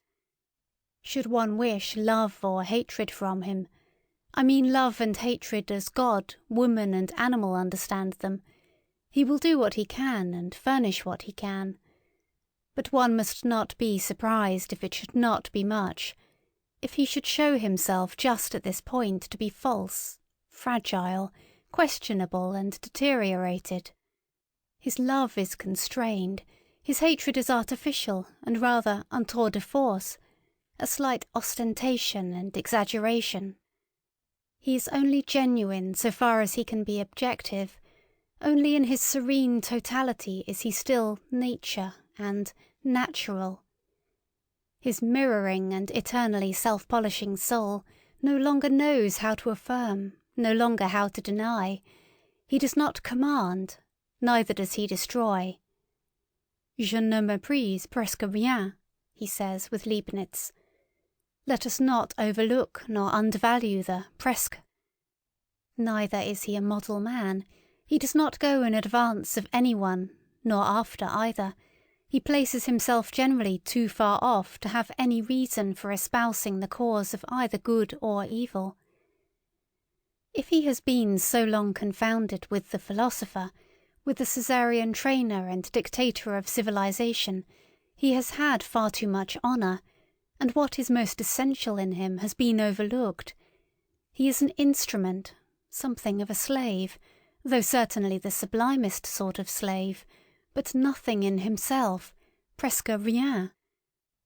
The objective man is an instrument, a costly, easily injured, easily tarnished, measuring instrument and mirroring apparatus, which is to be taken care of and respected, but he is no goal, no outgoing nor upgoing, no complementary man in whom the rest of existence justifies itself, no termination, and still less a commencement, an engendering or primary cause, nothing hardy, powerful, self-centred, that wants to be master, but rather only a soft, inflated, delicate, movable potter's form that must wait for some kind of content and frame to shape itself thereto. For the most part a man without frame and content, a selfless man. Consequently also nothing for women, in parenthesis. 208. When a philosopher nowadays makes known that he is not a sceptic, I hope that has been gathered from the foregoing description of the objective spirit, people all hear it impatiently. They regard him on that account with some apprehension. They would like to ask so many, many questions. Indeed, among timid hearers, of whom there are now so many, he is henceforth said to be dangerous. With his repudiation of scepticism, it seems to them as if they heard some evil threatening sound in the distance, as if a new kind of explosive were being tried somewhere, a dynamite of the spirit, perhaps a newly discovered Russian neoline, a pessimism boni voluntatis, that not only denies, means denial, but, dreadful thought, practices denial. Against this kind of goodwill, a will to the veritable, actual negation of life, there is, as is generally acknowledged nowadays, no better soporific and sedative than scepticism, the mild, pleasing, lulling poppy of scepticism, and Hamlet himself is now prescribed by the doctors of the day as an antidote to the spirit and its underground noises. Are not our ears already full of bad sounds? Say the sceptics, as lovers of repose, and almost as a kind of safety police. This subterranean neigh is terrible. Be still, ye pessimistic moles. The sceptic, in effect, that delicate creature, is far too easily frightened. His conscience is schooled so as to start at every nay, and even at every sharp, decided yea, and feels something like a bite thereby. Yea and nay, they seem to him opposed to morality. He loves, on the contrary, to make a festival to his virtue by a noble aloofness, while perhaps he says with Montaigne, "What do I know?" Or with Socrates, "I know that I know nothing." Or, "Here I do not trust myself, no door is open to me." Or, "Even if the door were open, why should I enter immediately?" Or, "What is the use of any hasty hypotheses? It might quite well be in good taste to make no hypotheses at all. Are you absolutely obliged to straighten at once what is crooked? To stuff every hole with some kind of oakum? Is there not time enough for that? Has not the time leisure? O ye demons, can ye not at all wait? The uncertain also has its charms. The Sphinx too is a Circe, and Circe too is a philosopher. Thus does a sceptic console himself, and in truth he needs some consolation. For scepticism is the most spiritual expression of a certain many-sided physiological temperament, which in ordinary language is called nervous debility and sickliness. It arises whenever races or classes, which have long been separated, decisively and suddenly blend with one another. In the new generation, which has inherited, as it were, different standards and valuations in its blood, everything is disquiet, derangement, doubt, and tentative. The best powers operate restrictively. The very virtues prevent each other growing and becoming strong. Equilibrium, ballast, and perpendicular stability are lacking in body and soul. That, however, which is most diseased and degenerated in such nondescripts is the will, They are no longer familiar with independence of decision or the courageous feeling of pleasure in willing. They are doubtful of the freedom of the will, even in their dreams. Our present-day Europe, the scene of a senseless, precipitate attempt at a radical blending of classes, and, consequently, of races, is therefore sceptical in all its heights and depths, sometimes exhibiting the mobile scepticism which springs impatiently and wantonly from branch to branch, sometimes with gloomy aspect, like a cloud overcharged with interrogative signs, and often sick unto death of its will. Paralysis of will, where do we not find this cripple sitting nowadays? And yet how bedecked oftentimes, how seductively ornamented! There are the finest gala dresses and disguises for this disease, and that, for instance, most of what places itself nowadays in the showcases as objectiveness, the scientific spirit, l'art pour l'art, and pure voluntary knowledge, is only decked-out scepticism and paralysis of will. I am ready to answer for this diagnosis of the European disease. The disease of the will is diffused unequally over Europe. It is worst and most varied where civilization has longest prevailed. It decreases according as the barbarian still, or again, asserts his claims under the loose drapery of Western culture. It is, therefore, in the France of today, as can be readily disclosed and comprehended, that the will is most infirm, and France, which has always had a masterly aptitude for converting even the portentous crises of its spirit into something charming and seductive, now manifests emphatically its intellectual ascendancy over Europe by being the school and exhibition of all the charms of scepticism. The power to will and to persist, moreover, in a resolution is already somewhat stronger in Germany, and again in the north of Germany it is stronger than in central Germany.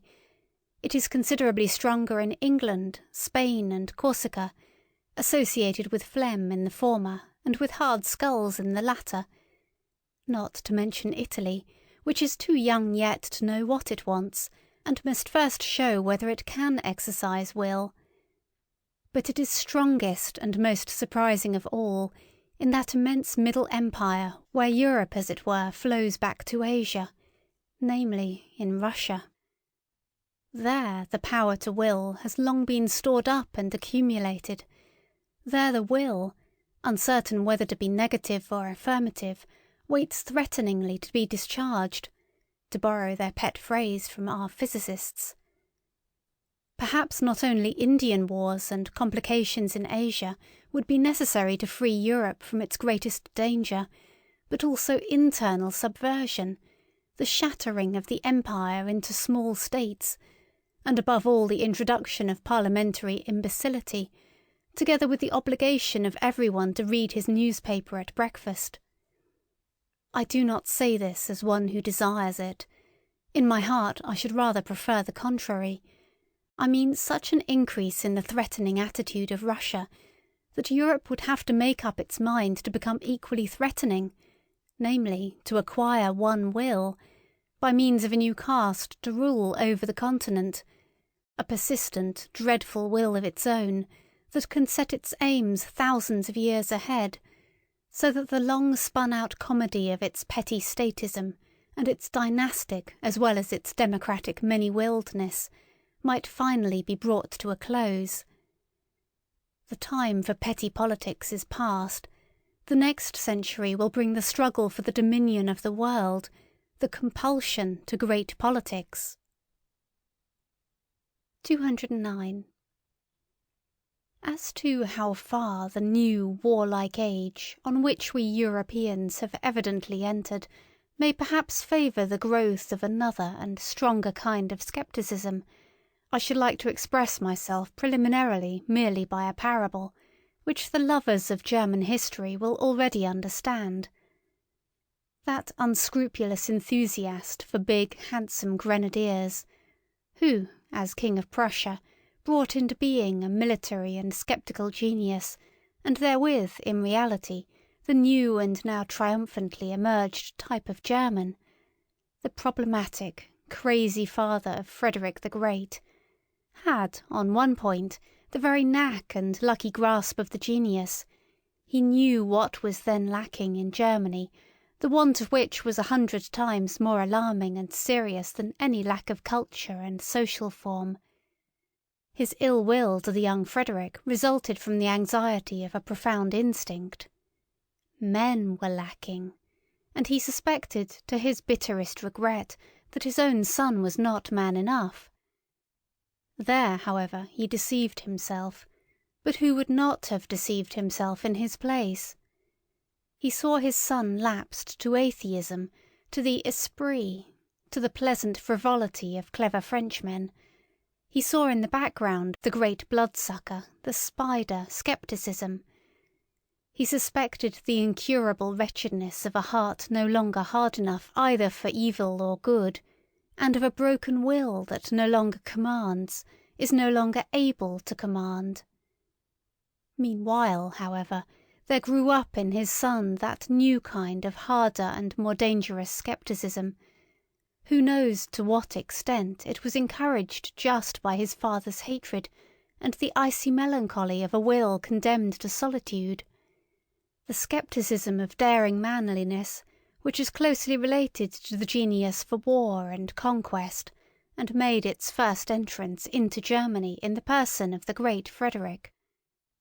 This scepticism despises and nevertheless grasps. It undermines and takes possession.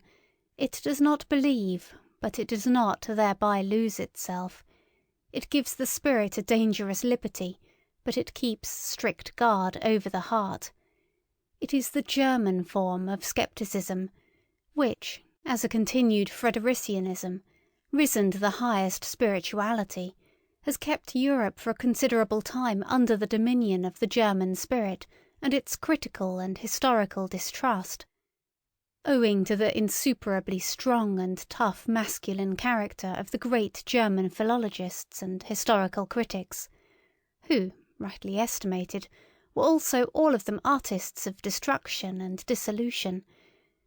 A new conception of the German spirit gradually established itself, in spite of all romanticism in music and philosophy, in which the leaning towards masculine scepticism was decidedly prominent, whether, for instance, as fearlessness of gaze, as courage and sternness of the dissecting hand, or as resolute will to dangerous voyages of discovery, to spiritualized North Pole expeditions under barren and dangerous skies. There may be good grounds for it when warm-blooded and superficial humanitarians cross themselves before this spirit, cet esprit fataliste, ironique, mephistophelique, as Michelet calls it, not without a shudder. But if one would realize how characteristic is this fear of the man in the German spirit, which awakened Europe out of its dogmatic slumber, let us call to mind the former conception which had to be overcome by this new one, and that it is not so very long ago that a masculinized woman could dare, with unbridled presumption, to recommend the Germans to the interest of Europe as gentle, good-hearted, weak-willed, and poetical fools. Finally, let us only understand profoundly enough Napoleon's astonishment when he saw Goethe. It reveals what had been regarded for centuries as the German spirit. Voilà un homme! That was as much as to say, but this is a man, and I only expected to see a German. 210. Supposing, then, that in the picture of the philosophers of the future some trait suggests the question whether they must not perhaps be sceptics in the last-mentioned sense, something in them would only be designated thereby, and not they themselves. With equal right they might call themselves critics, and assuredly they will be men of experiments. By the name with which I ventured to baptize them, I have already expressly emphasized their attempting and their love of attempting. Was this because, as critics in body and soul, they will love to make use of experiments in a new and perhaps wider and more dangerous sense. In their passion for knowledge, will they have to go further in daring and painful attempts than the sensitive and pampered taste of a democratic century can approve of? There is no doubt. These coming ones will be least able to dispense with the serious and not unscrupulous qualities which distinguish the critic from the sceptic. I mean the certainty as to standards of worth, the conscious employment of a unity of method, the wary courage, the standing alone, and the capacity for self-responsibility.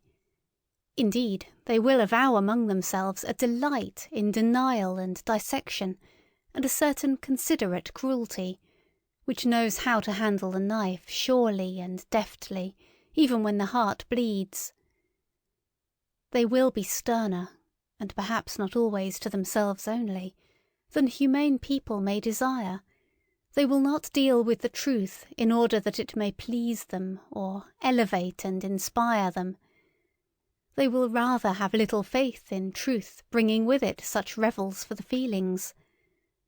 They will smile, those rigorous spirits, when anyone says in their presence, "That thought elevates me, why should it not be true?" Or, "That work enchants me, why should it not be beautiful?" Or, "That artist enlarges me, why should he not be great?" Perhaps they will not only have a smile, but a genuine disgust for all that is thus rapturous, idealistic, feminine and hermaphroditic.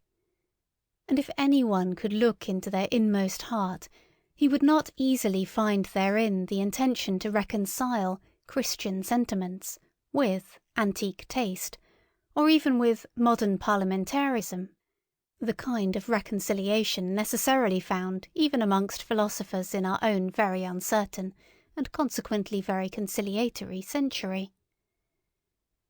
Critical discipline, and every habit that conduces to purity and rigour in intellectual matters, will not only be demanded from themselves by these philosophers of the future, they may even make a display thereof as their special adornment. Nevertheless, they will not want to be called critics on that account. It will seem to them no small indignity to philosophy to have it decreed, as is so welcome nowadays, that philosophy itself is criticism and critical science, and nothing else whatever. Though this estimate of philosophy may enjoy the approval of all the positivists of France and Germany, and possibly it even flattered the heart and taste of Kant, let us call to mind the titles of his principal works. Our new philosophers will say, notwithstanding, that critics are instruments of the philosopher, and just on that account, as instruments, they are far from being philosophers themselves. Even the great Chinaman of Königsberg was only a great critic. 211. I insist upon it that people finally cease confounding philosophical workers, and in general scientific men, with philosophers, that precisely here one should strictly give each his own, and not give those far too much, these far too little. It may be necessary for the education of the real philosopher that he himself should have once stood upon all those steps upon which his servants, the scientific workers of philosophy, remain standing, and must remain standing.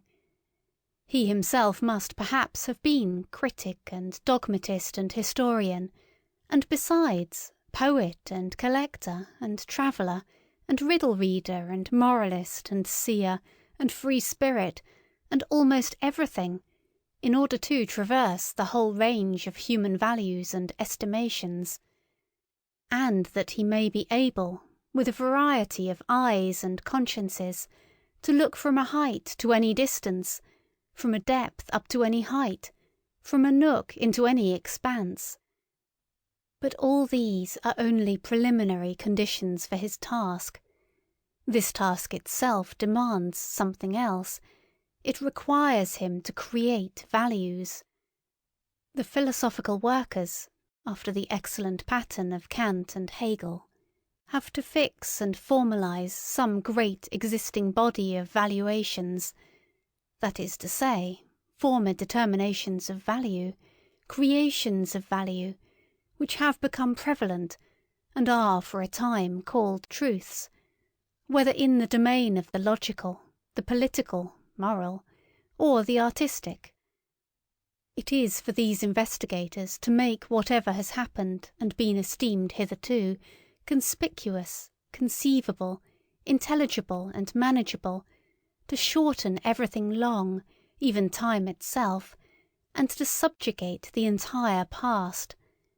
An immense and wonderful task, in the carrying out of which all refined pride, all tenacious will can surely find satisfaction. The real philosophers, however, are commanders and lawgivers.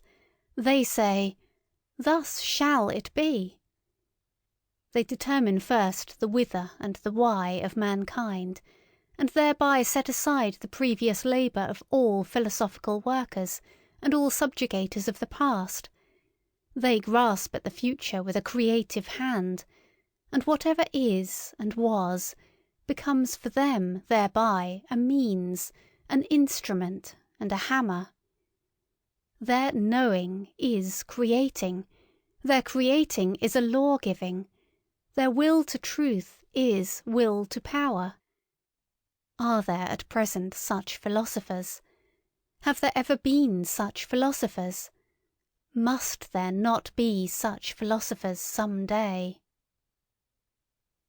212.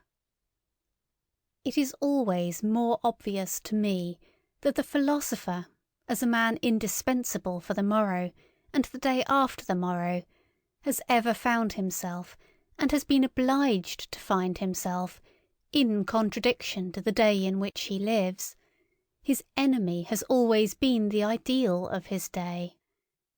Hitherto all those extraordinary furtherers of humanity whom one calls philosophers, who rarely regarded themselves as lovers of wisdom, but rather as disagreeable fools and dangerous interrogators, have found their mission, their hard, involuntary, imperative mission, in the end, however, the greatness of their mission, in being the bad conscience of their age. In putting the vivisector's knife to the breast of the very virtues of their age, they have betrayed their own secret. It has been for the sake of a new greatness of man, a new untrodden path to his aggrandisement. They have always disclosed how much hypocrisy, indolence, self-indulgence, and self-neglect, how much falsehood was concealed under the most venerated types of contemporary morality, how much virtue was outlived. They have always said, "We must remove hence to where you are least at home." In face of a world of modern ideas, which would like to confine everyone in a corner, in a speciality, a philosopher, if there could be philosophers nowadays, would be compelled to place the greatness of man, the conception of greatness, precisely in his comprehensiveness and multifariousness, in his all-roundness. He would even determine worth and rank according to the amount and variety of that which a man could bear and take upon himself, according to the extent to which a man could stretch his responsibility. Nowadays the taste and virtue of the age weaken and attenuate the will. Nothing is so adapted to the spirit of the age as weakness of will. Consequently, in the ideal of the philosopher, strength of will, sternness, and capacity for prolonged resolution must specially be included in the conception of greatness. With as good a right as the opposite doctrine, with its ideal of a silly, renouncing, humble, selfless humanity, was suited to an opposite age, such as the 16th century, which suffered from its accumulated energy of will, and from the wildest torrents and floods of selfishness. In the time of Socrates, among men only of worn-out instincts, old conservative Athenians who let themselves go, for the sake of happiness, as they said, for the sake of pleasure, as their conduct indicated, and who had continually on their lips the old pompous words to which they had long forfeited the right by the life they led. Irony was perhaps necessary for greatness of soul, the wicked Socratic assurance of the old physician and plebeian, who cut ruthlessly into his own flesh, as into the flesh and heart of the noble, with a look that said plainly enough, "Do not dissemble before me, here we are equal." At present, on the contrary, when throughout Europe the herding animal alone attains to honours, and dispenses honours, when equality of right can too readily be transformed into equality in wrong, I mean to say into general war against everything rare, strange, and privileged, against the higher man, the higher soul, the higher duty, the higher responsibility, the creative plenipotence and lordliness. At present it belongs to the conception of greatness to be noble, to wish to be apart, to be capable of being different, to stand alone, to have to live by personal initiative, and the philosopher will betray something of his own ideal when he asserts, "He shall be the greatest who can be the most solitary, the most concealed, the most divergent, the man beyond good and evil, the master of his virtues and of superabundance of will. Precisely this shall be called greatness, as diversified as can be entire, as ample as can be full." And, to ask once more the question, is greatness possible nowadays? 213. It is difficult to learn what a philosopher is, because it cannot be taught. One must know it by experience, or one should have the pride not to know it. The fact that at present people all talk of things of which they cannot have any experience is true more especially and unfortunately as concerns the philosopher and philosophical matters. The very few know them, are permitted to know them, and all popular ideas about them are false. Thus, for instance, the truly philosophical combination of a bold, exuberant spirituality, which runs at presto pace, and a dialectic rigour and necessity which makes no false step, is unknown to most thinkers and scholars from their own experience, and therefore, should anyone speak of it in their presence, it is incredible to them. They conceive of every necessity as troublesome, as a painful compulsory obedience and state of constraint. Thinking itself is regarded by them as something slow and hesitating, almost as a trouble, and often enough as worthy of the sweat of the noble, but not at all as something easy and divine, closely related to dancing and exuberance. To think, and to take a matter seriously, arduously, that is one and the same thing to them. Such only has been their experience. Artists have here perhaps a finer intuition, they who know only too well that precisely when they no longer do anything arbitrarily and everything of necessity, their feeling of freedom, of subtlety, of power, of creatively fixing, disposing, and shaping, reaches its climax. In short, that necessity and freedom of will are then the same thing with them. There is, in fine, a gradation of rank in psychical states, to which the gradation of rank in the problems corresponds, and the highest problems repel ruthlessly everyone who ventures too near them, without being predestined for their solution by the loftiness and power of his spirituality. Of what use is it for nimble, everyday intellects, or clumsy, honest mechanics and empiricists, to press, in their plebeian ambition, close to such problems, and, as it were, into this holy of holies, as so often happens nowadays? But coarse feet must never tread upon such carpets. This is provided for in the primary law of things. The doors remain closed to those intruders, though they may dash and break their heads thereon. People have always to be born to a higher station, or, more definitely, they have to be bred for it. A person has only a right to philosophy, taking the word in its higher significance, in virtue of his descent. The ancestors, the blood, decide here also.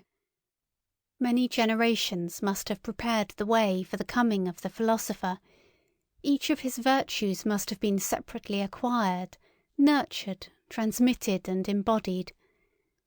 Not only the bold, easy, delicate course and current of his thoughts, but above all the readiness for great responsibilities, the majesty of ruling glance and contemning look, the feeling of separation from the multitude with their duties and virtues, the kindly patronage and defence of whatever is misunderstood and calumniated, be it God or devil, the delight and practice of supreme justice, the art of commanding, the amplitude of will, the lingering eye which rarely admires, rarely looks up, rarely loves. Our virtues? It is probable that we too have still our virtues, though naturally they are not those sincere and massive virtues on account of which we hold our grandfathers in esteem and also at a little distance from us. We Europeans of the day after tomorrow, we firstlings of the 20th century, with all our dangerous curiosity, our multifariousness and art of disguising, our mellow and seemingly sweetened cruelty in sense and spirit, we shall presumably, if we should have virtues, have those only which have come to agree best with our most secret and heartfelt inclinations, with our most ardent requirements. Well then, let us look for them in our labyrinths, where, as we know, so many things lose themselves, so many things get quite lost. And is there anything finer than to search for one's own virtues? Is it not almost to believe in one's own virtues? But this believing in one's own virtues, is it not practically the same as what was formerly called one's good conscience, that long, respectable pigtail of an idea which our grandfathers used to hang behind their heads, and, often enough, also behind their understandings? It seems, therefore, that however little we may imagine ourselves to be old-fashioned and grandfatherly respectable in other respects, in one thing we are nevertheless the worthy grandchildren of our grandfathers, we last Europeans with good consciences. We also still wear their pigtail. Ah, if you only knew how soon, so very soon, it will be different. 215. As in the stellar firmament, there are sometimes two suns which determine the path of one planet, and in certain cases suns of different colours shine around a single planet, now with red light, now with green, and then simultaneously illumine and flood it with motley colours. So we modern men, owing to the complicated mechanism of our firmament, are determined by different moralities. Our actions shine alternately in different colours, and are seldom unequivocal, and there are often cases, also, in which our actions are motley coloured. 216. To love one's enemies. I think that has been well learnt. It takes place thousands of times at present on a large and small scale. Indeed, at times, the higher and sublimer thing takes place. We learn to despise when we love, and precisely when we love best.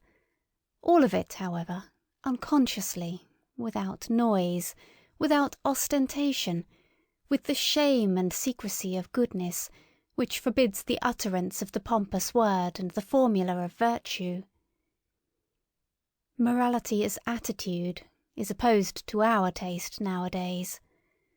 This is also an advance, as it was an advance in our fathers that religion as an attitude finally became opposed to their taste, including the enmity and Voltairean bitterness against religion, and all that formerly belonged to freethinker pantomime.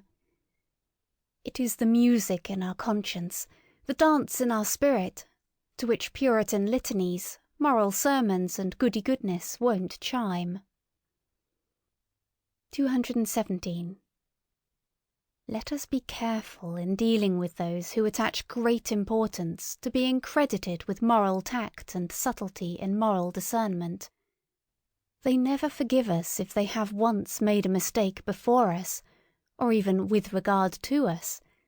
They inevitably become our instinctive calumniators and detractors, even when they still remain our friends.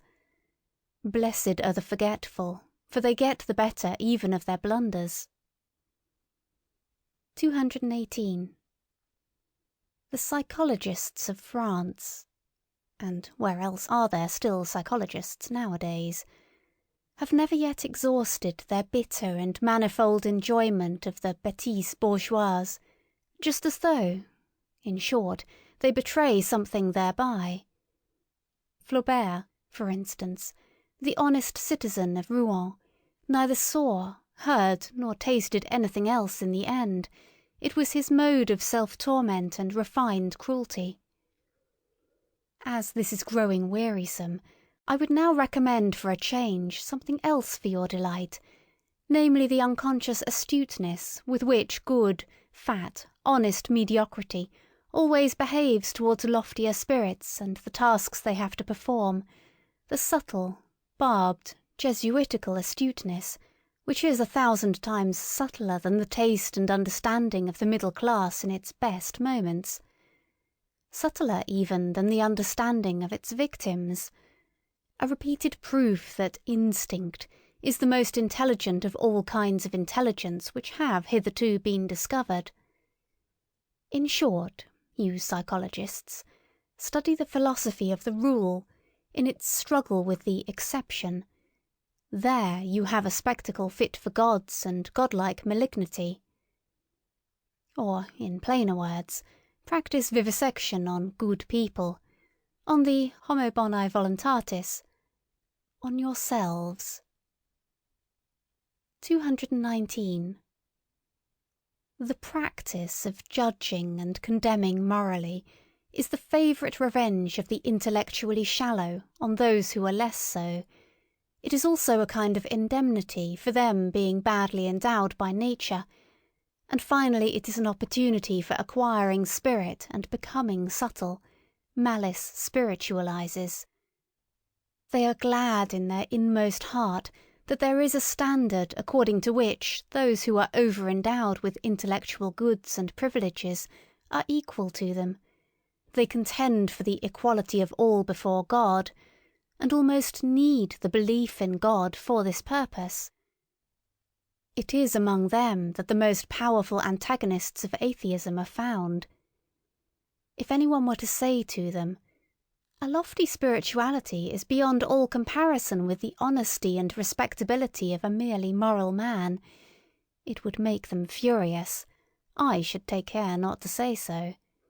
I would rather flatter them with my theory that lofty spirituality itself exists only as the ultimate product of moral qualities, that it is a synthesis of all qualities attributed to the merely moral man, after they have been acquired singly through long training and practice, perhaps during a whole series of generations. That lofty spirituality is precisely the spiritualizing of justice, and the beneficent severity which knows that it is authorized to maintain gradations of rank in the world, even among things, and not only among men. 220.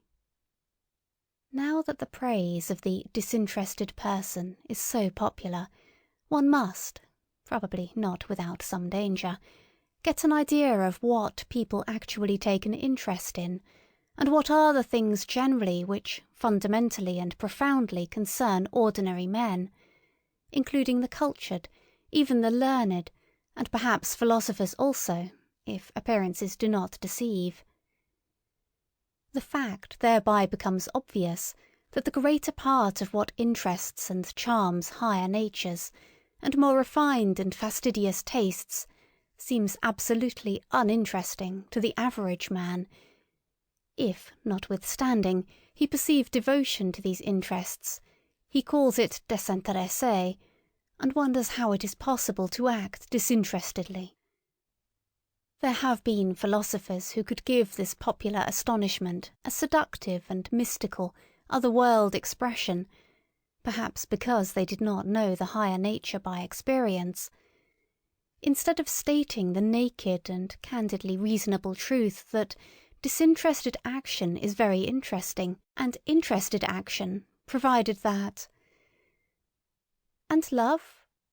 What? Even an action for love's sake shall be unegoistic. But you fools! And the praise of the self-sacrificer? But whoever has really offered sacrifice knows that he wanted and obtained something for it, perhaps something from himself, for something from self, that he relinquished here in order to have more there, perhaps in general to be more, or even feel himself more. But this is a realm of questions and answers in which a more fastidious spirit does not like to stay, for here truth has to stifle her yawns so much when she is obliged to answer, and after all, truth is a woman, one must not use force with her. 221. It sometimes happens, said a moralistic pedant and trifle retailer, that I honour and respect an unselfish man, not, however, because he is unselfish, but because I think he has a right to be useful to another man at his own expense. In short, the question is always who he is, and who the other is. For instance, in a person created and destined for command, self-denial and modest retirement, instead of being virtues, would be the waste of virtues, so it seems to me. Every system of unegoistic morality which takes itself unconditionally and appeals to everyone not only sins against good taste, but is also an incentive to sins of omission, an additional seduction under the mask of philanthropy, and precisely a seduction and injury to the higher, rarer and more privileged types of men. Moral systems must be compelled first of all to bow before the gradations of rank. Their presumption must be driven home to their conscience, until they thoroughly understand at last that it is immoral to say that what is right for one is proper for another. So said my moralistic pedant and bonhomme. Did he perhaps deserve to be laughed at when he thus exhorted systems of morals to practice morality? But one should not be too much in the right if one wishes to have the laughers on one's own side. A grain of wrong pertains even to good taste. 222. Wherever sympathy, fellow suffering, is preached nowadays, and if I gather rightly, no other religion is any longer preached, let the psychologist have his ears open. Through all the vanity, through all the noise which is natural to these preachers, as to all preachers, he will hear a hoarse, groaning, genuine note of self-contempt. It belongs to the overshadowing and uglifying of Europe, which has been on the increase for a century, the first symptoms of which are already specified documentarily in a thoughtful letter of Galliani to Madame d'Épinay, if it is not really the cause thereof. The man of modern ideas, the conceited ape, is excessively dissatisfied with himself. This is perfectly certain. He suffers, and his vanity wants him only to suffer with his fellows. 223. The hybrid European, a tolerably ugly plebeian, taken all in all, absolutely requires a costume. He needs history as a storeroom of costumes. To be sure, he notices that none of the costumes fit him properly. He changes and changes. Let us look at the 19th century with respect to these hasty preferences and changes in its masquerades of style, and also with respect to its moments of desperation on account of nothing suiting us. It is in vain to get ourselves up as romantic or classical or Christian or Florentine or Barocco or national, in moribus et artibus. It does not clothe us. But the spirit, especially the historical spirit, profits even by this desperation. Once and again a new sample of the past or of the foreign is tested, put on, taken off, packed up, and above all studied. We are the first studious age, in puncto, of costumes.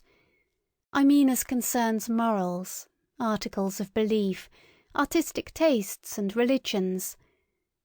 We are prepared as no other age has ever been for a carnival in the grand style, for the most spiritual festival laughter and arrogance, for the transcendental height of supreme folly and Aristophanic ridicule of the world. Perhaps we are still discovering the domain of our invention just here, the domain where even we can still be original, probably as parodists of the world's history, and as God's merry andrews. Perhaps, though nothing else of the present have a future, our laughter itself may have a future. 224. The historical sense, or the capacity for divining quickly the order of rank of the valuations according to which a people, a community, or an individual has lived, the divining instinct for the relationships of these valuations, for the relation of the authority of the valuations to the authority of the operating forces. This historical sense, which we Europeans claim as our speciality, has come to us in the train of the enchanting and mad semi-barbarity into which Europe has been plunged by the democratic mingling of classes and races. It is only the 19th century that has recognized this faculty as its sixth sense. Owing to this mingling, the past of every form and mode of life, and of cultures which were formerly closely contiguous and superimposed on one another, flows forth into us modern souls. Our instincts now run back in all directions. We ourselves are a kind of chaos. In the end, as we have said, the spirit perceives its advantage therein. By means of our semi-barbarity in body and in desire, we have secret access everywhere, such as a noble age never had. We have access above all to the labyrinth of imperfect civilizations, and to every form of semi-barbarity that has at any time existed on earth.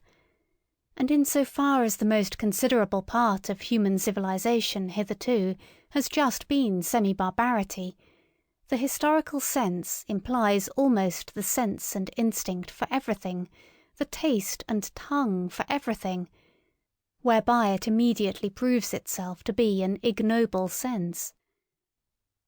For instance, we enjoy Homer once more.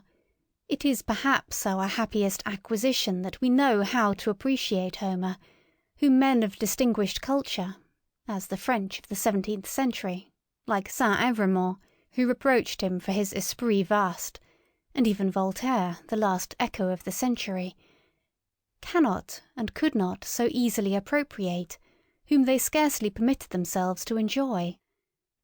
The very decided yea and nay of their palate, their promptly ready disgust, their hesitating reluctance with regard to everything strange, their horror of the bad taste even of lively curiosity, and in general the averseness of every distinguished and self-sufficing culture to avow a new desire, a dissatisfaction with its own condition, or an admiration of what is strange. All this determines and disposes them unfavourably, even towards the best things of the world, which are not their property, or could not become their prey. And no faculty is more unintelligible to such men than just this historical sense, with its truckling plebeian curiosity. The case is not different with Shakespeare. that marvellous Spanish, Moorish, Saxon synthesis of taste, over whom an ancient Athenian of the circle of Aeschylus would have half killed himself with laughter or irritation, but we accept precisely this wild mottliness, this medley of the most delicate, the most coarse, and the most artificial, with a secret confidence and cordiality. We enjoy it as a refinement of art reserved expressly for us, and allow ourselves to be as little disturbed by the repulsive fumes and the proximity of the English populace in which Shakespeare's art and taste lives, as perhaps on the Chiaia of Naples, where, with all our senses awake, we go our way, enchanted and voluntarily, in spite of the drain odour of the lower quarters of the town. That, as men of the historical sense, we have our virtues, is not to be disputed. We are unpretentious, unselfish, modest, brave, habituated to self-control and self-renunciation, very grateful, very patient, very complacent. But with all this we are perhaps not very tasteful. Let us finally confess it, that what is most difficult for us men of the historical sense to grasp, feel, taste, and love, what finds us fundamentally prejudiced and almost hostile, is precisely the perfection and ultimate maturity in every culture and art, the essentially noble in works and men, their moment of smooth sea and halcyon self-sufficiency, the goldenness and coldness which all things show that have perfected themselves. Perhaps our great virtue of the historical sense is in necessary contrast to good taste, at least to the very best taste, and we can only evoke in ourselves imperfectly, hesitatingly, and with compulsion, the small, short, and happy godsends and glorifications of human life as they shine here and there, those moments and marvellous experiences when a great power has voluntarily come to a halt before the boundless and infinite, where a superabundance of refined delight has been enjoyed by a sudden checking and petrifying, by standing firmly and planting oneself fixedly on still trembling ground. Proportionateness is strange to us, let us confess it to ourselves. Our itching is really the itching for the infinite, the immeasurable. Like the rider on his forward panting horse, we let the reins fall before the infinite, we modern men, we semi-barbarians, and are only in our highest bliss when we are in most danger. 225. Whether it be hedonism, pessimism, utilitarianism, or eudaimonism, all those modes of thinking which measure the worth of things according to pleasure and pain, that is, according to accompanying circumstances and secondary considerations, are plausible modes of thought and naiveties, which everyone conscious of creative powers and an artist's conscience will look down upon with scorn, though not without sympathy. Sympathy for you, to be sure, that is not sympathy as you understand it. It is not sympathy for social distress, for society with its sick and misfortuned, for the hereditarily vicious and defective who lie on the ground around us. Still less is it sympathy for the grumbling, vexed, revolutionary slave classes who strive after power. They call it freedom. Our sympathy is a loftier and further-sighted sympathy. We see how man dwarfs himself, how you dwarf him, and there are moments when we view your sympathy with an indescribable anguish, when we resist it, when we regard your seriousness as more dangerous than any kind of levity. You want, if possible, and there is not a more foolish if possible, to do away with suffering. And it really seems that we would rather have it increased and made worse than it has ever been. Well-being, as you understand it, is certainly not a goal. It seems to us an end, a condition which at once renders man ludicrous and contemptible, and makes his destruction desirable. The discipline of suffering, of great suffering. Know ye not that it is only this discipline that has produced all the elevations of humanity hitherto? The tension of soul in misfortune which communicates to it its energy, its shuddering in view of wrack and ruin, its inventiveness and bravery in undergoing, enduring, interpreting and exploiting misfortune, and whatever depth, mystery, disguise, spirit, artifice or greatness has been bestowed upon the soul, has it not been bestowed through suffering, through the discipline of great suffering? In man, creature and creator are united.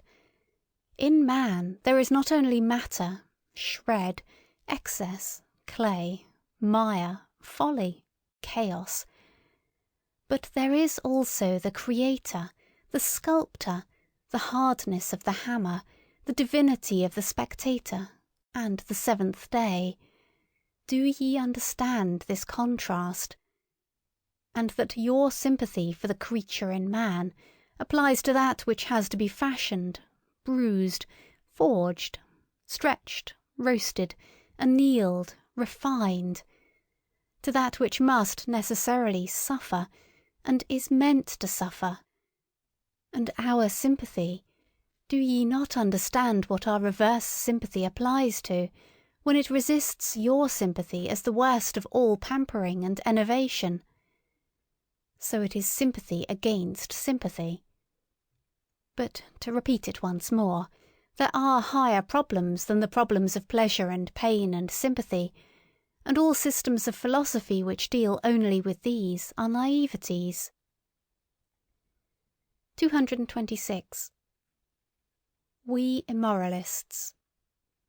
This world with which we are concerned, in which we have to fear and love, this almost invisible, inaudible world of delicate command and delicate obedience, a world of almost, in every respect, captious, insidious, sharp and tender.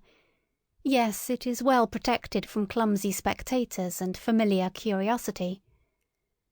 We are woven into a strong net and garment of duties, and cannot disengage ourselves. Precisely here we are men of duty, even we. Occasionally it is true we dance in our chains and betwixt our swords. It is none the less true that more often we gnash our teeth under the circumstances, and are impatient at the secret hardship of our lot. But do what we will, fools and appearances say of us, "These are men without duty." We always have fools and appearances against us. 227. Honesty, granting that it is the virtue from which we cannot rid ourselves, we free spirits, well, we will labour at it with all our perversity and love, and not tire of perfecting ourselves in our virtue, which alone remains. May its glance some day overspread like a gilded, blue, mocking twilight, this ageing civilization with its dull, gloomy seriousness.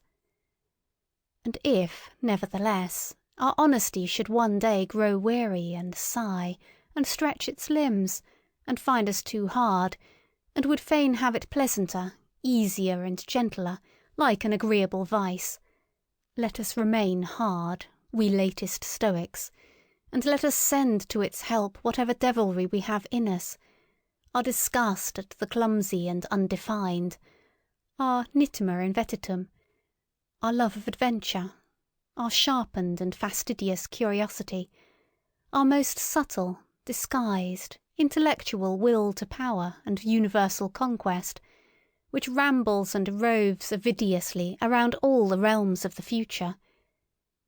Let us go with all our devils to the help of our God. It is probable that people will misunderstand and mistake us on that account. What does it matter?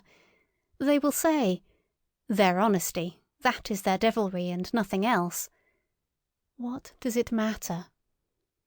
And even if they were right, have not all gods hitherto been such sanctified, rebaptized devils? And after all, what do we know of ourselves? And what the spirit that leads us wants to be called? It is a question of names. And how many spirits we harbour? Our honesty, we free spirits, let us be careful lest it become our vanity, our ornament and ostentation, our limitation, our stupidity. Every virtue inclines to stupidity, every stupidity to virtue. Stupid to the point of sanctity, they say in Russia. Let us be careful lest out of pure honesty we do not eventually become saints and bores. Is not life 100 times too short for us to bore ourselves? One would have to believe in eternal life in order to. 228. I hope to be forgiven for discovering that all moral philosophy hitherto has been tedious and has belonged to the soporific appliances, and that virtue, in my opinion, has been more injured by the tediousness of its advocates than by anything else. At the same time, however, I would not wish to overlook their general usefulness. It is desirable that as few people as possible should reflect upon morals, and consequently it is very desirable that morals should not some day become interesting. But let us not be afraid. Things still remain today as they have always been. I see no one in Europe who has, or discloses, an idea of the fact that philosophizing concerning morals might be conducted in a dangerous, captious and ensnaring manner, that calamity might be involved therein. Observe, for example, the indefatigable, inevitable English utilitarians, how ponderously and respectably they stalk along, a Homeric metaphor expresses it better, in the footsteps of Bentham, just as he had already stalked in the footsteps of the respectable Helvetius. No, he was not a dangerous man, Helvetius, se senator poco curante, to use an expression of Galliani. No new thought, nothing of the nature of a finer tuning or better expression of an old thought, not even a proper history of what has previously been thought on the subject. An impossible literature, taking it all in all, unless one knows how to leaven it with some mischief.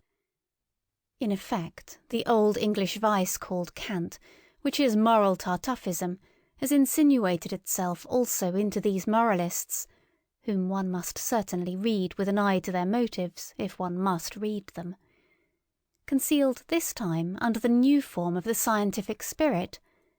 Moreover, there is not absent from them a secret struggle with the pangs of conscience, from which a race of former Puritans must naturally suffer in all their scientific tinkering with morals.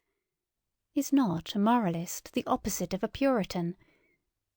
That is to say, as a thinker who regards morality as questionable, as worthy of interrogation, in short, as a problem. Is moralizing not immoral? In the end, they want all English morality to be recognized as authoritative, inasmuch as mankind, or the general utility, or the happiness of the greatest number, no, the happiness of England, will be best served thereby.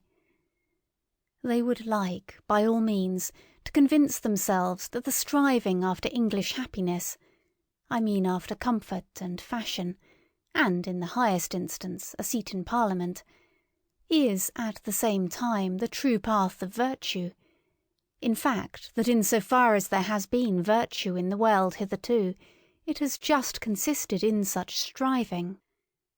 Not one of those ponderous, conscience-stricken, herding animals, who undertake to advocate the cause of egoism as conducive to the general welfare, wants to have any knowledge or inkling of the facts that the general welfare is no ideal, no goal, no notion that can be at all grasped, but is only a nostrum, that what is fair to one may not at all be fair to another, that the requirement of one morality for all is really a detriment to higher men, in short, that there is a distinction of rank between man, and consequently between morality and morality.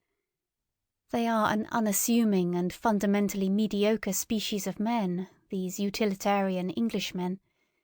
And, as already remarked, in so far as they are tedious, one cannot think highly enough of their utility.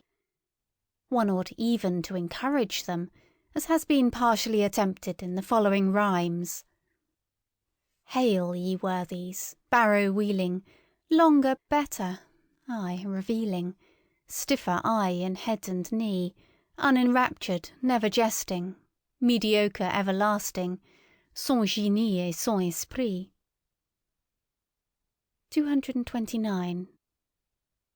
In these later ages, which may be proud of their humanity, there still remains so much fear, so much superstition of the cruel wild beast, the mastering of which constitutes the very pride of these humaner ages, that even obvious truths, as if by the agreement of centuries, have long remained unuttered, because they have the appearance of helping the finally slain wild beast back to life again.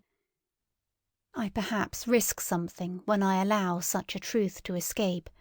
Let others capture it again and give it so much milk of pious sentiment to drink, that it will lie down quiet and forgotten in its old corner.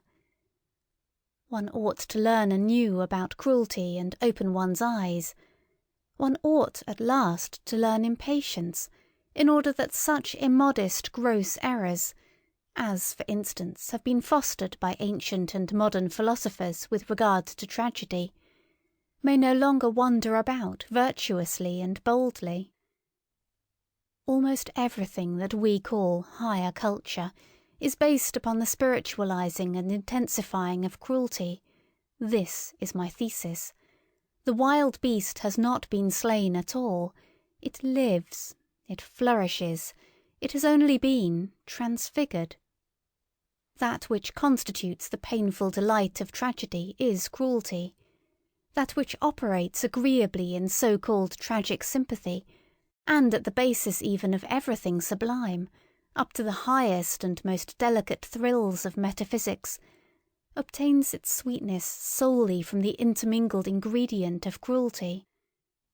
What the Roman enjoys in the arena, the Christian in the ecstasies of the cross, the Spaniard at the sight of the faggot and stake, or of the bullfight, the present-day Japanese who presses his way to the tragedy, the workman of the Parisian suburbs who has a homesickness for bloody revolutions, the Wagnerian who, with unhinged will, undergoes the performance of Tristan and Isolde, what all these enjoy, and strive with mysterious ardour to drink in, is the philtre of the great Circe, cruelty. Here, to be sure, we must put aside entirely the blundering psychology of former times, which could only teach with regard to cruelty that it originated at the sight of the suffering of others. There is an abundant, superabundant enjoyment even in one's own suffering, in causing one's own suffering, and wherever man has allowed himself to be persuaded to self-denial in the religious sense, or to self-mutilation, as among the Phoenicians and ascetics, or, in general, to desensualization, decarnalization, and contrition, to puritanical repentance spasms, to vivisection of conscience, and to Pascal-like sacrificio dell'intelletto, he is secretly allured and impelled forwards by his cruelty, by the dangerous thrill of cruelty towards himself. Finally, let us consider that even the seeker of knowledge operates as an artist and glorifier of cruelty, in that he compels his spirit to perceive against its own inclination, and often enough against the wishes of his heart. He forces it to say nay, where he would like to affirm, love, and adore. Indeed, every instance of taking a thing profoundly and fundamentally is a violation, an intentional injuring of the fundamental will of the spirit, which instinctively aims at appearance and superficiality. Even in every desire for knowledge there is a drop of cruelty. 230. Perhaps what I have here said about a fundamental will of the spirit may not be understood without further details. I may be allowed a word of explanation. That imperious something, which is popularly called the spirit, wishes to be master internally and externally, and to feel itself master. It has the will of a multiplicity for a simplicity, a binding, taming, imperious and essentially ruling will. Its requirements and capacities here are the same as those assigned by physiologists to everything that lives, grows and multiplies. The power of the spirit to appropriate foreign elements reveals itself in a strong tendency to assimilate the new to the old, to simplify the manifold, to overlook or repudiate the absolutely contradictory. Just as it arbitrarily re-underlines, makes prominent, and falsifies for itself certain traits and lines in the foreign elements, in every portion of the outside world. Its object thereby is the incorporation of new experiences, the assortment of new things in the old arrangements, in short, growth, or more properly, the feeling of growth, the feeling of increased power, is its object. This same will has at its service an apparently opposed impulse of the spirit, a suddenly adopted preference of ignorance, of arbitrary shutting out, a closing of windows, an inner denial of this or that, a prohibition to approach, a sort of defensive attitude against much that is knowable, a contentment with obscurity, with the shutting in horizon, an acceptance and approval of ignorance, as that which is all necessary according to the degree of its appropriating power, its digestive power, to speak figuratively, and in fact the spirit resembles a stomach more than anything else. Here also belong an occasional propensity of the spirit to let itself be deceived, perhaps with a waggish suspicion that it is not so and so, but is only allowed to pass as such, a delight in uncertainty and ambiguity, an exulting enjoyment of arbitrary, out-of-the-way narrowness and mystery, of the too near, of the foreground, of the magnified, the diminished, the misshapen, the beautified, an enjoyment of the arbitrariness of all these manifestations of power. Finally, in this connection, there is the not unscrupulous readiness of the spirit to deceive other spirits and dissemble before them, the constant pressing and straining of a creating, shaping, changeable power. The spirit enjoys therein its craftiness and its variety of disguises. It enjoys also its feeling of security therein. It is precisely by its Protean arts that it is best protected and concealed.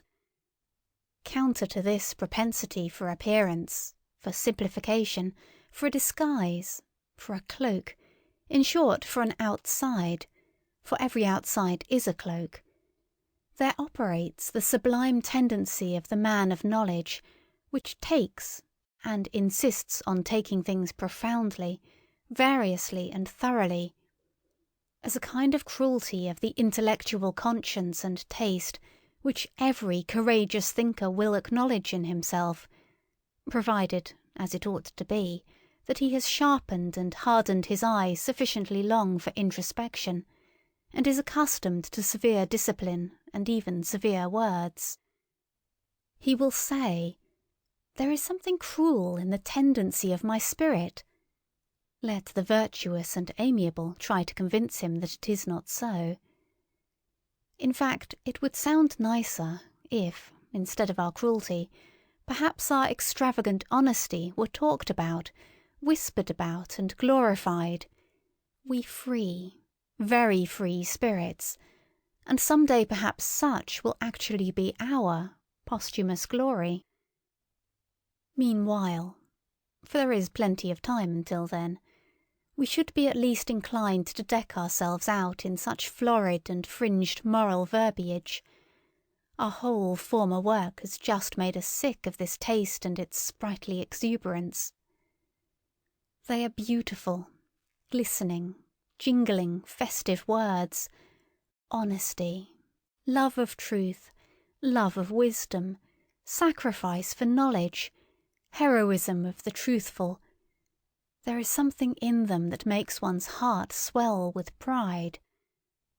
But we anchorites and marmots have long ago persuaded ourselves in all the secrecy of an anchorite's conscience that this worthy parade of verbiage also belongs to the old false adornment, frippery and gold dust of unconscious human vanity, and that even under such flattering colour and repainting, the terrible original text, homo natura, must again be recognised.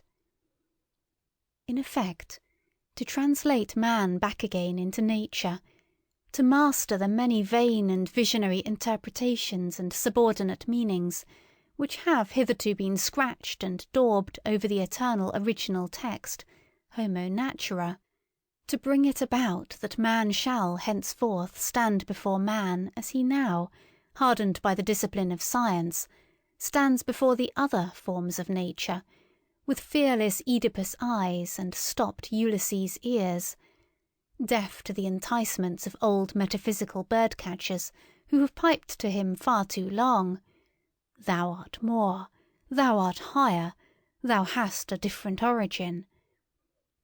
This may be a strange and foolish task, but that it is a task, who can deny?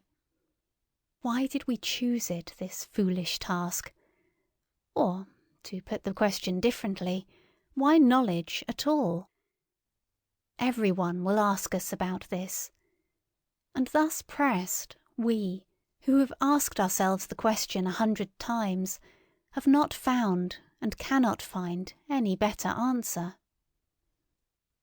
231. Learning alters us.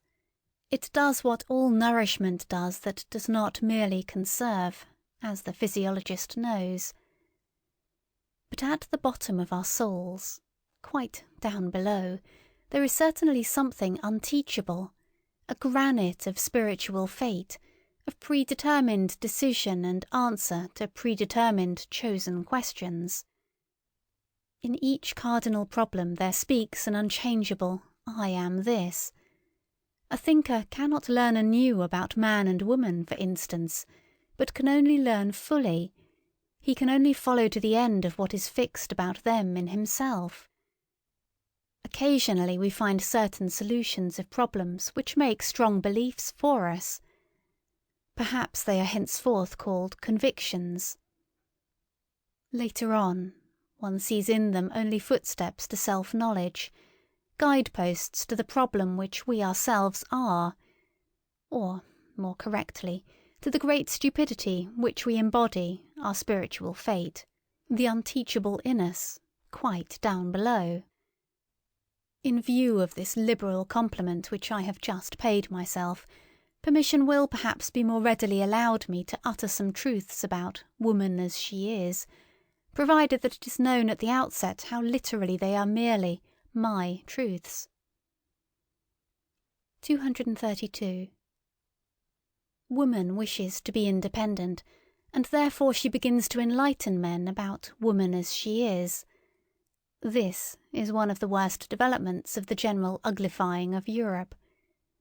For what must these clumsy attempts of feminine scientificality and self-exposure bring to light? Woman has so much cause for shame. In woman there is so much pedantry, superficiality, schoolmasterliness, petty presumption, unbridledness, and indiscretion concealed. Study only woman's behaviour towards children, which has really been best restrained and dominated hitherto by the fear of man. Alas, if ever the eternally tedious in woman, she has plenty of it, is allowed to venture forth, if she begins radically and on principle to unlearn her wisdom and art, of charming, of playing, of frightening away sorrow, of alleviating and taking easily, if she forgets her delicate aptitude for agreeable desires. Female voices are already raised, which, by St. Aristophanes, make one afraid. With medical explicitness it is stated in a threatening manner what woman first and last requires from man. Is it not in the very worst taste that woman thus sets herself up to be scientific? Enlightenment hitherto has fortunately been men's affair, men's gift. We remained therewith among ourselves. And in the end, in view of all that women write about woman, we may well have considerable doubt as to whether woman really desires enlightenment about herself, and can desire it. If woman does not thereby seek a new ornament for herself, I believe ornamentation belongs to the eternally feminine. Why then she wishes to make herself feared. Perhaps she thereby wishes to get the mastery. But she does not want truth. What does woman care for truth? From the very first, nothing is more foreign, more repugnant, or more hostile to woman than truth. Her great art is falsehood. Her chief concern is appearance and beauty. Let us confess it, we men. We honour and love this very art and this very instinct in woman, we who have the hard task, and for our recreation gladly seek the company of beings under whose hands, glances, and delicate follies our seriousness, our gravity, and profundity appear almost like follies to us. Finally, I ask the question, did a woman herself ever acknowledge profundity in a woman's mind, or justice in a woman's heart? And is it not true that, on the whole, woman has hitherto been most despised by woman herself, and not at all by us? We men desire that woman should not continue to compromise herself by enlightening us, just as it was man's care and the consideration for woman, when the Church decreed, mulier taceat in ecclesia. It was to the benefit of woman when Napoleon gave the too eloquent Madame de Staël to understand, mulier taceat in politicis. And in my opinion, he is a true friend of woman who calls out to women today, mulier taceat de mulier. 233. It betrays corruption of the instincts, apart from the fact that it betrays bad taste, when a woman refers to Madame Roland or Madame de Staël or Monsieur George Sand, as though something were proved thereby in favour of woman as she is. Among men, these are the three comical women as they are, nothing more, and just the best involuntary counter-arguments against feminine emancipation and autonomy. 234. Stupidity in the kitchen, woman as cook, the terrible thoughtlessness with which the feeding of the family and the master of the house is managed. Woman does not understand what food means, and she insists on being cook. If woman had been a thinking creature, she should certainly, as cook for thousands of years, have discovered the most important physiological facts, and should likewise have got possession of the healing art. Through bad female cooks, through the entire lack of reason in the kitchen, the development of mankind has been longest retarded and most interfered with. Even today matters are very little better. A word to high school girls. 235. There are turns and casts of fancy, there are sentences, little handfuls of words, in which a whole culture, a whole society suddenly crystallizes itself. Among these is the incidental remark of Madame de Lambert to her son. Mon ami, ne vous permettez jamais que de folies, qui vous feront grand plaisir. The motherliest and wisest remark, by the way, that was ever addressed to a son. 236. I have no doubt that every noble woman will oppose what Dante and Goethe believed about woman, the former when he sang Ella guardava suso, ed io in lei, and the latter when he interpreted it, The eternally feminine draws us aloft. For this is just what she believes of the eternally masculine. 237. 7 apothegms for women. How the longest ennui flees when a man comes to our knees. Age, alas, and science staid furnish even weak virtue aid. Sombre garb and silence meet, dress for every dame discreet. Whom I thank when in my bliss, God and my good tailoress. Young, a flower-decked cavern home, old, a dragon thence doth roam. Noble title, leg that's fine, man as well, oh were he mine. Speech in brief and sense in mass, slippery for the jenny ass. 237a. Woman has hitherto been treated by men like birds, which, losing their way, have come down among them from an elevation, as something delicate, fragile, wild, strange, sweet and animating, but as something also which must be cooped up to prevent it flying away. 238. To be mistaken in the fundamental problem of man and woman, to deny here the profoundest antagonism and the necessity for an eternally hostile tension, to dream here perhaps of equal rights, equal training, equal claims and obligations, that is a typical sign of shallow-mindedness, and a thinker who has proved himself shallow at this dangerous spot, shallow in instinct, may generally be regarded as suspicious, nay more, as betrayed, as discovered. He will probably prove too short for all fundamental questions of life, future as well as present, and will be unable to descend into any of the depths. On the other hand, a man who has depth of spirit as well as of desires, and has also the depth of benevolence which is capable of severity and harshness, and easily confounded with them, can only think of woman as Orientals do. He must conceive of her as a possession, as confinable property, as a being predestined for service and accomplishing her mission therein. He must take his stand in this matter upon the immense rationality of Asia, upon the superiority of the instinct of Asia, as the Greeks did formerly, those best heirs and scholars of Asia, who, as is well known, with their increasing culture and amplitude of power, from Homer to the time of Pericles, became gradually stricter towards woman, in short, more oriental.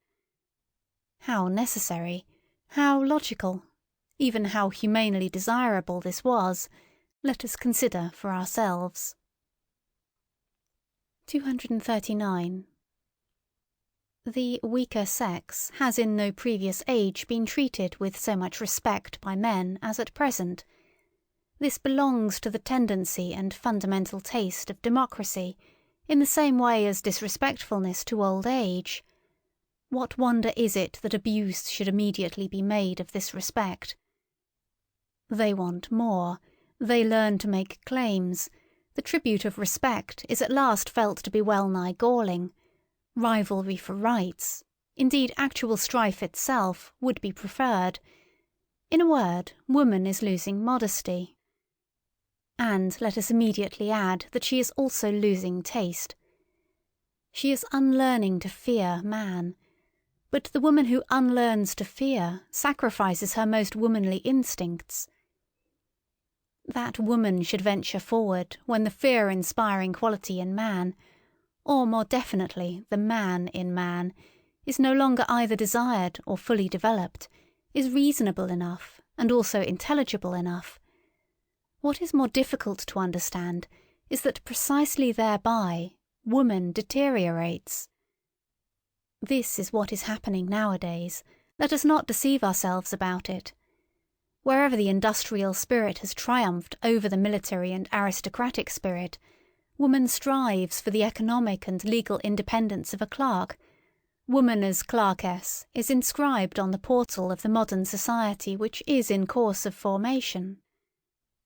While she thus appropriates new rights, aspires to be master, and inscribes progress of woman on her flags and banners, the very opposite realizes itself with terrible obviousness.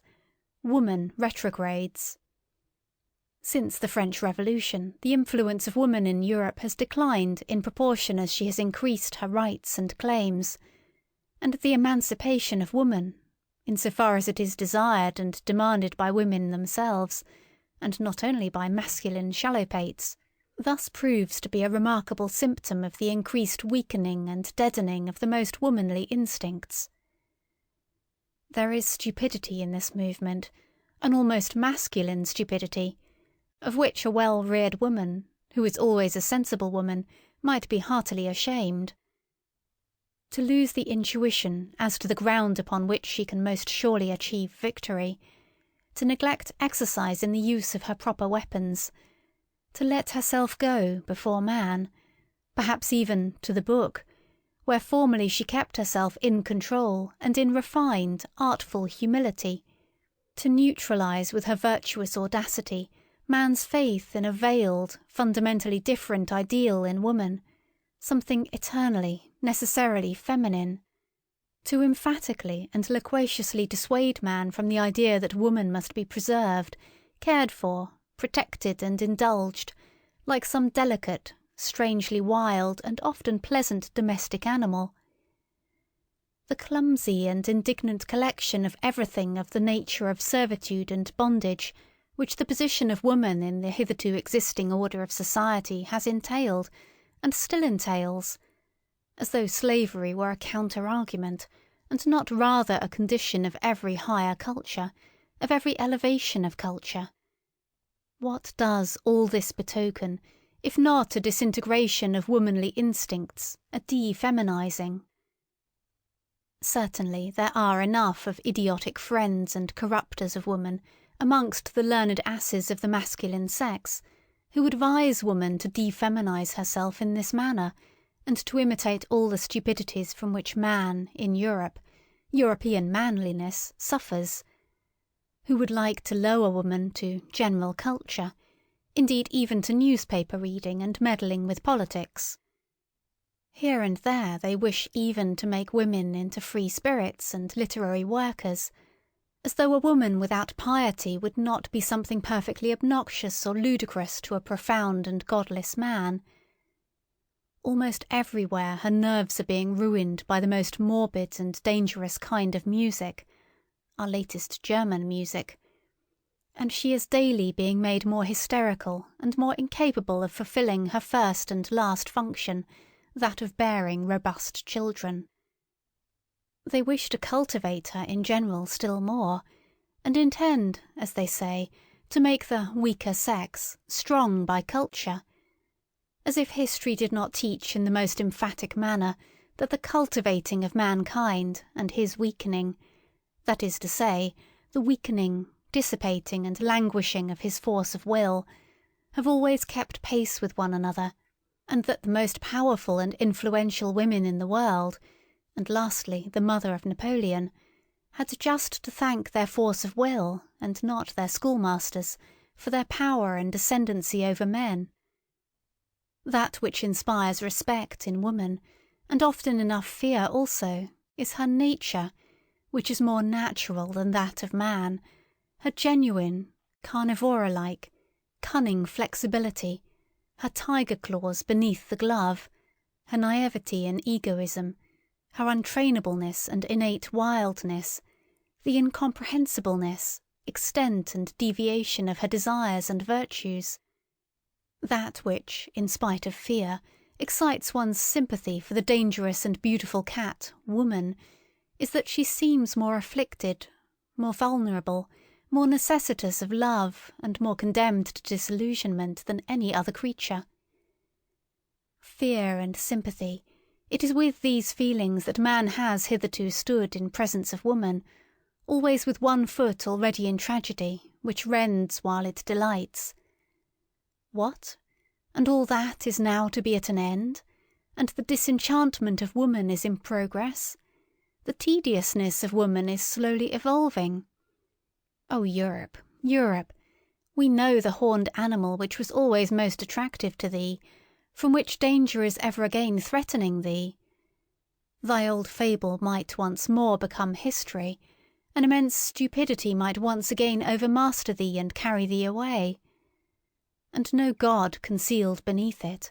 No, only an idea, a modern idea. I heard, once again for the first time, Richard Wagner's overture to the Master Singers. It is a piece of magnificent, gorgeous, heavy, latter-day art, which has the pride to presuppose 2 centuries of music as still living, in order that it may be understood. It is an honour to Germans that such a pride did not miscalculate. What flavours and forces, what seasons and climes do we not find mingled in it? It impresses us at one time as ancient, at another time as foreign, bitter, and too modern. It is as arbitrary as it is pompously traditional.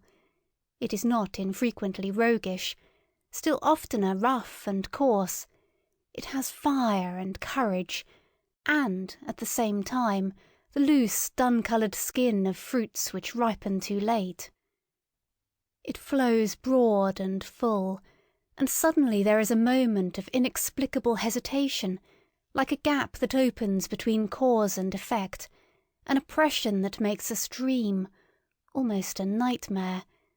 But already it broadens and widens anew the old stream of delight, the most manifold delight, of old and new happiness, including especially the joy of the artist in himself, which he refuses to conceal, his astonished, happy cognizance of his mastery of the expedients here employed, the new, newly acquired, imperfectly tested expedients of art, as he apparently betrays to us. All in all, however, no beauty, no south, nothing of the delicate southern clearness of the sky, nothing of grace, no dance, hardly a will for logic. A certain clumsiness even, which is also emphasized, as though the artist wished to say to us, "It is part of my intention." A cumbersome drapery, something arbitrarily barbaric and ceremonious, a flurring of learned and venerable conceits and witticisms. Something German in the best and worst sense of the word, something in the German style, manifold, formless and inexhaustible. A certain German potency and superplenitude of soul, which is not afraid to hide itself under the raffinement of decadence, which, perhaps, feels itself most at ease there. A real genuine token of the German soul, which is at the same time young and aged, too ripe and yet still too rich in futurity. This kind of music expresses best what I think of the Germans. They belong to the day before yesterday and the day after tomorrow. They have, as yet, no today. 241. We, good Europeans, we also have hours when we allow ourselves a warm-hearted patriotism, a plunge and relapse into old loves and narrow views. I have just given an example of it. Hours of national excitement, of patriotic anguish, and all other sorts of old-fashioned floods of sentiment. Duller spirits than we may only get done with what confines its operations in us to hours and plays itself out in hours, in a considerable time, some in half a year, others in half a lifetime, according to the speed and strength with which they digest and change their material. Indeed, I could think of sluggish, hesitating races, which, even in our rapidly moving Europe, would require half a century ere they could surmount such atavistic attacks of patriotism and soil attachment, and return once more to reason, that is to say, to good Europeanism. And while digressing on this possibility, I happened to become an ear witness of a conversation between two old patriots. They were evidently both hard of hearing, and consequently spoke all the louder. "He has as much, and knows as much philosophy as a peasant or corps student," said the one. "He is still innocent. But what does that matter nowadays? It is the age of the masses. They lie on their belly before everything that is massive. And so also in politices. A statesman who rears up for them a new Tower of Babel, some monstrosity of empire and power, they call great. What does it matter that we more prudent and conservative ones do not meanwhile give up the old belief that it is only the great thought that gives greatness to an action or affair? Supposing a statesman were to bring his people into the position of being obliged henceforth to practice high politics, for which they were by nature badly endowed and prepared, so that they would have to sacrifice their old and reliable virtues out of love to a new and doubtful mediocrity. Supposing a statesman were to condemn his people generally to practice politics, when they have hitherto had something better to do and think about, and when in the depths of their souls they have been unable to free themselves from a prudent loathing of the restlessness, emptiness, and noisy wranglings of the essentially politics-practising nations. Supposing such a statesman were to stimulate the slumbering passions and avidities of his people, were to make a stigma out of their former diffidence and delight in aloofness, an offence out of their exoticism and hidden permanency, were to depreciate their most radical proclivities, subvert their consciences, make their minds narrow and their tastes national. What? A statesman who should do all this, which his people would have to do penance for throughout their whole future, if they had a future, such a statesman would be great, wouldn't he? "Undoubtedly," replied the other old patriot vehemently. "Otherwise he could not have done it. It was mad, perhaps, to wish such a thing. But perhaps everything great has just been mad at its commencement." "Misuse of words!" cried his interlocutor, contradictorily.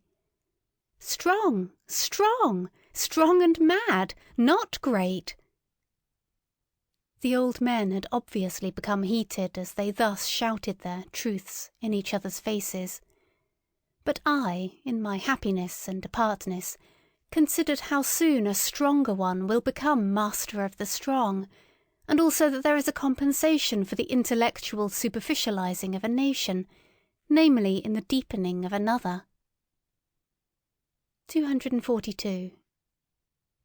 Whether we call it civilization, or humanizing, or progress, which now distinguishes the European, whether we call it simply, without praise or blame, by the political formula, the democratic movement in Europe, behind all the moral and political foregrounds pointed to by such formulas, an immense physiological process goes on, which is ever extending, the process of the assimilation of Europeans, their increasing detachment from the conditions under which, climatically and hereditarily, united races originate, their increasing independence of every definite milieu, that for centuries would fain inscribe itself with equal demands on soul and body, that is to say, the slow emergence of an essentially supranational and nomadic species of man, who possesses, physiologically speaking, a maximum of the art and power of adaptation as his typical distinction. This process of the evolving European, which can be retarded in its tempo by great relapses, but will perhaps just gain and grow thereby in vehemence and depth. The still raging storm and stress of national sentiment pertains to it, and also the anarchism which is appearing at present. This process will probably arrive at results on which its naive propagators and panegyrists, the apostles of modern ideas, would least care to reckon. The same new conditions under which, on average, a levelling and mediocrising of man will take place. A useful, industrious, variously serviceable and clever herd animal like man are in the highest degree suitable to give rise to exceptional men of the most dangerous and attractive qualities. For, while the capacity for adaptation, which is ever trying changing conditions, and begins a new work with every generation, almost with every decade, makes the powerfulness of the type impossible, while the collective impression of such future Europeans will probably be that of numerous, talkative, weak-willed, and very handy workmen who require a master, a commander, as they require their daily bread. While, therefore, the democratizing of Europe will tend to the production of a type prepared for slavery in the most subtle sense of the term, the strong man will necessarily in individual and exceptional cases become stronger and richer than he has perhaps ever been before, owing to the unprejudicedness of his schooling, owing to the immense variety of practice, art, and disguise. I meant to say that the democratizing of Europe is at the same time an involuntary arrangement for the rearing of tyrants, taking the word in all its meanings, even in its most spiritual sense. 243. I hear with pleasure that our sun is moving rapidly towards the constellation Hercules, and I hope that the men on this earth will do like the sun, and we foremost, we good Europeans. 244. There was a time when it was customary to call Germans deep by way of distinction. But now that the most successful type of New Germanism is covetous of quite other honours, and perhaps misses smartness in all that has depth, it is almost opportune and patriotic to doubt whether we did not formerly deceive ourselves with that commendation. In short, whether German depth is not at bottom something different and worse, and something from which, thank God, we are on the point of successfully ridding ourselves. Let us try, then, to relearn with regard to German depth. The only thing necessary for the purpose is a little vivisection of the German soul. The German soul is above all manifold, varied in its source, aggregated and superimposed rather than actually built. This is owing to its origin. A German who would embolden himself to assert, "Two souls, alas, dwell in my breast," would make a bad guess at the truth. Or, more correctly, he would come up far short of the truth about the number of souls. As a people made up of the most extraordinary mixing and mingling of races, perhaps even with a preponderance of the pre-Aryan element, as the people of the centre in every sense of the term, the Germans are more intangible, more ample, more contradictory, more unknown, more incalculable, more surprising, and even more terrifying than other peoples are to themselves. They escape definition, and are thereby alone the despair of the French. It is characteristic of the Germans that the question, "What is German?" never dies out among them. Kotzebue certainly knew his Germans well enough. "We are known," they cried jubilantly to him, but Sand also thought he knew them. Jean-Paul knew what he was doing when he declared himself incensed at Fichte's lying but patriotic flatteries and exaggerations. But it is probable that Goethe thought differently about Germans from Jean-Paul, even though he acknowledged him to be right with regard to Fichte. It is a question what Goethe really thought about the Germans. But about many things around him he never spoke explicitly, and all his life he knew how to keep an astute silence. Probably he had good reason for it. It is certain that it was not the wars of independence that made him look up more joyfully, any more than it was the French Revolution, the event on account of which he reconstructed his Faust, and indeed the whole problem of man, was the appearance of Napoleon. There are words of Goethe in which he condemns with impatient severity, as from a foreign land, that which Germans take a pride in. He once defined the famous German turn of mind as indulgence towards its own and others' weaknesses. Was he wrong? It is characteristic of Germans that one is seldom entirely wrong about them. The German soul has passages and galleries in it. There are caves, hiding places, and dungeons therein. Its disorder has much of the charm of the mysterious. The German is well acquainted with the bypaths to chaos. And as everything loves its symbol, so the German loves the clouds and all that is obscure, evolving, crepuscular, damp and shrouded. It seems to him that everything uncertain, undeveloped, self-displacing and growing, is deep. The German himself does not exist. He is becoming. He is developing himself. Development is therefore the essentially German discovery and hit in the great domain of philosophical formulas. A ruling idea which, together with German beer and German music, is labouring to Germanize all Europe. Foreigners are astonished and attracted by the riddles which the conflicting nature at the basis of the German soul propounds to them. Riddles which Hegel systematized and Richard Wagner has in the end set to music. Good-natured and spiteful. Such a juxtaposition, preposterous in the case of every other people, is unfortunately only too often justified in Germany. One has only to live for a while among Swabians to know this. The clumsiness of the German scholar and his social distastefulness agree alarmingly well with his psychical robe dancing and nimble boldness, of which all the gods have learned to be afraid. If anyone wishes to see the German soul demonstrated ad oculus, let him only look at German taste, at German arts and manners. What boorish indifference to taste! How the noblest and the commonest stand there in juxtaposition! How disorderly and how rich is the whole constitution of this soul! The German drags at his soul, he drags at everything he experiences. He digests his events badly, he never gets done with them, and German depth is often only a difficult, hesitating digestion.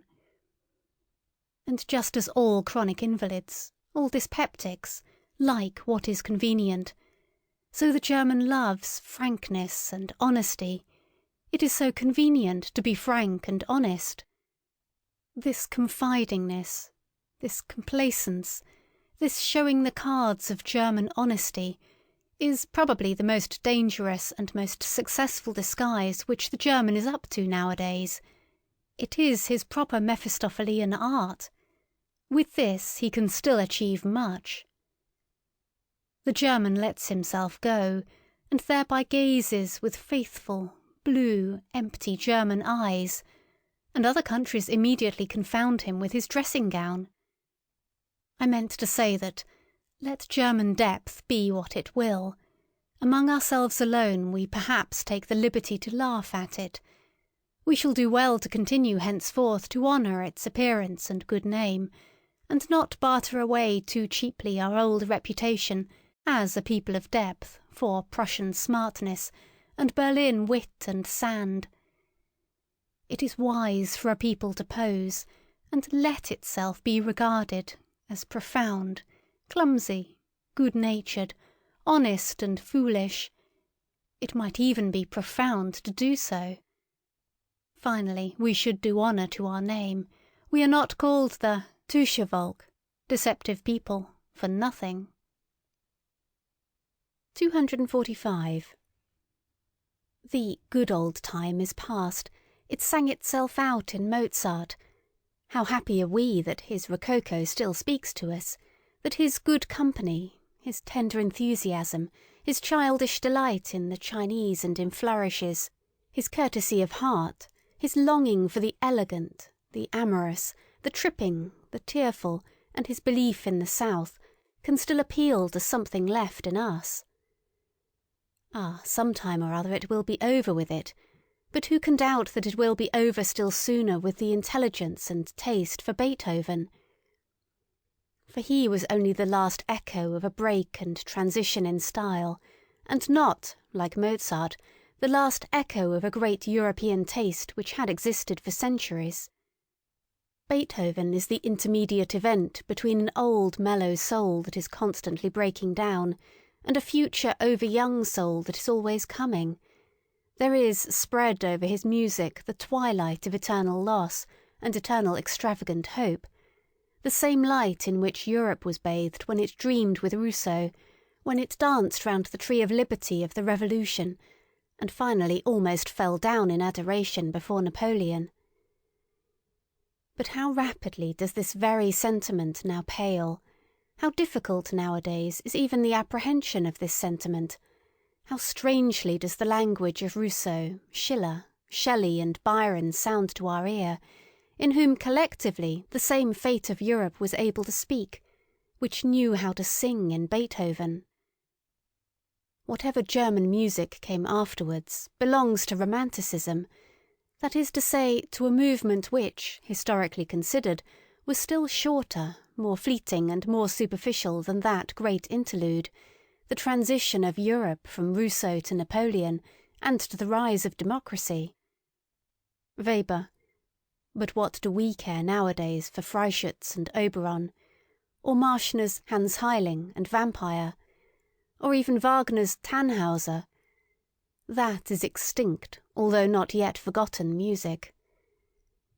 This whole music of Romanticism, besides, was not noble enough, was not musical enough, to maintain its position anywhere but in the theatre and before the masses. From the beginning it was second-rate music, which was little thought of by genuine musicians. It was different with Felix Mendelssohn, that halcyon master, who, on account of his lighter, purer, happier soul, quickly acquired admiration, and was equally quickly forgotten, as the beautiful episode of German music.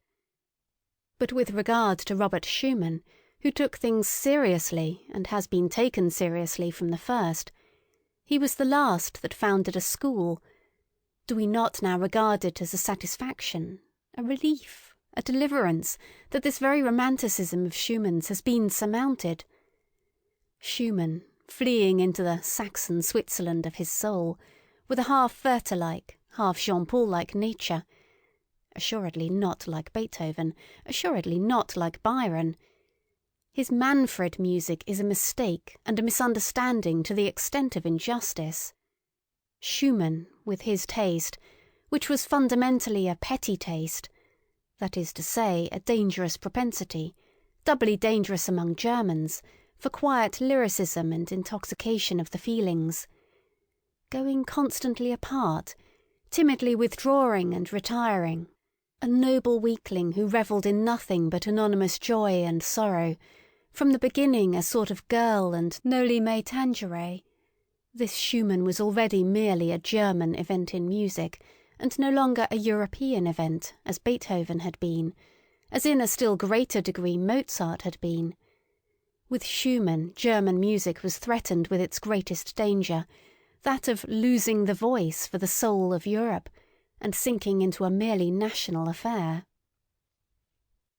246.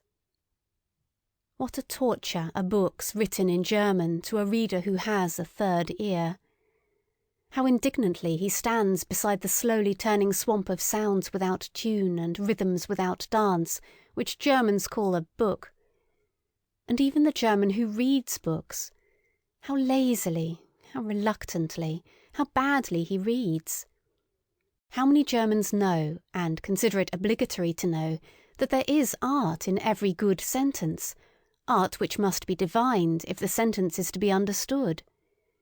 If there is a misunderstanding about its tempo, for instance, the sentence itself is misunderstood. That one must not be too doubtful about the rhythm-determining syllables, that one should feel the breaking of the too rigid symmetry as intentional and as a charm, that one should lend a fine and patient ear to every staccato and every rubato, that one should divine the sense in the sequence of the vowels and diphthongs, and how delicately and richly they can be tinted and retinted in the order of their arrangement. Who among book-reading Germans is complacent enough to recognise such duties and requirements, and to listen to so much art and intention in language? After all, one just has no ear for it, and so the most marked contrasts of style are not heard, and the most delicate artistry is, as it were, squandered on the deaf. These were my thoughts when I noticed how clumsily and unintuitively two masters in the art of prose writing have been confounded. One whose words drop down hesitatingly and coldly, as from the roof of a damp cave, he counts on their dull sound and echo, and another who manipulates his language like a flexible sword, and from his arm down into his toes feels the dangerous bliss of the quivering, over-sharp blade, which wishes to bite, hiss, and cut. 247. How little the German style has to do with harmony and with the ear is shown by the fact that precisely our good musicians themselves write badly. The German does not read aloud. He does not read for the ear, but only with his eyes. He has put his ears away in the drawer for the time. In antiquity, when a man read, which was seldom enough, he read something to himself and in a loud voice. They were surprised when anyone read silently, and sought secretly the reason of it. In a loud voice, that is to say, with all the swellings, inflections, and variations of key and changes of tempo in which the ancient public world took delight. The laws of the written style were then the same as those of the spoken style, and these laws depended partly on the surprising development and refined requirements of the ear and larynx, partly on the strength, endurance, and power of the ancient lungs. In the ancient sense, a period is, above all, a physiological whole, inasmuch as it is comprised in one breath. Such periods as occur in Demosthenes and Cicero, swelling twice and sinking twice, and all in one breath, were pleasures to the men of antiquity, who knew by their own schooling how to appreciate the virtue therein, the rareness and the difficulty in the deliverance of such a period. We have really no right to the big period, we modern men, who are short of breath in every sense. Those ancients, indeed, were all of them dilettanti in speaking, consequently connoisseurs, consequently critics. They thus brought their orators to the highest pitch. In the same manner as in the last century, when all Italian ladies and gentlemen knew how to sing, the virtuosoship of song, and with it also the art of melody, reached its elevation. In Germany, however, until quite recently, when a kind of platform eloquence began shyly and awkwardly enough to flutter its young wings, there was, properly speaking, only one kind of public and approximately artistical discourse, that delivered from the pulpit. The preacher was the only one in Germany who knew the weight of a syllable or a word, in what manner a sentence strikes, springs, rushes, flows, and comes to a close. He alone had a conscience in his ears, often enough a bad conscience, for reasons are not lacking why proficiency in oratory should be especially seldom attained by a German, or almost always too late. The masterpiece of German prose is therefore with good reason the masterpiece of its greatest preacher. The Bible has hitherto been the best German book. Compared with Luther's Bible, almost everything else is merely literature, something which has not grown in Germany, and therefore has not taken, and does not take, root in German hearts, as the Bible has done. 248. There are two kinds of geniuses, one which above all engenders and seeks to engender, and another which willingly lets itself be fructified and brings forth. And similarly, among the gifted nations, there are those on whom the woman's problem of pregnancy has devolved, and the secret task of forming, maturing, and perfecting, The Greeks, for instance, were a nation of this kind, and so are the French, and others which have to fructify and become the cause of new modes of life, like the Jews, the Romans, and, in all modesty be it asked, like the Germans? Nations tortured and enraptured by unknown fevers, and irresistibly forced out of themselves, amorous and longing for foreign races, for such as, let themselves be fructified, and withal imperious, like everything conscious of being full of generative force, and consequently empowered by the grace of God. These two kinds of geniuses seek each other like man and woman, but they also misunderstand each other like man and woman. 249. Every nation has its own Tartuffery, and calls that its virtue. One does not know, cannot know, the best that is in one. 250. What Europe owes to the Jews? Many things, good and bad, and above all one thing of the nature both of the best and the worst, the grand style in morality, the fearfulness and majesty of infinite demands, of infinite significations, the whole romanticism and sublimity of moral questionableness, and consequently just the most attractive, ensnaring and exquisite element in those iridescences and allurements to life, in the aftersheen of which the sky of our European culture, its evening sky, now glows, perhaps glows out. For this, we artists among the spectators and philosophers are grateful to the Jews. 251. It must be taken into the bargain, if various clouds and disturbances, in short, slight attacks of stupidity, pass over the spirit of a people that suffers, and wants to suffer, from national nervous fever and political ambition. For instance, among present-day Germans, there is alternately the anti-French folly, the anti-Semitic folly, the anti-Polish folly, the Christian romantic folly, the Wagnerian folly, the Teutonic folly, the Prussian folly. Just look at those poor historians, the Sibyls and Treitschkes, and their closely bandaged heads, and whatever else these little obscurations of the German spirit and conscience may be called. May it be forgiven me that I too, when on a short, daring sojourn on very infected ground, did not remain wholly exempt from the disease, but, like everyone else, began to entertain thoughts about matters which did not concern me, the first symptom of political infection. About the Jews, for instance, listen to the following. I have never yet met a German who was favourably inclined to the Jews, and however decided the repudiation of actual anti-Semitism may be on the part of all prudent and political men, this prudence and policy is not perhaps directed against the nature of the sentiment itself, but only against its dangerous excess, and especially against the distasteful and infamous expression of this excess of sentiment. On this point we must not deceive ourselves. That Germany has amply sufficient Jews, that the German stomach, the German blood, has difficulty, and will long have difficulty, in disposing only of this quantity of Jew, as the Italian, the Frenchman, and the Englishman have done by means of a stronger digestion. That is the unmistakable declaration and language of a general instinct, to which one must listen and according to which one must act.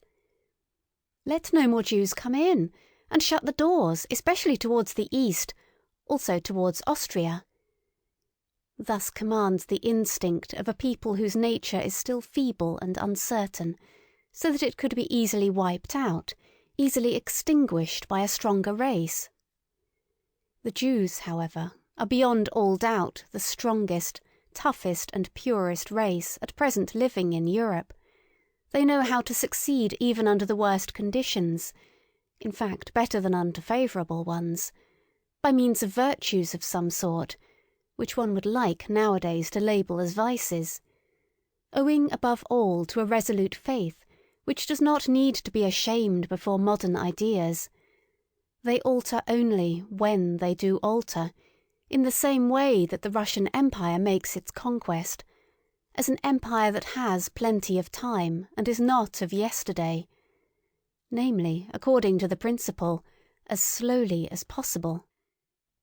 A thinker who has the future of Europe at heart will, in all his perspectives concerning the future, calculate upon the Jews, as he will calculate upon the Russians, as above all the surest and likeliest factors in the great play and battle of forces.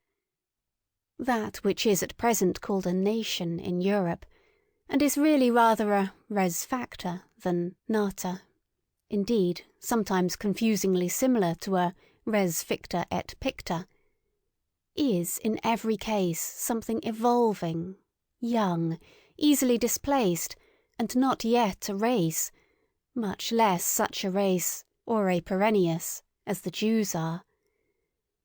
Such nations should most carefully avoid all hot-headed rivalry and hostility. It is certain that the Jews, if they desired, or if they were driven to it, as the anti-Semites seem to wish, could now have the ascendancy, nay, literally the supremacy over Europe. That they are not working and planning for that end is equally certain. Meanwhile, they rather wish and desire, even somewhat importunately, to be insorbed and absorbed by Europe. They long to be finally settled, authorised and respected somewhere, and wish to put an end to the nomadic life, to the wandering Jew, and one should certainly take account of this impulse and tendency, and make advances to it.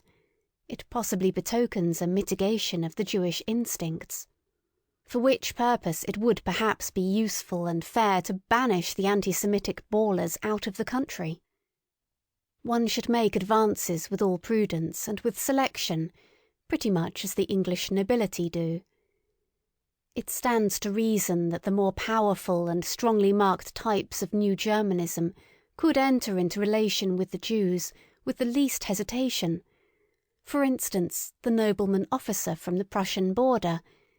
It would be interesting in many ways to see whether the genius for money and patience, and especially some intellect and intellectuality, sadly lacking in the place referred to, could not in addition be annexed and trained to the hereditary art of commanding and obeying, for both of which the country in question has now a classic reputation. But here it is expedient to break off my festal discourse and my sprightly Teutonomania, for I have already reached my serious topic, the European problem as I understand it, the rearing of a new ruling caste for Europe. 252. They are not a philosophical race, the English. Bacon represents an attack on the philosophical spirit generally, Hobbes, Hume and Locke an abasement and a depreciation of the idea of a philosopher for more than a century. It was against Hume that Kant uprose and raised himself. It was Locke of whom Schelling rightly said, "Je méprise Locke." In the struggle against the English mechanical stultification of the world, Hegel and Schopenhauer, along with Goethe, were of one accord, the two hostile brother geniuses in philosophy who pushed in different directions towards the opposite poles of German thought, and thereby wronged each other as only brothers will do. What is lacking in England, and has always been lacking, that half-actor and rhetorician knew well enough, the absurd muddlehead Carlyle, who sought to conceal under passionate grimaces what he knew about himself, namely, what was lacking in Carlyle, real power of intellect, real depth of intellectual perception, in short, philosophy. It is characteristic of such an unphilosophical race to hold on firmly to Christianity. They need its discipline for moralizing and humanizing. The Englishman, more gloomy, sensual, headstrong and brutal than the German, is, for that very reason, as the baser of the two, also the most pious. He has all the more need of Christianity. To finer nostrils, this English Christianity itself still has a characteristic English taint of spleen and alcoholic excess, for which, owing to good reasons, it is used as an antidote, the finer poison to neutralise the coarser. A finer form of poisoning is in fact a step in advance with coarse-mannered people, a step towards spiritualisation. The English coarseness and rustic demureness is still most satisfactorily disguised by Christian pantomime, and by praying and psalm-singing, or, more correctly, it is thereby explained and differently expressed. And for the herd of drunkards and rakes who formerly learned moral grunting under the influence of Methodism, and more recently as the Salvation Army, a penitential fit may really be the relatively highest manifestation of humanity to which they can be elevated. So much may reasonably be admitted. That, however, which offends even in the humanest Englishman is his lack of music, to speak figuratively, and also literally. He has neither rhythm nor dance in the movements of his soul and body. Indeed, not even the desire for rhythm and dance, for music. Listen to him speaking. Look at the most beautiful Englishwomen walking. In no country on earth are there more beautiful doves and swans. Finally, listen to them singing. But I ask too much. 253. There are truths which are best recognised by mediocre minds, because they are best adapted for them. There are truths which only possess charms and seductive power for mediocre spirits. One is pushed to this probably unpleasant conclusion, now that the influence of respectable but mediocre Englishmen, I may mention Darwin, John Stuart Mill, and Herbert Spencer, begins to gain the ascendancy in the middle-class region of European taste. Indeed, who could doubt that it is a useful thing for such minds to have the ascendancy for a time? It would be an error to consider the highly developed and independently soaring minds as specially qualified for determining and collecting many little common facts and deducing conclusions from them. As exceptions, they are rather from the first in no very favourable position towards those who are the rules. After all, they have more to do than merely to perceive. In effect, they have to be something new.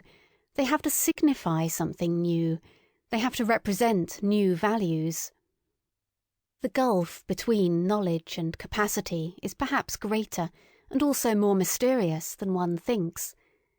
The capable man in the grand style, the creator, will possibly have to be an ignorant person, while on the other hand, for scientific discoveries like those of Darwin, a certain narrowness, aridity and industrious carefulness, in short something English, may not be unfavourable for arriving at them. Finally, let it not be forgotten that the English, with their profound mediocrity, brought about once before a general depression of European intelligence. What is called modern ideas, or the ideas of the 18th century, or French ideas, that, consequently against which the German mind rose up with profound disgust, is of English origin, there is no doubt about it. The French were only the apes and actors of these ideas, their best soldiers, and likewise, alas, their first and profoundest victims. For owing to the diabolical Anglomania of modern ideas, the homme français has in the end become so thin and emaciated that at present one recalls its 16th and 17th centuries, its profound passionate strength, its inventive excellency, almost with disbelief. One must, however, maintain this verdict of historical justice in a determined manner, and defend it against present prejudices and appearances. The European noblesse, of sentiment, taste, and manners, taking the word in every high sense, is the work and invention of France. The European ignobleness, the plebeianism of modern ideas, is England's work and invention. 254. Even at present, France is still the seat of the most intellectual and refined culture of Europe. It is still the high school of taste, but one must know how to find this France of taste. He who belongs to it keeps himself well concealed. They may be a small number in whom it lives and is embodied, besides perhaps being men who do not stand upon the strongest legs, in part fatalists, hypochondriacs, invalids, in part persons over-indulged, over-refined, such as have the ambition to conceal themselves. They have all something in common. They keep their ears closed in presence of the delirious folly and noisy spouting of the democratic bourgeois.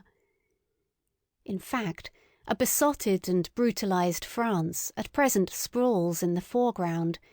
It recently celebrated a veritable orgy of bad taste and, at the same time, of self-admiration, at the funeral of Victor Hugo.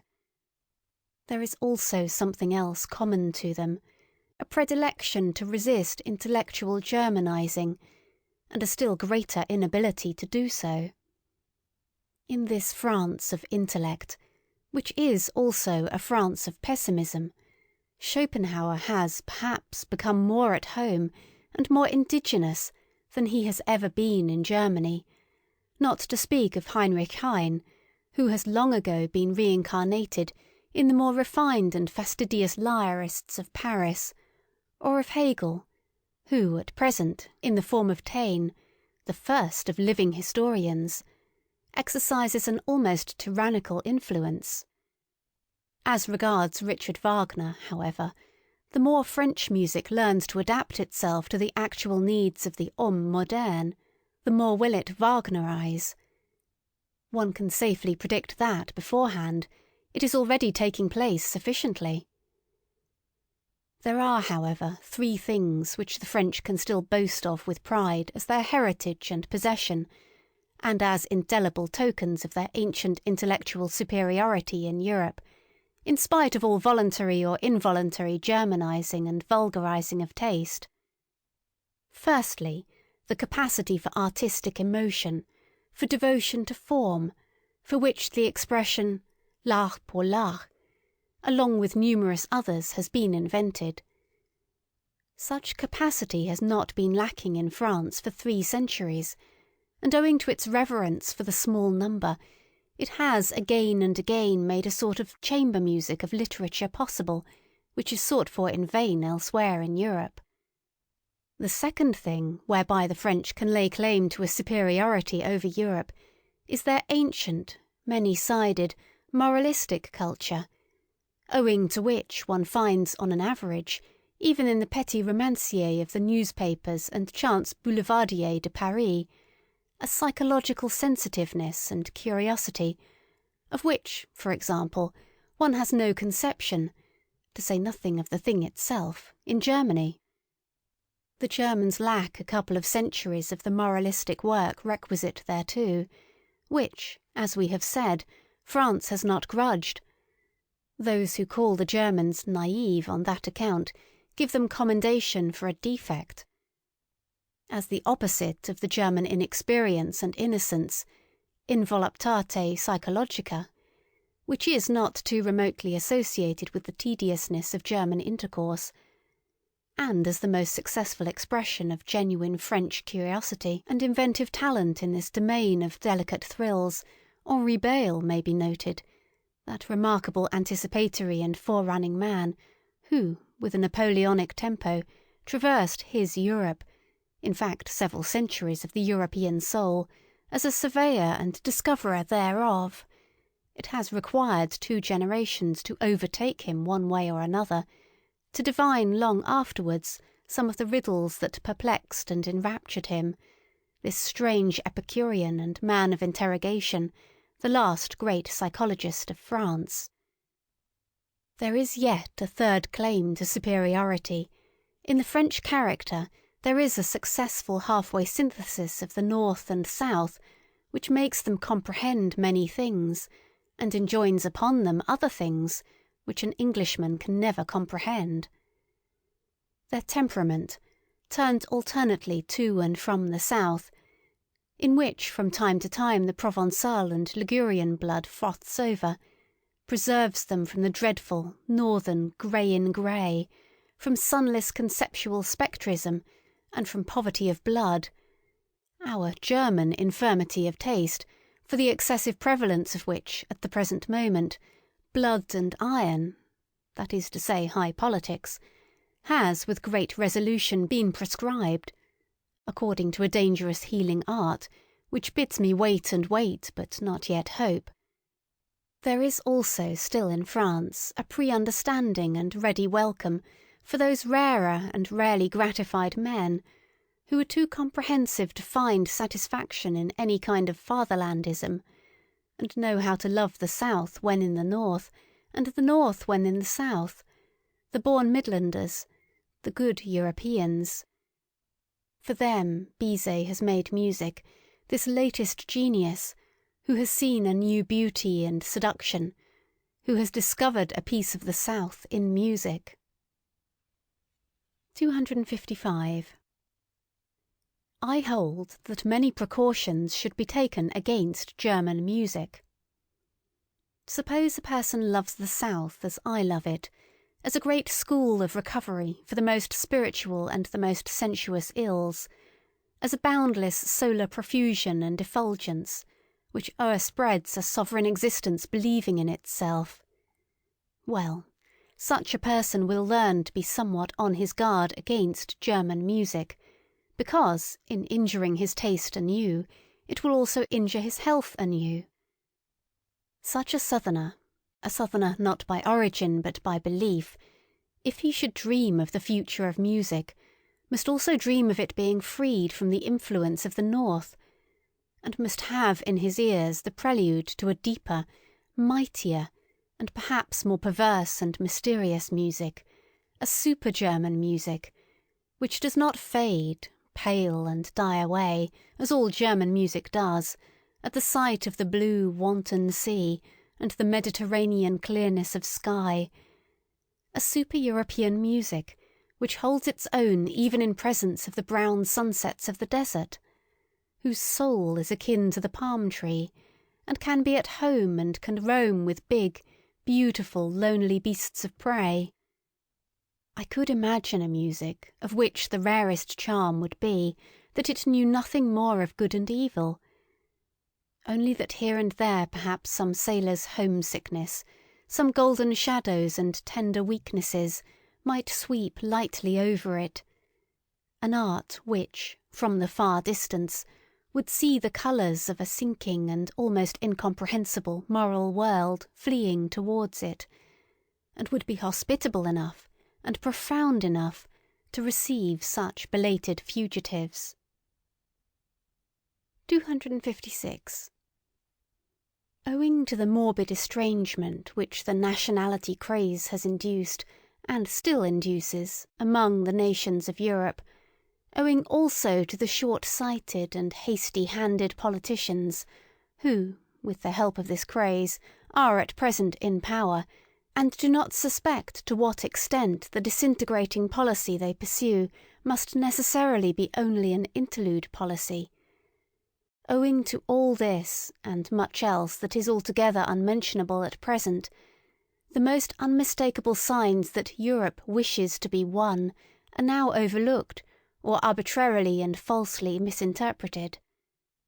With all the more profound and large-minded men of this century, the real general tendency of the mysterious labour of their souls was to prepare the way for that new synthesis, and tentatively to anticipate the European of the future.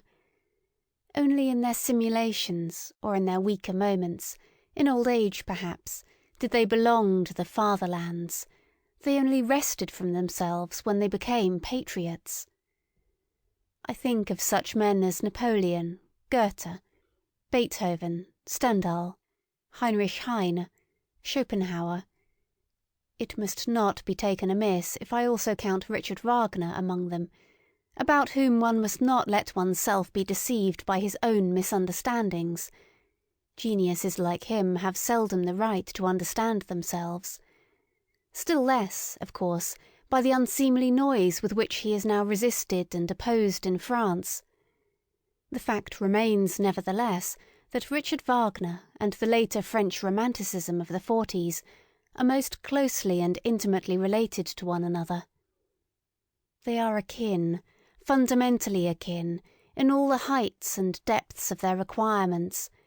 It is Europe, the one Europe, whose soul presses urgently and longingly, outwards and upwards, in their multifarious and boisterous art. Whither? Into a new light? Towards a new sun? But who would attempt to express accurately what all these masters of new modes of speech could not express distinctly? It is certain that the same storm and stress tormented them, that they sought in the same manner, these last great seekers. All of them steeped in literature to their eyes and ears, the first artists of universal literary culture, for the most part even themselves writers, poets, intermediaries and blenders of the arts and the senses. Wagner as musician is reckoned among painters, as poet among musicians, as artist generally among actors. All of them fanatics for expression at any cost. I specially mention Delacroix, the nearest related to Wagner. All of them great discoverers in the realm of the sublime, also of the loathsome and dreadful, still greater discoverers in effect, in display, in the art of the show-shop. All of them talented far beyond their genius, out-and-out virtuosi, with mysterious accesses to all that seduces, allures, constrains and upsets. Born enemies of logic and of the straight line, hankering after the strange, the exotic, the monstrous, the crooked, and the self-contradictory. As men, Tantalases of the will, plebeian parvenus, who knew themselves to be incapable of a noble tempo, or of a lento in life and action. Think of Balzac, for instance. Unrestrained workers, almost destroying themselves by work. Antinomians and rebels in manners. Ambitious and insatiable, without equilibrium and enjoyment. All of them finally shattering and sinking down at the Christian cross. And with right and reason, for who of them would have been sufficiently profound and sufficiently original for an anti-Christian philosophy? On the whole, a boldly daring, splendidly overbearing, high-flying and aloft-up-dragging class of higher men, who had first to teach their century, and it is the century of the masses, the conception higher man. Let the German friends of Richard Wagner advise together as to whether there is anything purely German in the Wagnerian art, or whether its distinction does not consist precisely in coming from super-German sources and impulses. In which connection it may not be underrated how indispensable Paris was to the development of his type, which the strength of his instincts made him long to visit at the most decisive time, and how the whole style of his proceedings, of his self-apostolate, could only perfect itself in sight of the French socialistic original. On a more subtle comparison, it will perhaps be found, to the honour of Richard Wagner's German nature, that he has acted in everything with more strength, daring, severity and elevation than a 19th century Frenchman could have done, owing to the circumstance that we Germans are as yet nearer to barbarism than the French. Perhaps even the most remarkable creation of Richard Wagner is not only at present, but for ever inaccessible, incomprehensible, and inimitable to the whole latter-day Latin race, the figure of Siegfried, that very free man, who is probably far too free, too hard, too cheerful, too healthy, too anti-Catholic, for the taste of old and mellow civilized nations. He may even have been a sin against Romanticism, this anti-Latin Siegfried. Well, Wagner atoned amply for this sin in his old sad days, when, Anticipating a taste which has meanwhile passed into politics, he began, with the religious vehemence peculiar to him, to preach, at least, the way to Rome, if not to walk therein. That these last words may not be misunderstood, I will call to my aid a few powerful rhymes, which will even betray to less delicate ears what I mean counter to the last Wagner and his Parsifal music. Is this our mode? From German heart came this vexed ululating? From German body this self-lacerating? Is ours this priestly hand-dilation, this incense-fuming exaltation? Is ours this faltering, falling, shambling, this quite uncertain ding-dong-dangling, this sly nun-ogling, Ave-hour bell-ringing, this holy false enraptured heaven o'erspringing? Is this our mode? Think well, ye still wait for admission, for what ye hear is Rome, Rome's faith by intuition. Every elevation of the type man has hitherto been the work of an aristocratic society, and so will it always be, a society believing in a long scale of gradations of rank and differences of worth among human beings, and requiring slavery in some form or other.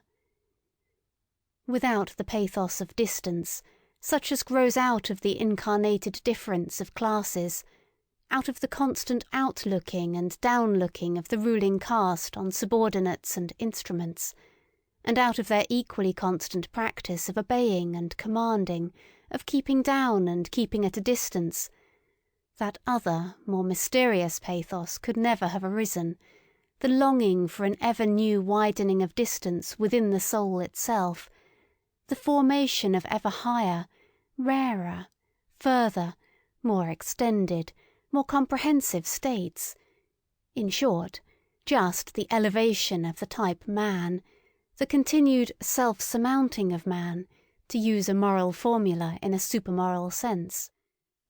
To be sure, one must not resign oneself to any humanitarian illusions about the history of the origin of an aristocratic society, that is to say, of the preliminary condition for the elevation of the type man. The truth is hard. Let us acknowledge unprejudicedly how every higher civilization hitherto has originated. Men with a still natural nature, barbarians in every terrible sense of the word, men of prey, still in possession of unbroken strength of will and desire for power, threw themselves upon weaker, more moral, more peaceful races, perhaps trading or cattle-rearing communities, or upon old mellow civilizations in which the final vital force was flickering out in brilliant fireworks of wit and depravity. At the commencement, the noble caste was always the barbarian caste. Their superiority did not consist first of all in their physical, but in their psychical power. They were more complete men, which at every point also implies the same as more complete beasts. 258. Corruption, as the indication that anarchy threatens to break out among the instincts, and that the foundation of the emotions, called life, is convulsed, is something radically different according to the organisation in which it manifests itself. When, for instance, an aristocracy like that of France at the beginning of the Revolution flung away its privileges with sublime disgust and sacrificed itself to an excess of its moral sentiments, it was corruption. It was really only the closing act of the corruption which had existed for centuries, by virtue of which that aristocracy had abdicated, step by step, its lordly prerogatives and lowered itself to a function of royalty, in the end even to its decoration and parade dress.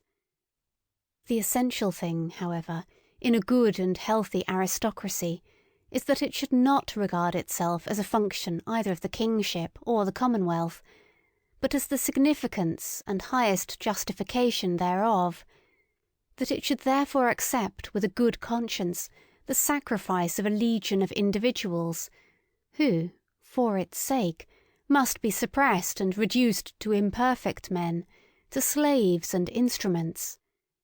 Its fundamental belief must be precisely that society is not allowed to exist for its own sake, but only as a foundation and scaffolding, by means of which a select class of beings may be able to elevate themselves to their higher duties, and in general to a higher existence, like those sun-seeking climbing plants in Java, they are called sipo matador, which encircle an oak so long and so often with their arms, until at last, high above it, but supported by it, they can unfold their tops in the open light and exhibit their happiness.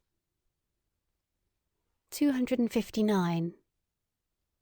To refrain mutually from injury, from violence, from exploitation, and put one's will on a par with that of others, this may result in a certain rough sense in good conduct among individuals when the necessary conditions are given, namely, the actual similarity of the individuals in amount of force and degree of worth, and their co-relation within one organisation. As soon, however, as one wished to take this principle more generally, and if possible even as the fundamental principle of society, it would immediately disclose what it really is, namely a will to the denial of life, a principle of dissolution and decay. Here one must think profoundly to the very basis and resist all sentimental weakness. Life itself is essentially appropriation, injury, conquest of the strange and weak, suppression, severity, obtrusion of its own forms, incorporation, and, at the least, putting it mildest, exploitation. But why should one for ever use precisely these words, on which for ages a disparaging purpose has been stamped? Even the organisation within which, as was previously supposed, the individuals treat each other as equal, it takes place in every healthy aristocracy, must itself, if it be a living and not a dying organisation, do all that towards other bodies, which the individuals within it refrain from doing to each other. It will have to be the incarnated will to power. It will endeavour to grow, to gain ground, attract to itself and acquire ascendancy, not owing to any morality or immorality, but because it lives, and because life is precisely will to power. On no point, however, is the ordinary consciousness of Europeans more unwilling to be corrected than on this matter. People now rave everywhere, even under the guise of science, about coming conditions of society in which the exploiting character is to be absent. That sounds to my ears as if they promised to invent a mode of life which should refrain from all organic functions. Exploitation does not belong to a depraved or imperfect and primitive society. It belongs to the nature of the living being as a primary organic function. It is a consequence of the intrinsic will to power, which is precisely the will to life. Granting that, as a theory, this is a novelty, as a reality it is the fundamental fact of all history, let us be so far honest towards ourselves. 260. In a tour through the many finer and coarser moralities which have hitherto prevailed or still prevail on the earth, I found certain traits recurring regularly together and connected with one another, until finally two primary types revealed themselves to me, and a radical distinction was brought to light. There is master morality and slave morality. I would at once add, however, that in all higher and mixed civilizations there are also attempts at the reconciliation of the two moralities, but one finds still oftener the confusion and mutual misunderstanding of them. Indeed, sometimes their close juxtaposition, even in the same man, within one's soul. The distinctions of moral values have either originated in a ruling caste, pleasantly conscious of being different from the ruled, or among the ruled class, the slaves and dependents of all sorts. In the first case, when it is the rulers who determine the conception good, it is the exalted, proud disposition which is regarded as the distinguishing feature and that which determines the order of rank. The noble type of man separates from himself the beings in whom the opposite of this exalted, proud disposition displays itself. He despises them. Let it at once be noted that in this first kind of morality, the antithesis, good and bad, means practically the same as noble and despicable. The antithesis, good and evil, is of a different origin. The cowardly, the timid, the insignificant, and those thinking merely of narrow utility are despised. Moreover, also, the distrustful, with their constrained glances, the self-abasing, the dog-like kind of men who let themselves be abused, the mendicant flatterers, and above all the liars. It is a fundamental belief of all aristocrats that the common people are untruthful. We truthful ones, the nobility in ancient Greece called themselves.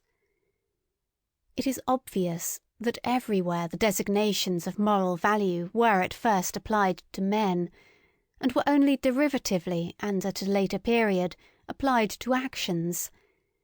It is a gross mistake, therefore, when historians of morals start with questions like, "Why have sympathetic actions been praised?" The noble type of man regards himself as a determiner of values. He does not require to be approved of. He passes the judgment. What is injurious to me is injurious in itself. He knows that it is he himself only who confers honour on things. He is a creator of values. He honours whatever he recognises in himself. Such morality is self-glorification. In the foreground there is the feeling of plenitude, of power, which seeks to overflow, the happiness of high tension, the consciousness of a wealth which would fain give and bestow. The noble man also helps the unfortunate, but not, or scarcely, out of pity, but rather from an impulse generated by the superabundance of power. The noble man honours in himself the powerful one, him also who has power over himself, who knows how to speak and how to keep silence, who takes pleasure in subjecting himself to severity and hardness, and has reverence for all that is severe and hard. "Wotan placed a hard heart in my breast," says an old Scandinavian saga. It is thus rightly expressed from the soul of a proud Viking. Such a type of man is even proud of not being made for sympathy. The hero of the saga therefore adds warningly, "He who has not a hard heart when young will never have one." The noble and brave who think thus are the furthest removed from the morality which sees precisely in sympathy, or in acting for the good of others, or in desinteressement, the characteristic of the moral, faith in oneself, pride in oneself, a radical enmity and irony towards selflessness, belong as definitely to noble morality as do a careless scorn and precaution in presence of sympathy and the warm heart. It is the powerful who know how to honour. It is their art, their domain for invention. The profoundest reverence for age and for tradition, all law rests on this double reverence, the belief and prejudice in favour of ancestors and unfavourable to newcomers, is typical in the morality of the powerful.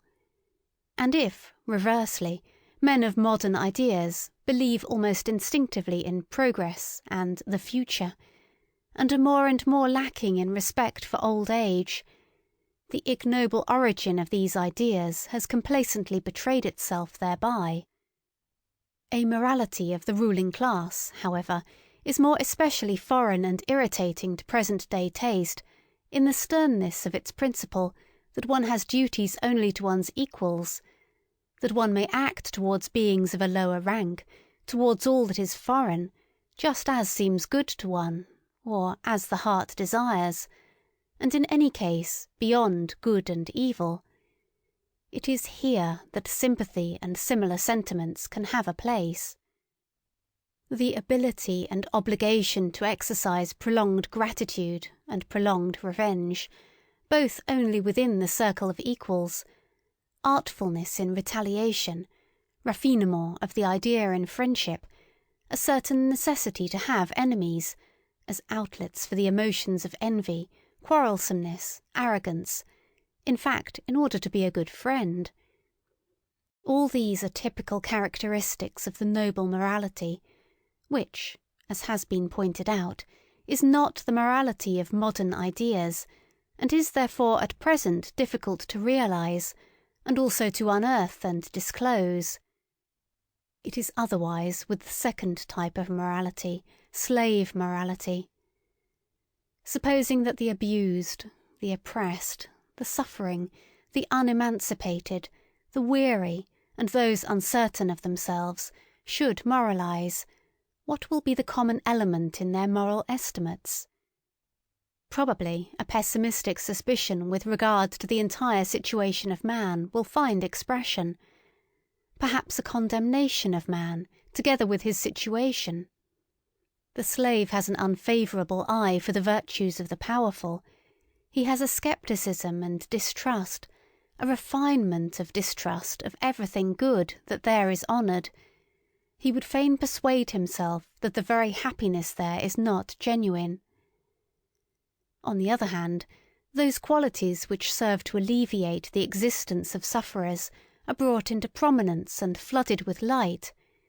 It is here that sympathy, the kind helping hand, the warm heart, patience, diligence, humility and friendliness attain to honour. For here these are the most useful qualities, and almost the only means of supporting the burden of existence. Slave morality is essentially the morality of utility. Here is the seat of the origin of the famous antithesis, good and evil. Power and dangerousness are assumed to reside in the evil, a certain dreadfulness, subtlety and strength which do not admit of being despised. According to slave morality, therefore, the evil man arouses fear. According to master morality, it is precisely the good man who arouses fear and seeks to arouse it, while the bad man is regarded as the despicable being. The contrast attains its maximum when, in accordance with the logical consequences of slave morality, a shade of depreciation, it might be slight and well-intentioned, at last attaches itself even to the good man of this morality, because, according to the servile mode of thought, the good man must in any case be the safe man. He is good-natured, easily deceived, perhaps a little stupid, un bonhomme. Everywhere that slave morality gains the ascendancy, language shows a tendency to approximate the significations of the words good and stupid. A last fundamental difference, the desire for freedom, the instinct for happiness and the refinements of the feeling of liberty belong as necessarily to slave morals and morality, as artifice and enthusiasm in reverence and devotion are the regular symptoms of an aristocratic mode of thinking and estimating.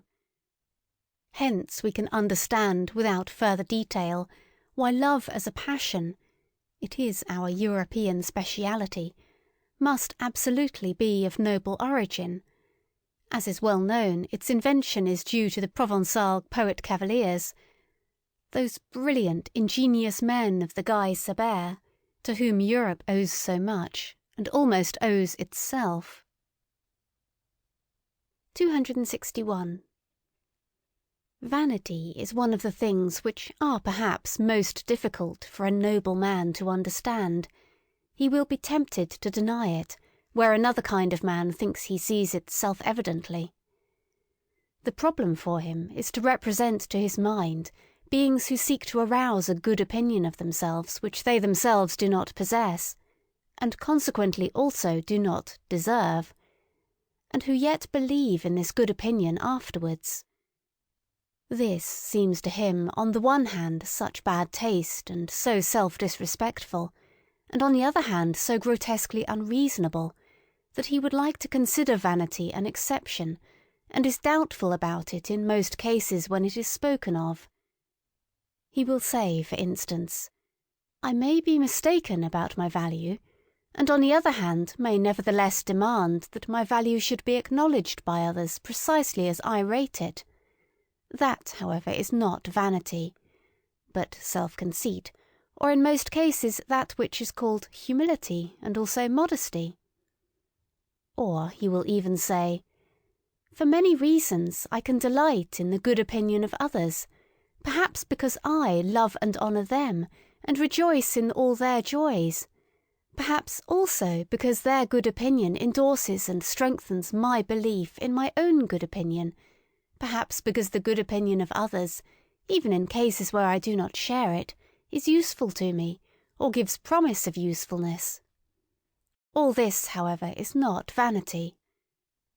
The man of noble character must first bring it home forcibly to his mind, especially with the aid of history, that, from time immemorial, in all social strata in any way dependent, the ordinary man was only that which he passed for. Not being at all accustomed to fix values, he did not assign even to himself any other value than that which his master assigned to him. It is the peculiar right of masters to create values. It may be looked upon as the result of an extraordinary atavism that the ordinary man, even at present, is still always waiting for an opinion about himself, and then instinctively submitting himself to it, yet by no means only to a good opinion, but also to a bad and unjust one. Think, for instance, of the greater part of the self-appreciations and self-depreciations which believing women learn from their confessors, and which in general the believing Christian learns from his church.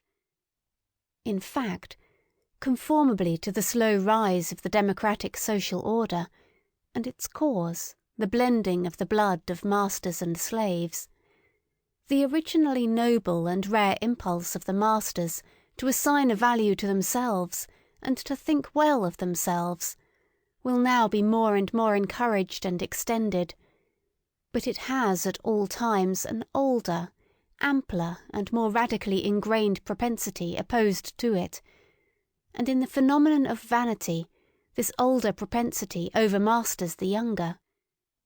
The vain person rejoices over every good opinion which he hears about himself, quite apart from the point of view of its usefulness, and equally regardless of its truth or falsehood, just as he suffers from every bad opinion, for he subjects himself to both, he feels himself subjected to both, by that oldest instinct of subjection which breaks forth in him.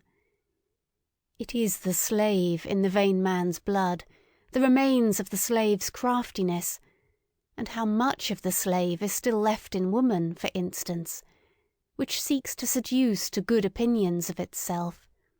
It is the slave, too, who immediately afterwards falls prostrate himself before these opinions, as though he had not called them forth. And, to repeat it again, vanity is an atavism. 262. A species originates and a type becomes established and strong in the long struggle with essentially constant unfavourable conditions. On the other hand, it is known by the experience of breeders that species which receive superabundant nourishment and in general a surplus of protection and care immediately tend in the most marked way to develop variations and are fertile in prodigies and monstrosities, also in monstrous vices.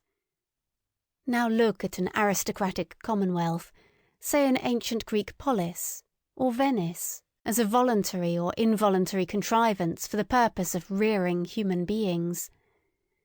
There are their men beside one another, thrown upon their own resources, who want to make their species prevail, chiefly because they must prevail, or else run the terrible danger of being exterminated. The favour, the superabundance, the protection are there lacking under which variations are fostered. The species needs itself as species, as something which, precisely by virtue of its hardness, its uniformity and simplicity of structure, can, in general, prevail and make itself permanent in constant struggle with its neighbours, or with rebellious or rebellion-threatening vassals. The most varied experience teaches it what are the qualities to which it principally owes the fact that it still exists, in spite of all gods and men, and has hitherto been victorious. These qualities it calls virtues, and these virtues alone it develops to maturity.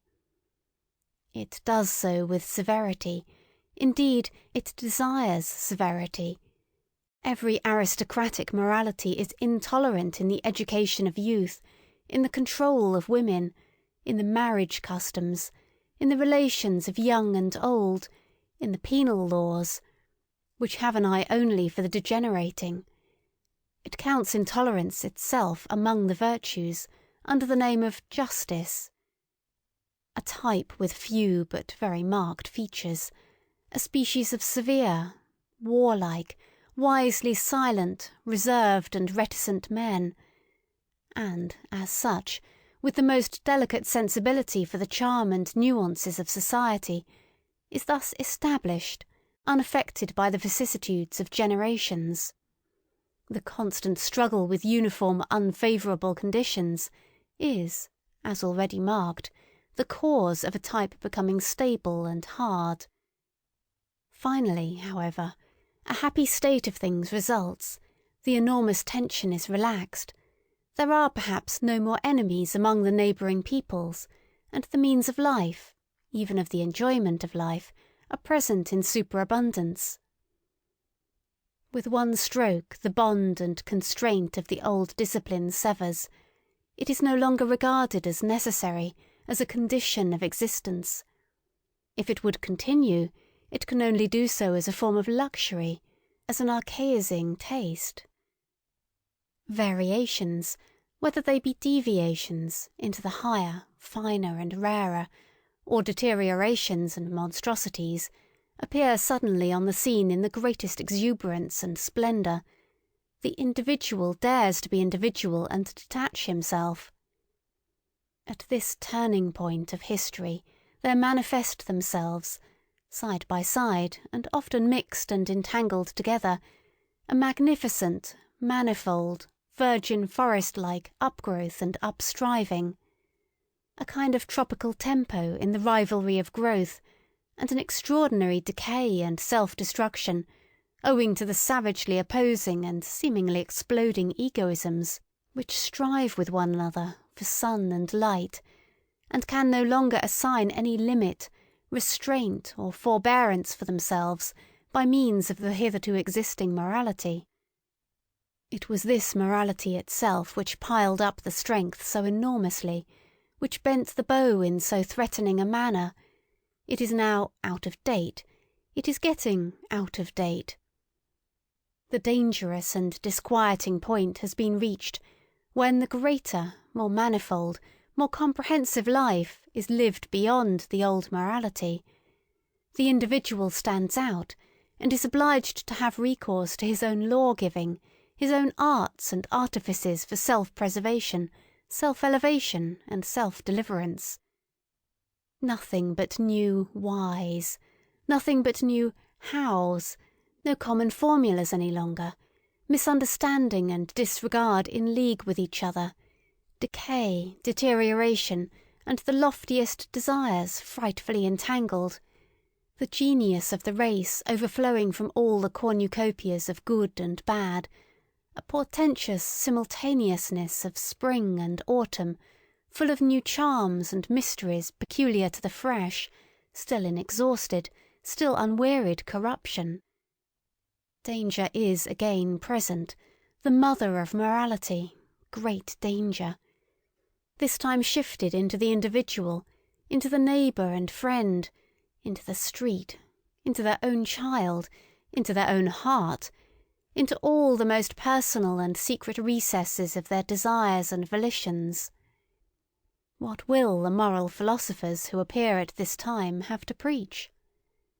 They discover, these sharp onlookers and loafers, that the end is quickly approaching, that everything around them decays and produces decay, that nothing will endure until the day after tomorrow, except one species of man, the incurably mediocre.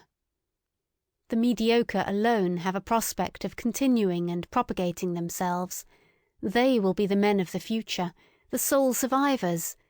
Be like them, become mediocre, is now the only morality which still has a significance, which still obtains a hearing. But it is difficult to preach this morality of mediocrity. It can never avow what it is and what it desires. It has to talk of moderation and dignity and duty and brotherly love. It will have difficulty in concealing its irony. 263. There is an instinct for rank, which, more than anything else, is already the sign of a high rank. There is a delight in the nuances of reverence, which leads one to infer noble origin and habits. The refinement, goodness, and loftiness of a soul are put to a perilous test when something passes by that is of the highest rank, but is not yet protected by the awe of authority from obtrusive touches and incivilities. Something that goes its way like a living touchstone, undistinguished, undiscovered and tentative, perhaps voluntarily veiled and disguised. He whose task and practice it is to investigate souls will avail himself of many varieties of this very art to determine the ultimate value of a soul, the unalterable, innate order of rank to which it belongs. He will test it by its instinct for reverence. Différence engendre haine. The vulgarity of many a nature spurts up suddenly, like dirty water, when any holy vessel, any jewel from closed shrines, any book bearing the marks of great destiny, is brought before it. While, on the other hand, there is an involuntary silence, a hesitation of the eye, a cessation of all gestures, by which it is indicated that a soul feels the nearness of what is worthiest of respect. The way in which, on the whole, the reverence for the Bible has hitherto been maintained in Europe is perhaps the best example of discipline and refinement of manners which Europe owes to Christianity. Books of such profoundness and supreme significance require for their protection an external tyranny of authority, in order to acquire the period of thousands of years which is necessary to exhaust and unriddle them. Much has been achieved when the sentiment has been at last instilled into the masses, the shallow-pates and the boobies of every kind, that they are not allowed to touch everything, that there are holy experiences before which they must take off their shoes and keep away the unclean hand. It is almost their highest advance towards humanity. On the contrary, in the so-called cultured classes, the believers in modern ideas, nothing is perhaps so repulsive as their lack of shame, the easy insolence of eye and hand with which they touch, taste, and finger everything. And it is possible that even yet there is more relative nobility of taste and more tact for reverence among the people, among the lower classes of the people, especially among peasants, than among the newspaper-reading demi-monde of intellect, the cultured class. 264. It cannot be effaced from a man's soul what his ancestors have preferably and most constantly done, whether they were perhaps diligent economizers attached to a desk and a cash-box, modest and citizen-like in their desires, modest also in their virtues, or whether they were accustomed to commanding from morning to night, fond of rude pleasures and probably of still ruder duties and responsibilities, or whether, finally, at one time or another, they have sacrificed old privileges of birth and possession in order to live wholly for their faith, for their God, as men of an inexorable and sensitive conscience, which blushes at every compromise. It is quite impossible for a man not to have the qualities and predilections of his parents and ancestors in his constitution, whatever appearances may suggest to the contrary. This is the problem of race. Granted that one knows something of the parents, it is admissible to draw a conclusion about the child. Any kind of offensive incontinence, any kind of sordid envy, or of clumsy self-vaunting, the three things which together have constituted the genuine plebeian type in all times, such must pass over to the child as surely as bad blood, and with the help of the best education and culture one will only succeed in deceiving with regard to such heredity. And what else does education and culture try to do nowadays? In our very democratic, or rather very plebeian age, education and culture must be essentially the art of deceiving with regard to origin, with regard to the inherited plebeianism in body and soul. An educator who nowadays preached truthfulness above everything else, and called out constantly to his pupils, "Be true, be natural, show yourselves as you are," even such a virtuous and sincere ass would learn in a short time to have recourse to the Furca of Horace, naturam expellere, with what results? Plebeianism, usque recurret. 265. At the risk of displeasing innocent ears, I submit that egoism belongs to the essence of a noble soul. I mean the unalterable belief that to a being such as we, other beings must naturally be in subjection and have to sacrifice themselves. The noble soul accepts the fact of his egoism without question, and also without consciousness of harshness, constraint or arbitrariness therein, but rather as something that may have its basis in the primary law of things. If he sought a designation for it, he would say, it is justice itself. He acknowledges under certain circumstances, which made him hesitate at first, that there are other equally privileged ones. As soon as he has settled this question of rank, he moves among those equals and equally privileged ones with the same assurance, as regards modesty and delicate respect, which he enjoys in intercourse with himself, in accordance with an innate heavenly mechanism which all the stars understand. It is an additional instance of his egoism, this artfulness and self-limitation in intercourse with his equals. Every star is a similar egoist. He honours himself in them, and in the rights which he concedes to them. He has no doubt that the exchange of honours and rights, as the essence of all intercourse, belongs also to the natural condition of things. The noble soul gives as he takes, prompted by the passionate and sensitive instinct of requital, which is at the root of his nature. The notion of favour has, inter pares, neither significance nor good repute. There may be a sublime way of letting gifts, as it were, light upon one from above, and of drinking them thirstily like dewdrops. But for those arts and displays the noble soul has no aptitude. His egoism hinders him here. In general he looks aloft unwillingly. He looks either forward, horizontally and deliberately, or downwards. He knows that he is on a height. 266. One can only truly esteem him who does not look out for himself. Goethe to Rathschlosser. 267. The Chinese have a proverb which mothers even teach their children.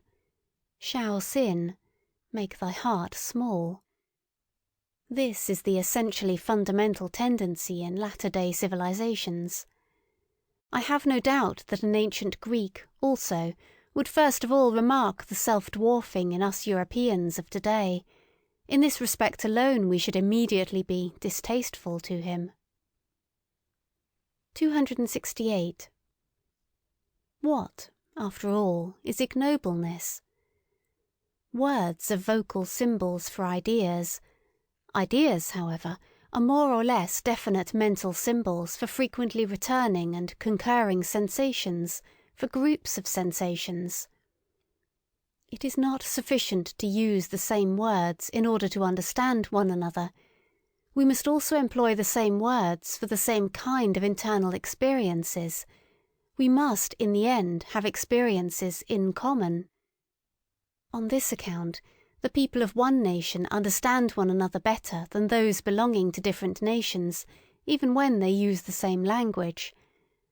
Or rather, when people have lived long together under similar conditions, of climate, soil, danger, requirement, toil, there originates therefrom an entity that understands itself, namely a nation. In all souls a like number of frequently recurring experiences have gained the upper hand over those occurring more rarely. About these matters people understand one another rapidly, and always more rapidly. The history of language is the history of a process of abbreviation. On the basis of this quick comprehension, people always unite closer and closer. The greater the danger, the greater is the need of agreeing quickly and readily about what is necessary, not to misunderstand one another in danger. That is what cannot at all be dispensed with in intercourse. Also in all loves and friendships, one has the experience that nothing of the kind continues when the discovery has been made that in using the same words, one of the two parties has feelings, thoughts, intuitions, wishes or fears different from those of the other. The fear of the eternal misunderstanding, that is the good genius which so often keeps persons of different sexes from too hasty attachments to which sense and heart prompt them, and not some Schopenhauerian genius of the species. Whichever groups of sensations within a soul awaken most readily, begin to speak and give the word of command, these decide as to the general order of rank of its values, and determine ultimately its list of desirable things. A man's estimates of value betray something of the structure of his soul, and wherein it sees its conditions of life, its intrinsic needs. Supposing now that necessity has from all time drawn together only such men as could express similar requirements and similar experiences by similar symbols, it results, on the whole, that the easy communicability of need, which implies ultimately the undergoing only of average and common experiences, must have been the most potent of all the forces which have hitherto operated upon mankind. The more similar, the more ordinary people, have always had, and are still having the advantage. The more select, more refined, more unique, and difficultly comprehensible, are liable to stand alone. They succumb to accidents in their isolation, and seldom propagate themselves. One must appeal to immense opposing forces in order to thwart this natural, all too natural, progressus in simile, the evolution of man to the similar, the ordinary, the average, the gregarious, to the ignoble. The more a psychologist, a born and unavoidable psychologist and soul diviner, turns his attention to the more select cases and individuals, the greater is his danger of being suffocated by sympathy. He needs sternness and cheerfulness more than any other man. For the corruption, the ruination of higher men, of the more unusually constituted souls, is, in fact, the rule. It is dreadful to have such a rule always before one's eyes.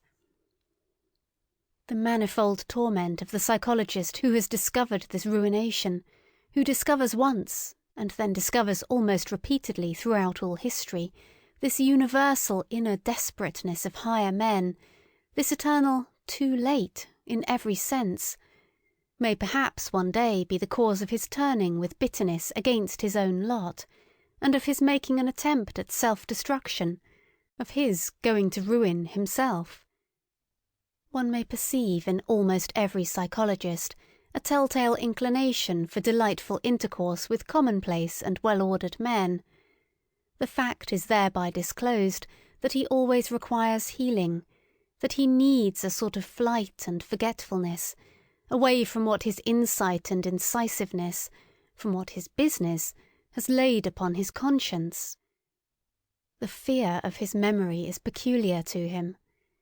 He is easily silenced by the judgment of others.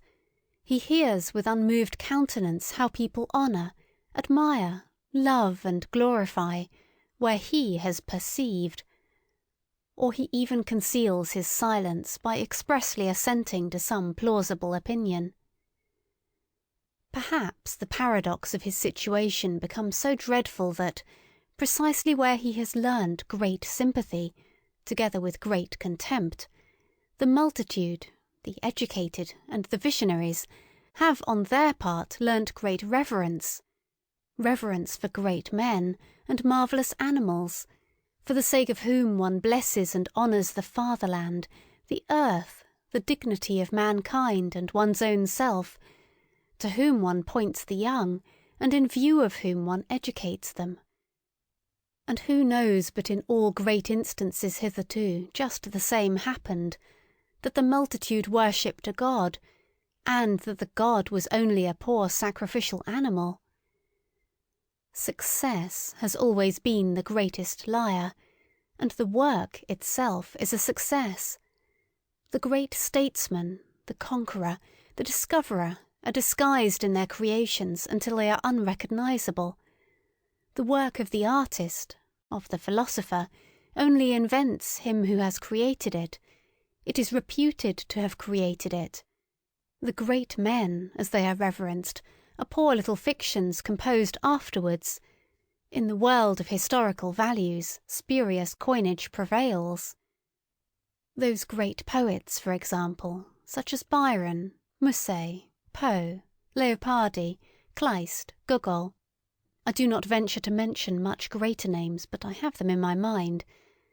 As they now appear, and were perhaps obliged to be, men of the moment, enthusiastic, sensuous, and childish, light-minded and impulsive in their trust and distrust, with souls in which usually some flaw has to be concealed, often taking revenge with their works for an internal defilement, often seeking forgetfulness in their soaring from a too true memory, often lost in the mud and almost in love with it, until they become like the will-o'-the-wisps around the swamps, and pretend to be stars.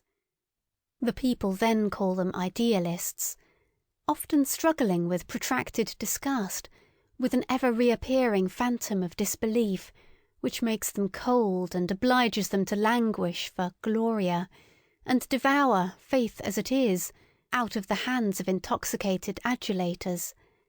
What a torment these great artists are, and the so-called higher men in general, to him who has once found them out.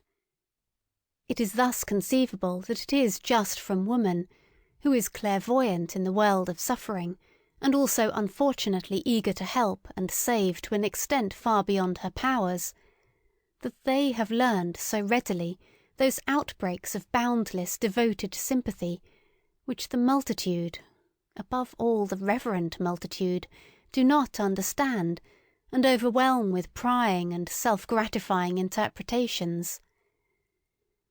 This sympathizing invariably deceives itself as to its power. Woman would like to believe that love can do everything. It is the superstition peculiar to her. Alas, he who knows the heart finds out how poor, helpless, pretentious and blundering even the best and deepest love is. He finds that it rather destroys than saves. It is possible that under the holy fable and travesty of the life of Jesus there is hidden one of the most painful cases of the martyrdom of knowledge about love.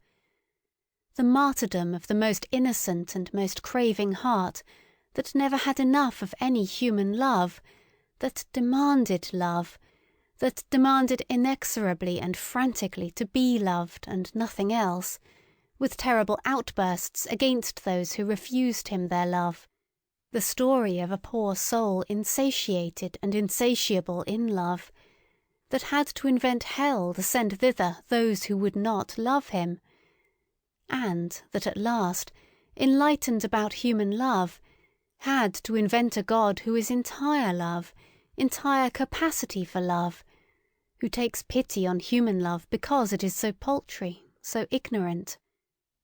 He who has such sentiments, he who has such knowledge about love, seeks for death. But why should one deal with such painful matters? Provided, of course, that one is not obliged to do so. 270. The intellectual haughtiness and loathing of every man who has suffered deeply, it almost determines the order of rank, how deeply men can suffer, the chilling certainty with which he is thoroughly imbued and coloured, that by virtue of his suffering he knows more than the shrewdest and wisest can ever know, that he has been familiar with, and at home in, many distant, dreadful worlds of which you know nothing. This silent, intellectual haughtiness of the sufferer, this pride of the elect of knowledge, of the initiated, of the almost sacrificed, finds all forms of disguise necessary to protect itself from contact with officious and sympathizing hands, and in general from all that is not its equal in suffering. Profound suffering makes noble, it separates. One of the most refined forms of disguise is epicurism, along with a certain ostentatious boldness of taste, which takes suffering lightly, and puts itself on the defensive against all that is sorrowful and profound. There are gay men who make use of gaiety, because they are misunderstood on account of it, they wish to be misunderstood. There are scientific minds who make use of science, because it gives a gay appearance, and because scientificalness leads to the conclusion that a person is superficial, they wish to mislead to a false conclusion. There are free, insolent minds which would fain conceal and deny that they are broken, proud, incurable hearts, the cynicism of Hamlet, the case of Galliani. And occasionally folly itself is the mask of an unfortunate over-assured knowledge, from which it follows that it is the part of a more refined humanity to have reverence for the mask, and not to make use of psychology and curiosity in the wrong place. 271. That which separates two men most profoundly is a different sense and grade of purity. What does it matter about all their honesty and reciprocal usefulness? What does it matter about all their mutual goodwill? The fact still remains. They cannot smell each other. The highest instinct for purity places him who is affected with it in the most extraordinary and dangerous isolation, as a saint, for it is just holiness, the highest spiritualization of the indistinct in question. Any kind of cognizance of an indescribable excess in the joy of the bath, any kind of ardour or thirst which perpetually impels the soul out of night into the morning, and out of gloom, out of affliction, into clearness, brightness, depth and refinement. Just as much as such a tendency distinguishes, it is a noble tendency, it also separates. The pity of the saint is pity for the filth of the human, all too human. And there are grades and heights where pity itself is regarded by him as impurity, as filth. 272. Signs of nobility, never to think of lowering our duties to the rank of duties for everybody, to be unwilling to renounce or to share our responsibilities, to count our prerogatives and the exercise of them among our duties. 273. A man who strives after great things looks upon everyone whom he encounters on his way either as a means of advance, or a delay and hindrance, or as a temporary resting place. His peculiar lofty bounty to his fellow men is only possible when he attains his elevation and dominates. Impatience, and the consciousness of being always condemned to comedy up to that time, for even strife is a comedy, and conceals the end, as every means does, spoil all intercourse for him. This kind of man is acquainted with solitude, and what is most poisonous in it. 274. The problem of those who wait. Happy chances are necessary, and many incalculable elements, in order that a higher man, in whom the solution of a problem is dormant, may yet take action, or break forth, as one might say, at the right moment. On an average, it does not happen, and in all corners of the earth there are waiting ones sitting, who hardly know to what extent they are waiting, and still less that they wait in vain. Occasionally, too, the waking call comes too late, the chance which gives permission to take action, when their best youth and strength for action have been used up in sitting still, and how many a one, just as he sprang up, has found with horror that his limbs are benumbed and his spirits are now too heavy. It is too late, he has said to himself, and has become self-distrustful and henceforth forever useless. In the domain of genius, may not the Raphael without hands, taking the expression in its widest sense, perhaps not be the exception, but the rule? Perhaps genius is by no means so rare, but rather the 500 hands which it requires in order to tyrannize over the Kairos. The right time, in order to take chance by the forelock. 275. He who does not wish to see the height of a man looks all the more sharply at what is low in him and in the foreground, and thereby betrays himself. 276. In all kinds of injury and loss, the lower and coarser soul is better off than the nobler soul. The dangers of the latter must be greater.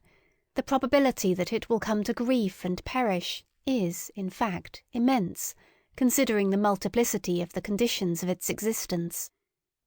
In a lizard, a finger grows again which has been lost.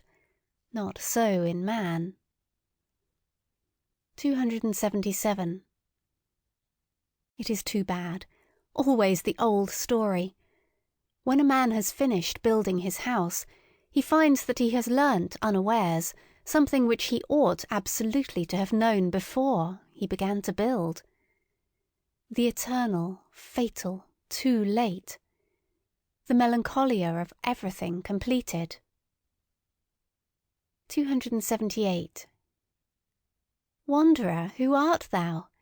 I see thee follow thy path without scorn, without love, with unfathomable eyes, wet and sad as a plummet which has returned to the light, insatiated out of every depth. What did it seek down there?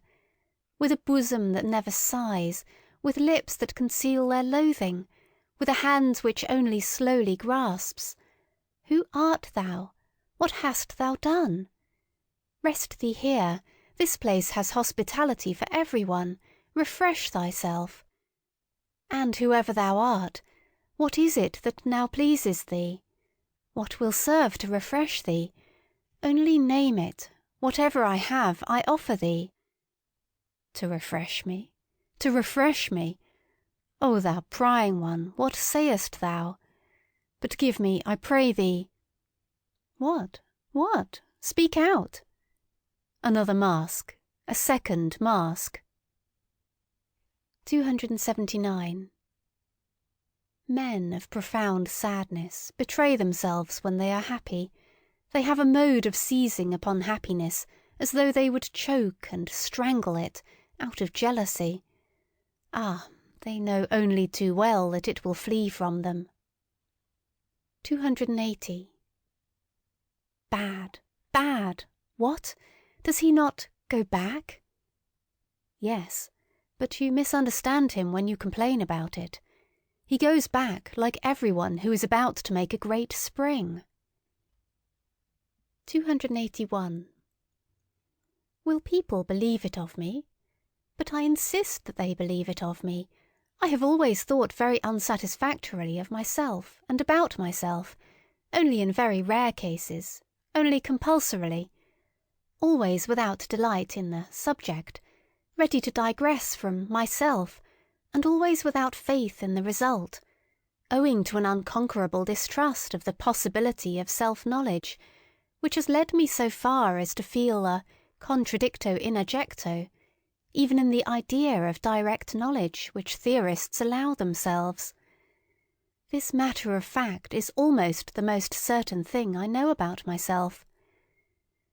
There must be a sort of repugnance in me to believe anything definite about myself. Is there perhaps some enigma therein? Probably, but fortunately nothing for my own teeth. Perhaps it betrays the species to which I belong, but not to myself, as is sufficiently agreeable to me. 282. But what has happened to you? I do not know, he said hesitatingly. Perhaps the harpies have flown over my table. It sometimes happens nowadays that a gentle, sober, retiring man becomes suddenly mad, breaks the plates, upsets the table, shrieks, raves, and shocks everybody, and finally withdraws, ashamed and raging at himself. Whither? For what purpose? To famish apart? To suffocate with his memories? To him who has the desires of a lofty and dainty soul, and only seldom finds his table laid and his food prepared, the danger will always be great. Nowadays, however, it is extraordinarily so. Thrown into the midst of a noisy and plebeian age, with which he does not like to eat out of the same dish, he may readily perish of hunger and thirst, or, should he nevertheless finally fall to, of sudden nausea. We have probably all sat at tables to which we did not belong, and precisely the most spiritual of us, who are most difficult to nourish, know the sudden dangerous dyspepsia which originates from a sudden insight and disillusionment about our food and our messmates, the after-dinner nausea. 283.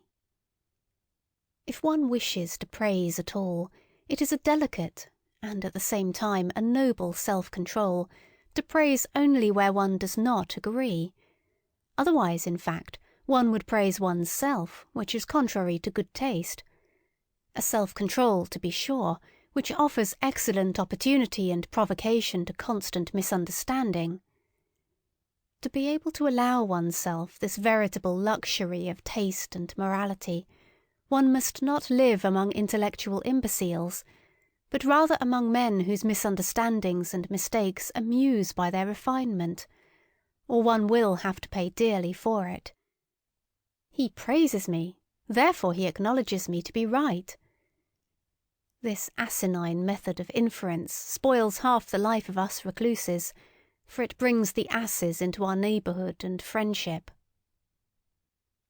284. To live in a vast and proud tranquillity, always beyond. To have, or not to have, one's emotions, one's for and against, according to choice. To lower oneself to them for hours. To seat oneself on them as upon horses, and often as upon asses. For one must know how to make use of their stupidity as well as of their fire.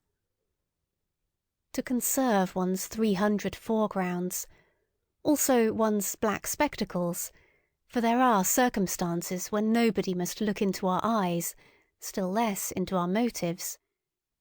And to choose for company that roguish and cheerful vice, politeness. And to remain master of one's 4 virtues, courage, insight, sympathy, and solitude. For solitude is a virtue with us, as a sublime bent and bias to purity, which divines that in the contact of man and man, in society, it must be unavoidably impure.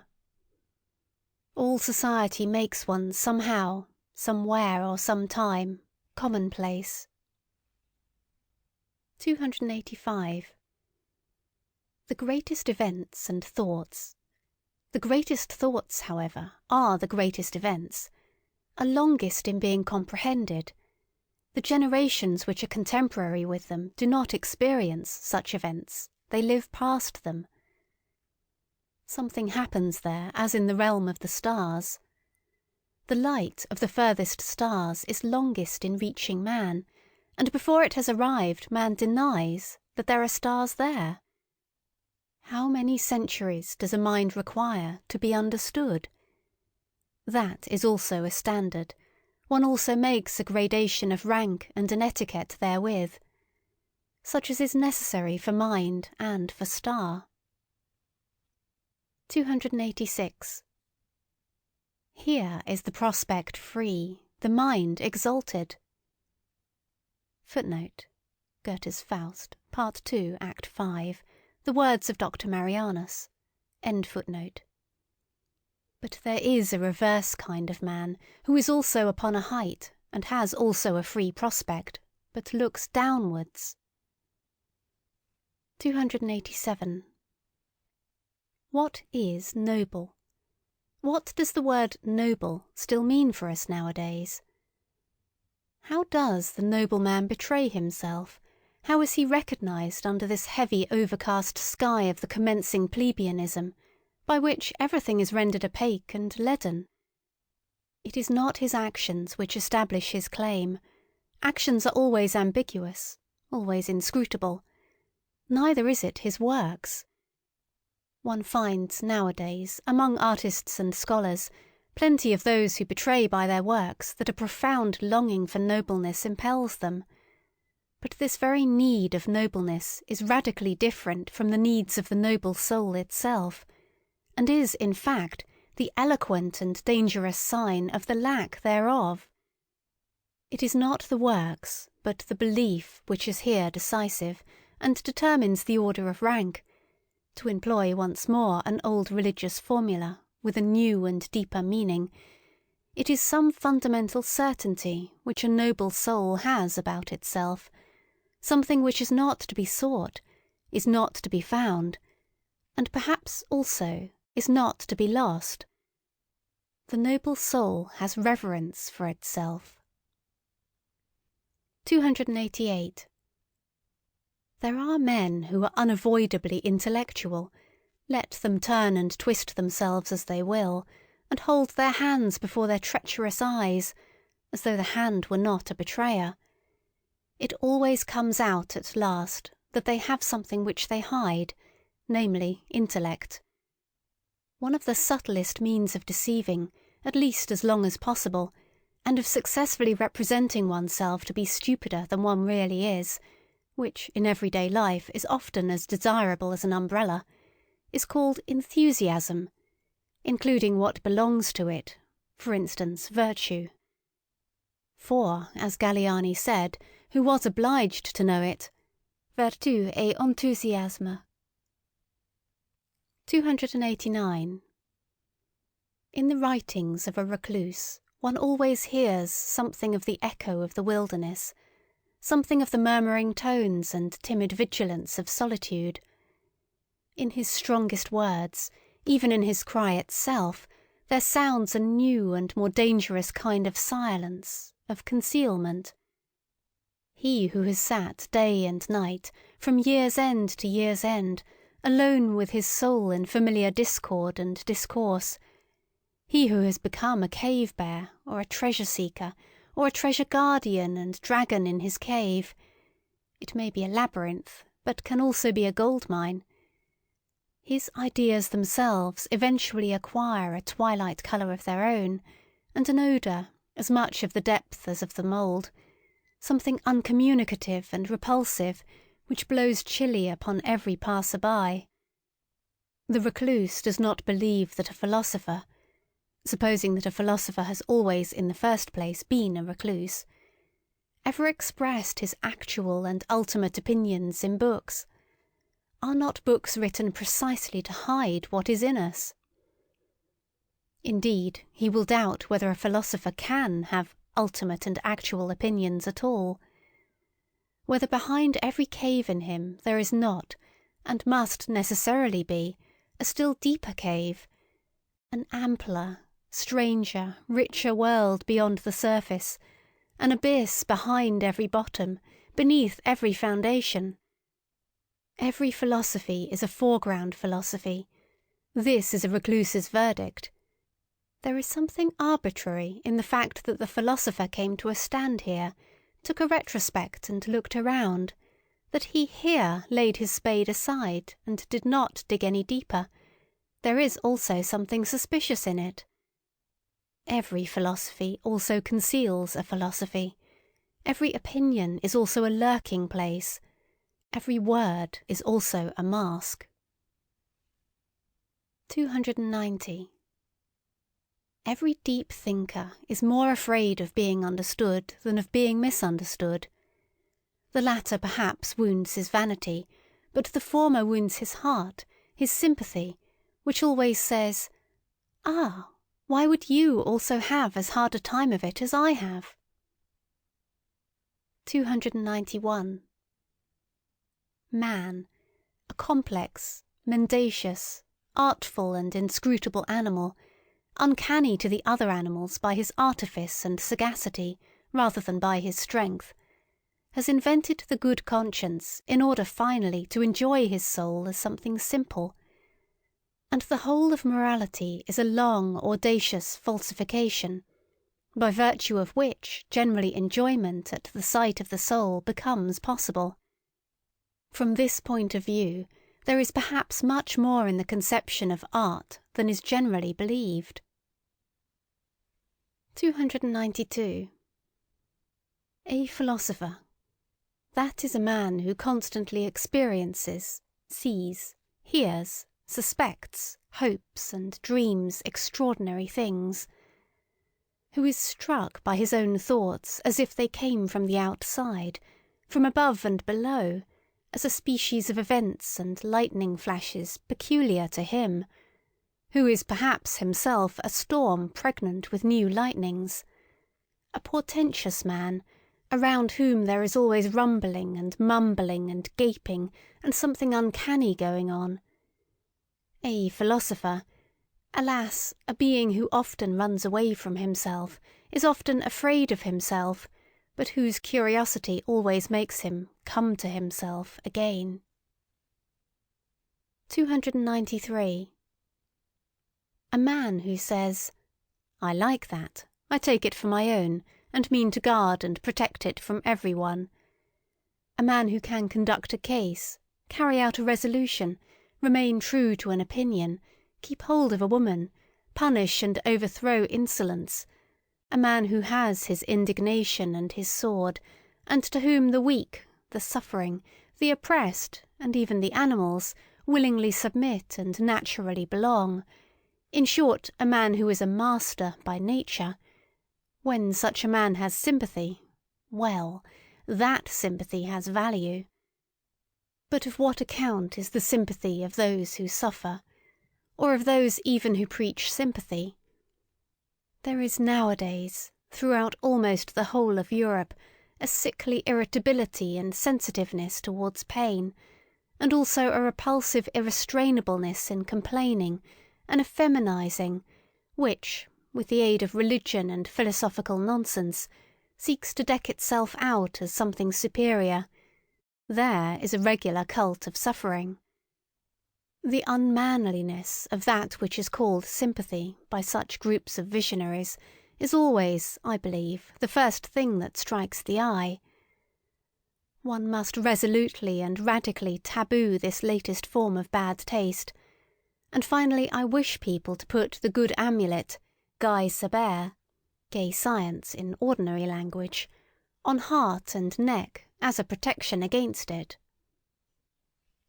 294. The Olympian Vice.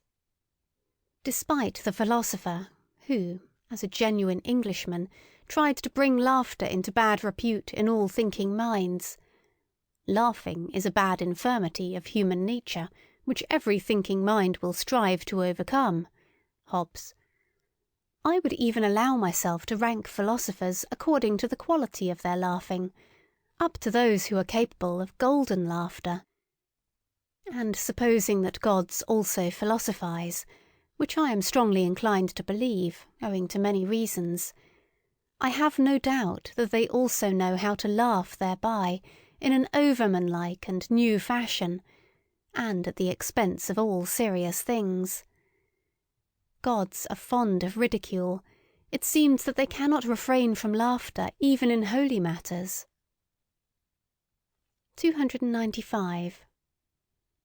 The genius of the heart, as that great mysterious one possesses it, the tempter god and born rat-catcher of consciences, whose voice can descend into the netherworld of every soul, who neither speaks a word nor casts a glance in which there may not be some motive or touch of allurement, to whose perfection it pertains that he knows how to appear, not as he is, but in a guise which acts as an additional constraint on his followers to press ever closer to him, to follow him more cordially and thoroughly. The genius of the heart, which imposes silence and attention on everything loud and self-conceited, which smooths rough souls and makes them taste a new longing, to lie placid as a mirror, that the deep heavens may be reflected in them. The genius of the heart, which teaches the clumsy and too hasty hand to hesitate and to grasp more delicately, which scents the hidden and forgotten treasure, the drop of goodness and sweet spirituality under thick, dark ice, and is a divining rod for every grain of gold, long buried and imprisoned in mud and sand. The genius of the heart, from contact with which everyone goes away richer, not favoured or surprised, not as though gratified and oppressed by the good things of others, but richer in himself, newer than before, broken up, blown upon, and sounded by a thawing wind. More uncertain, perhaps, more delicate, more fragile, more bruised, but full of hopes which as yet lack names, full of a new will and current, full of a new ill-will and counter-current. But what am I doing, my friends? Of whom am I talking to you? Have I forgotten myself so far that I have not even told you his name? Unless it be that you have already divined of your own accord who this questionable god and spirit is that wishes to be praised in such a manner. For, as it happens to everyone who from childhood onward has always been on his legs and in foreign lands, I have also encountered on my path many strange and dangerous spirits. Above all, however, and again, the one of whom I have just spoken, in fact, no less a personage than the god Dionysius, the great equivocator and tempter, to whom, as you know, I once offered in all secrecy and reverence my first fruits. The last, as it seems to me, who has offered a sacrifice to him, for I have found no one who could understand what I was then doing. In the meantime, however, I have learned much, far too much, about the philosophy of this god, and, as I said, from mouth to mouth, I, the last disciple and initiate of the god Dionysius, and perhaps I might at last begin to give you, my friends, as far as I am allowed, a little taste of this philosophy. In a hushed voice, as is but seemly, for it has to do with much that is secret, new, strange, wonderful, and uncanny.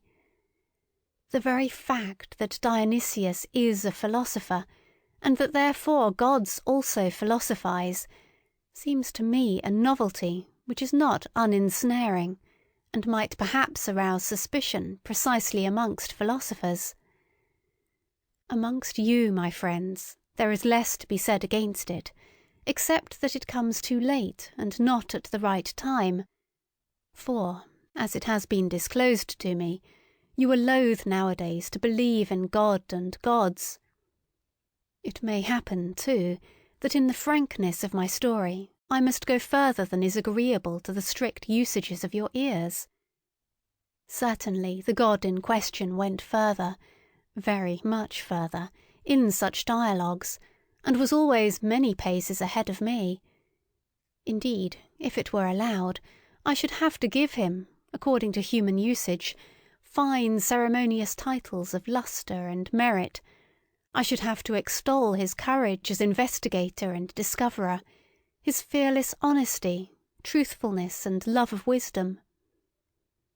But such a God does not know what to do with all that respectable trumpery and pomp. "Keep that," he would say, "for thyself and those like thee, and whoever else require it.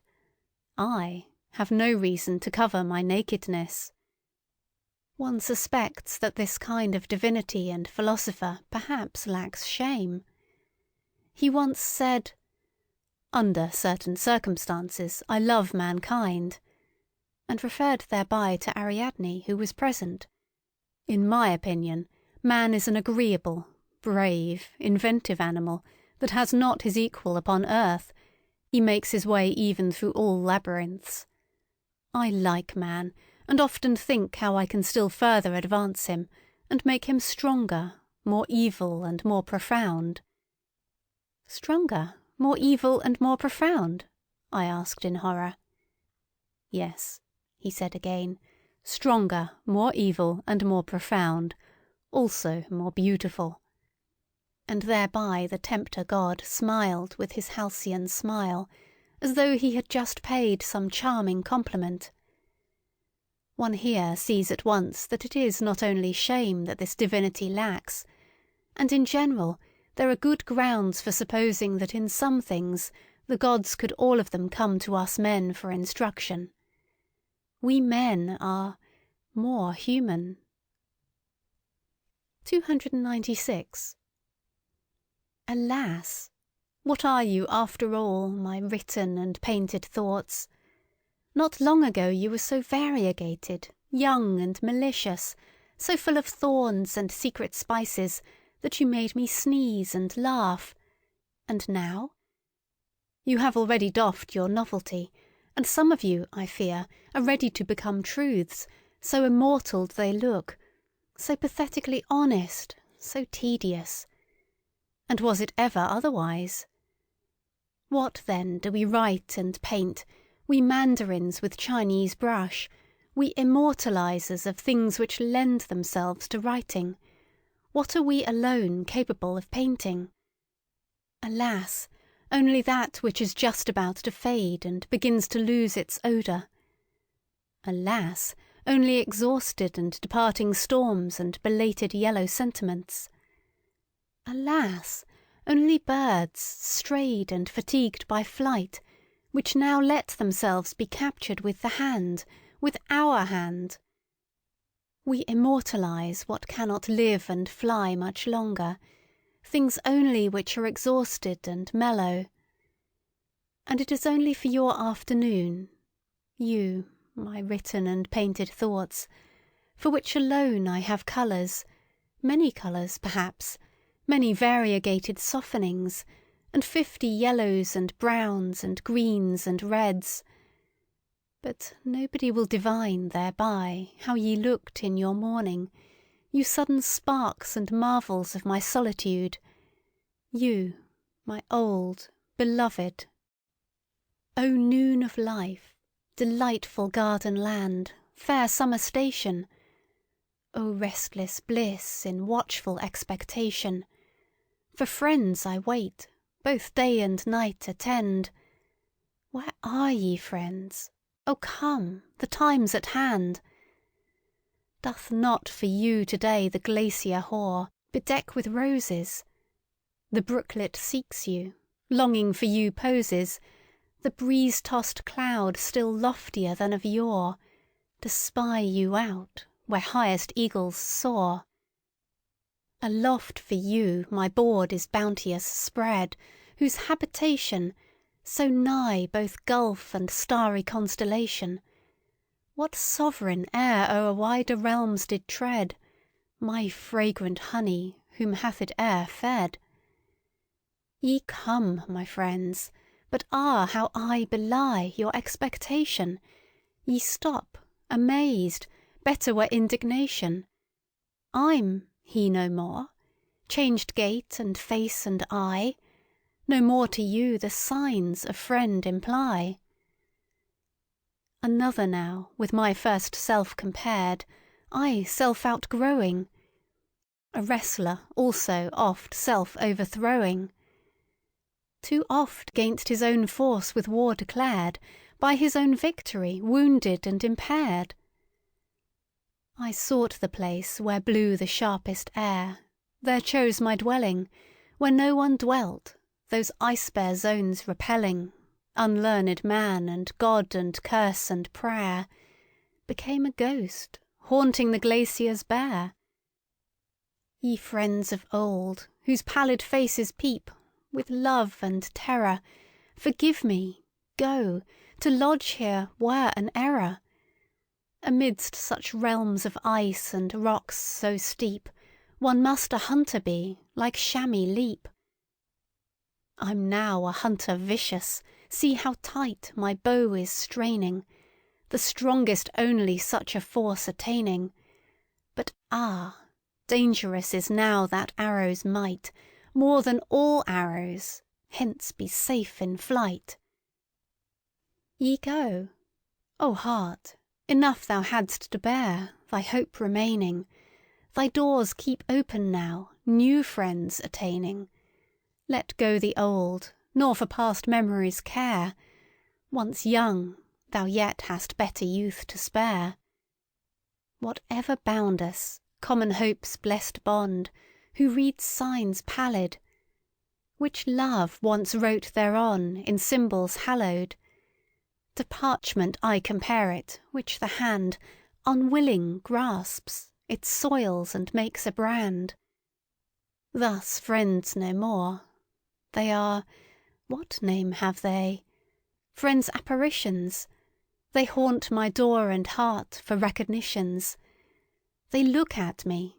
Friends we were once, they say. A withered word, like fragrant rose decay. O youthful longing, liable to stray, friends I desired, whom changed I deemed and like to me inspired. Advancing age hath banished them away, who change can only 'mong my kindred stay. O noon of life, a second youthful land, fair summer station! O restless bliss in watchful expectation! For friends I wait, both day and night attend, for the new friends, O come, the time's at hand. This song is o'er, the longing's sweet refrain ceased with good reason, by charmer's spell, the friend at the right season. The noonday friend, but why should I explain? It was at noon when one was changed to twain. We celebrate, now sure of conquering might, the grandest lustra. The guest of guests arrived, friend Zarathustra. The world now smiles, rent is the veil of night, the marriage of the darkness and the light.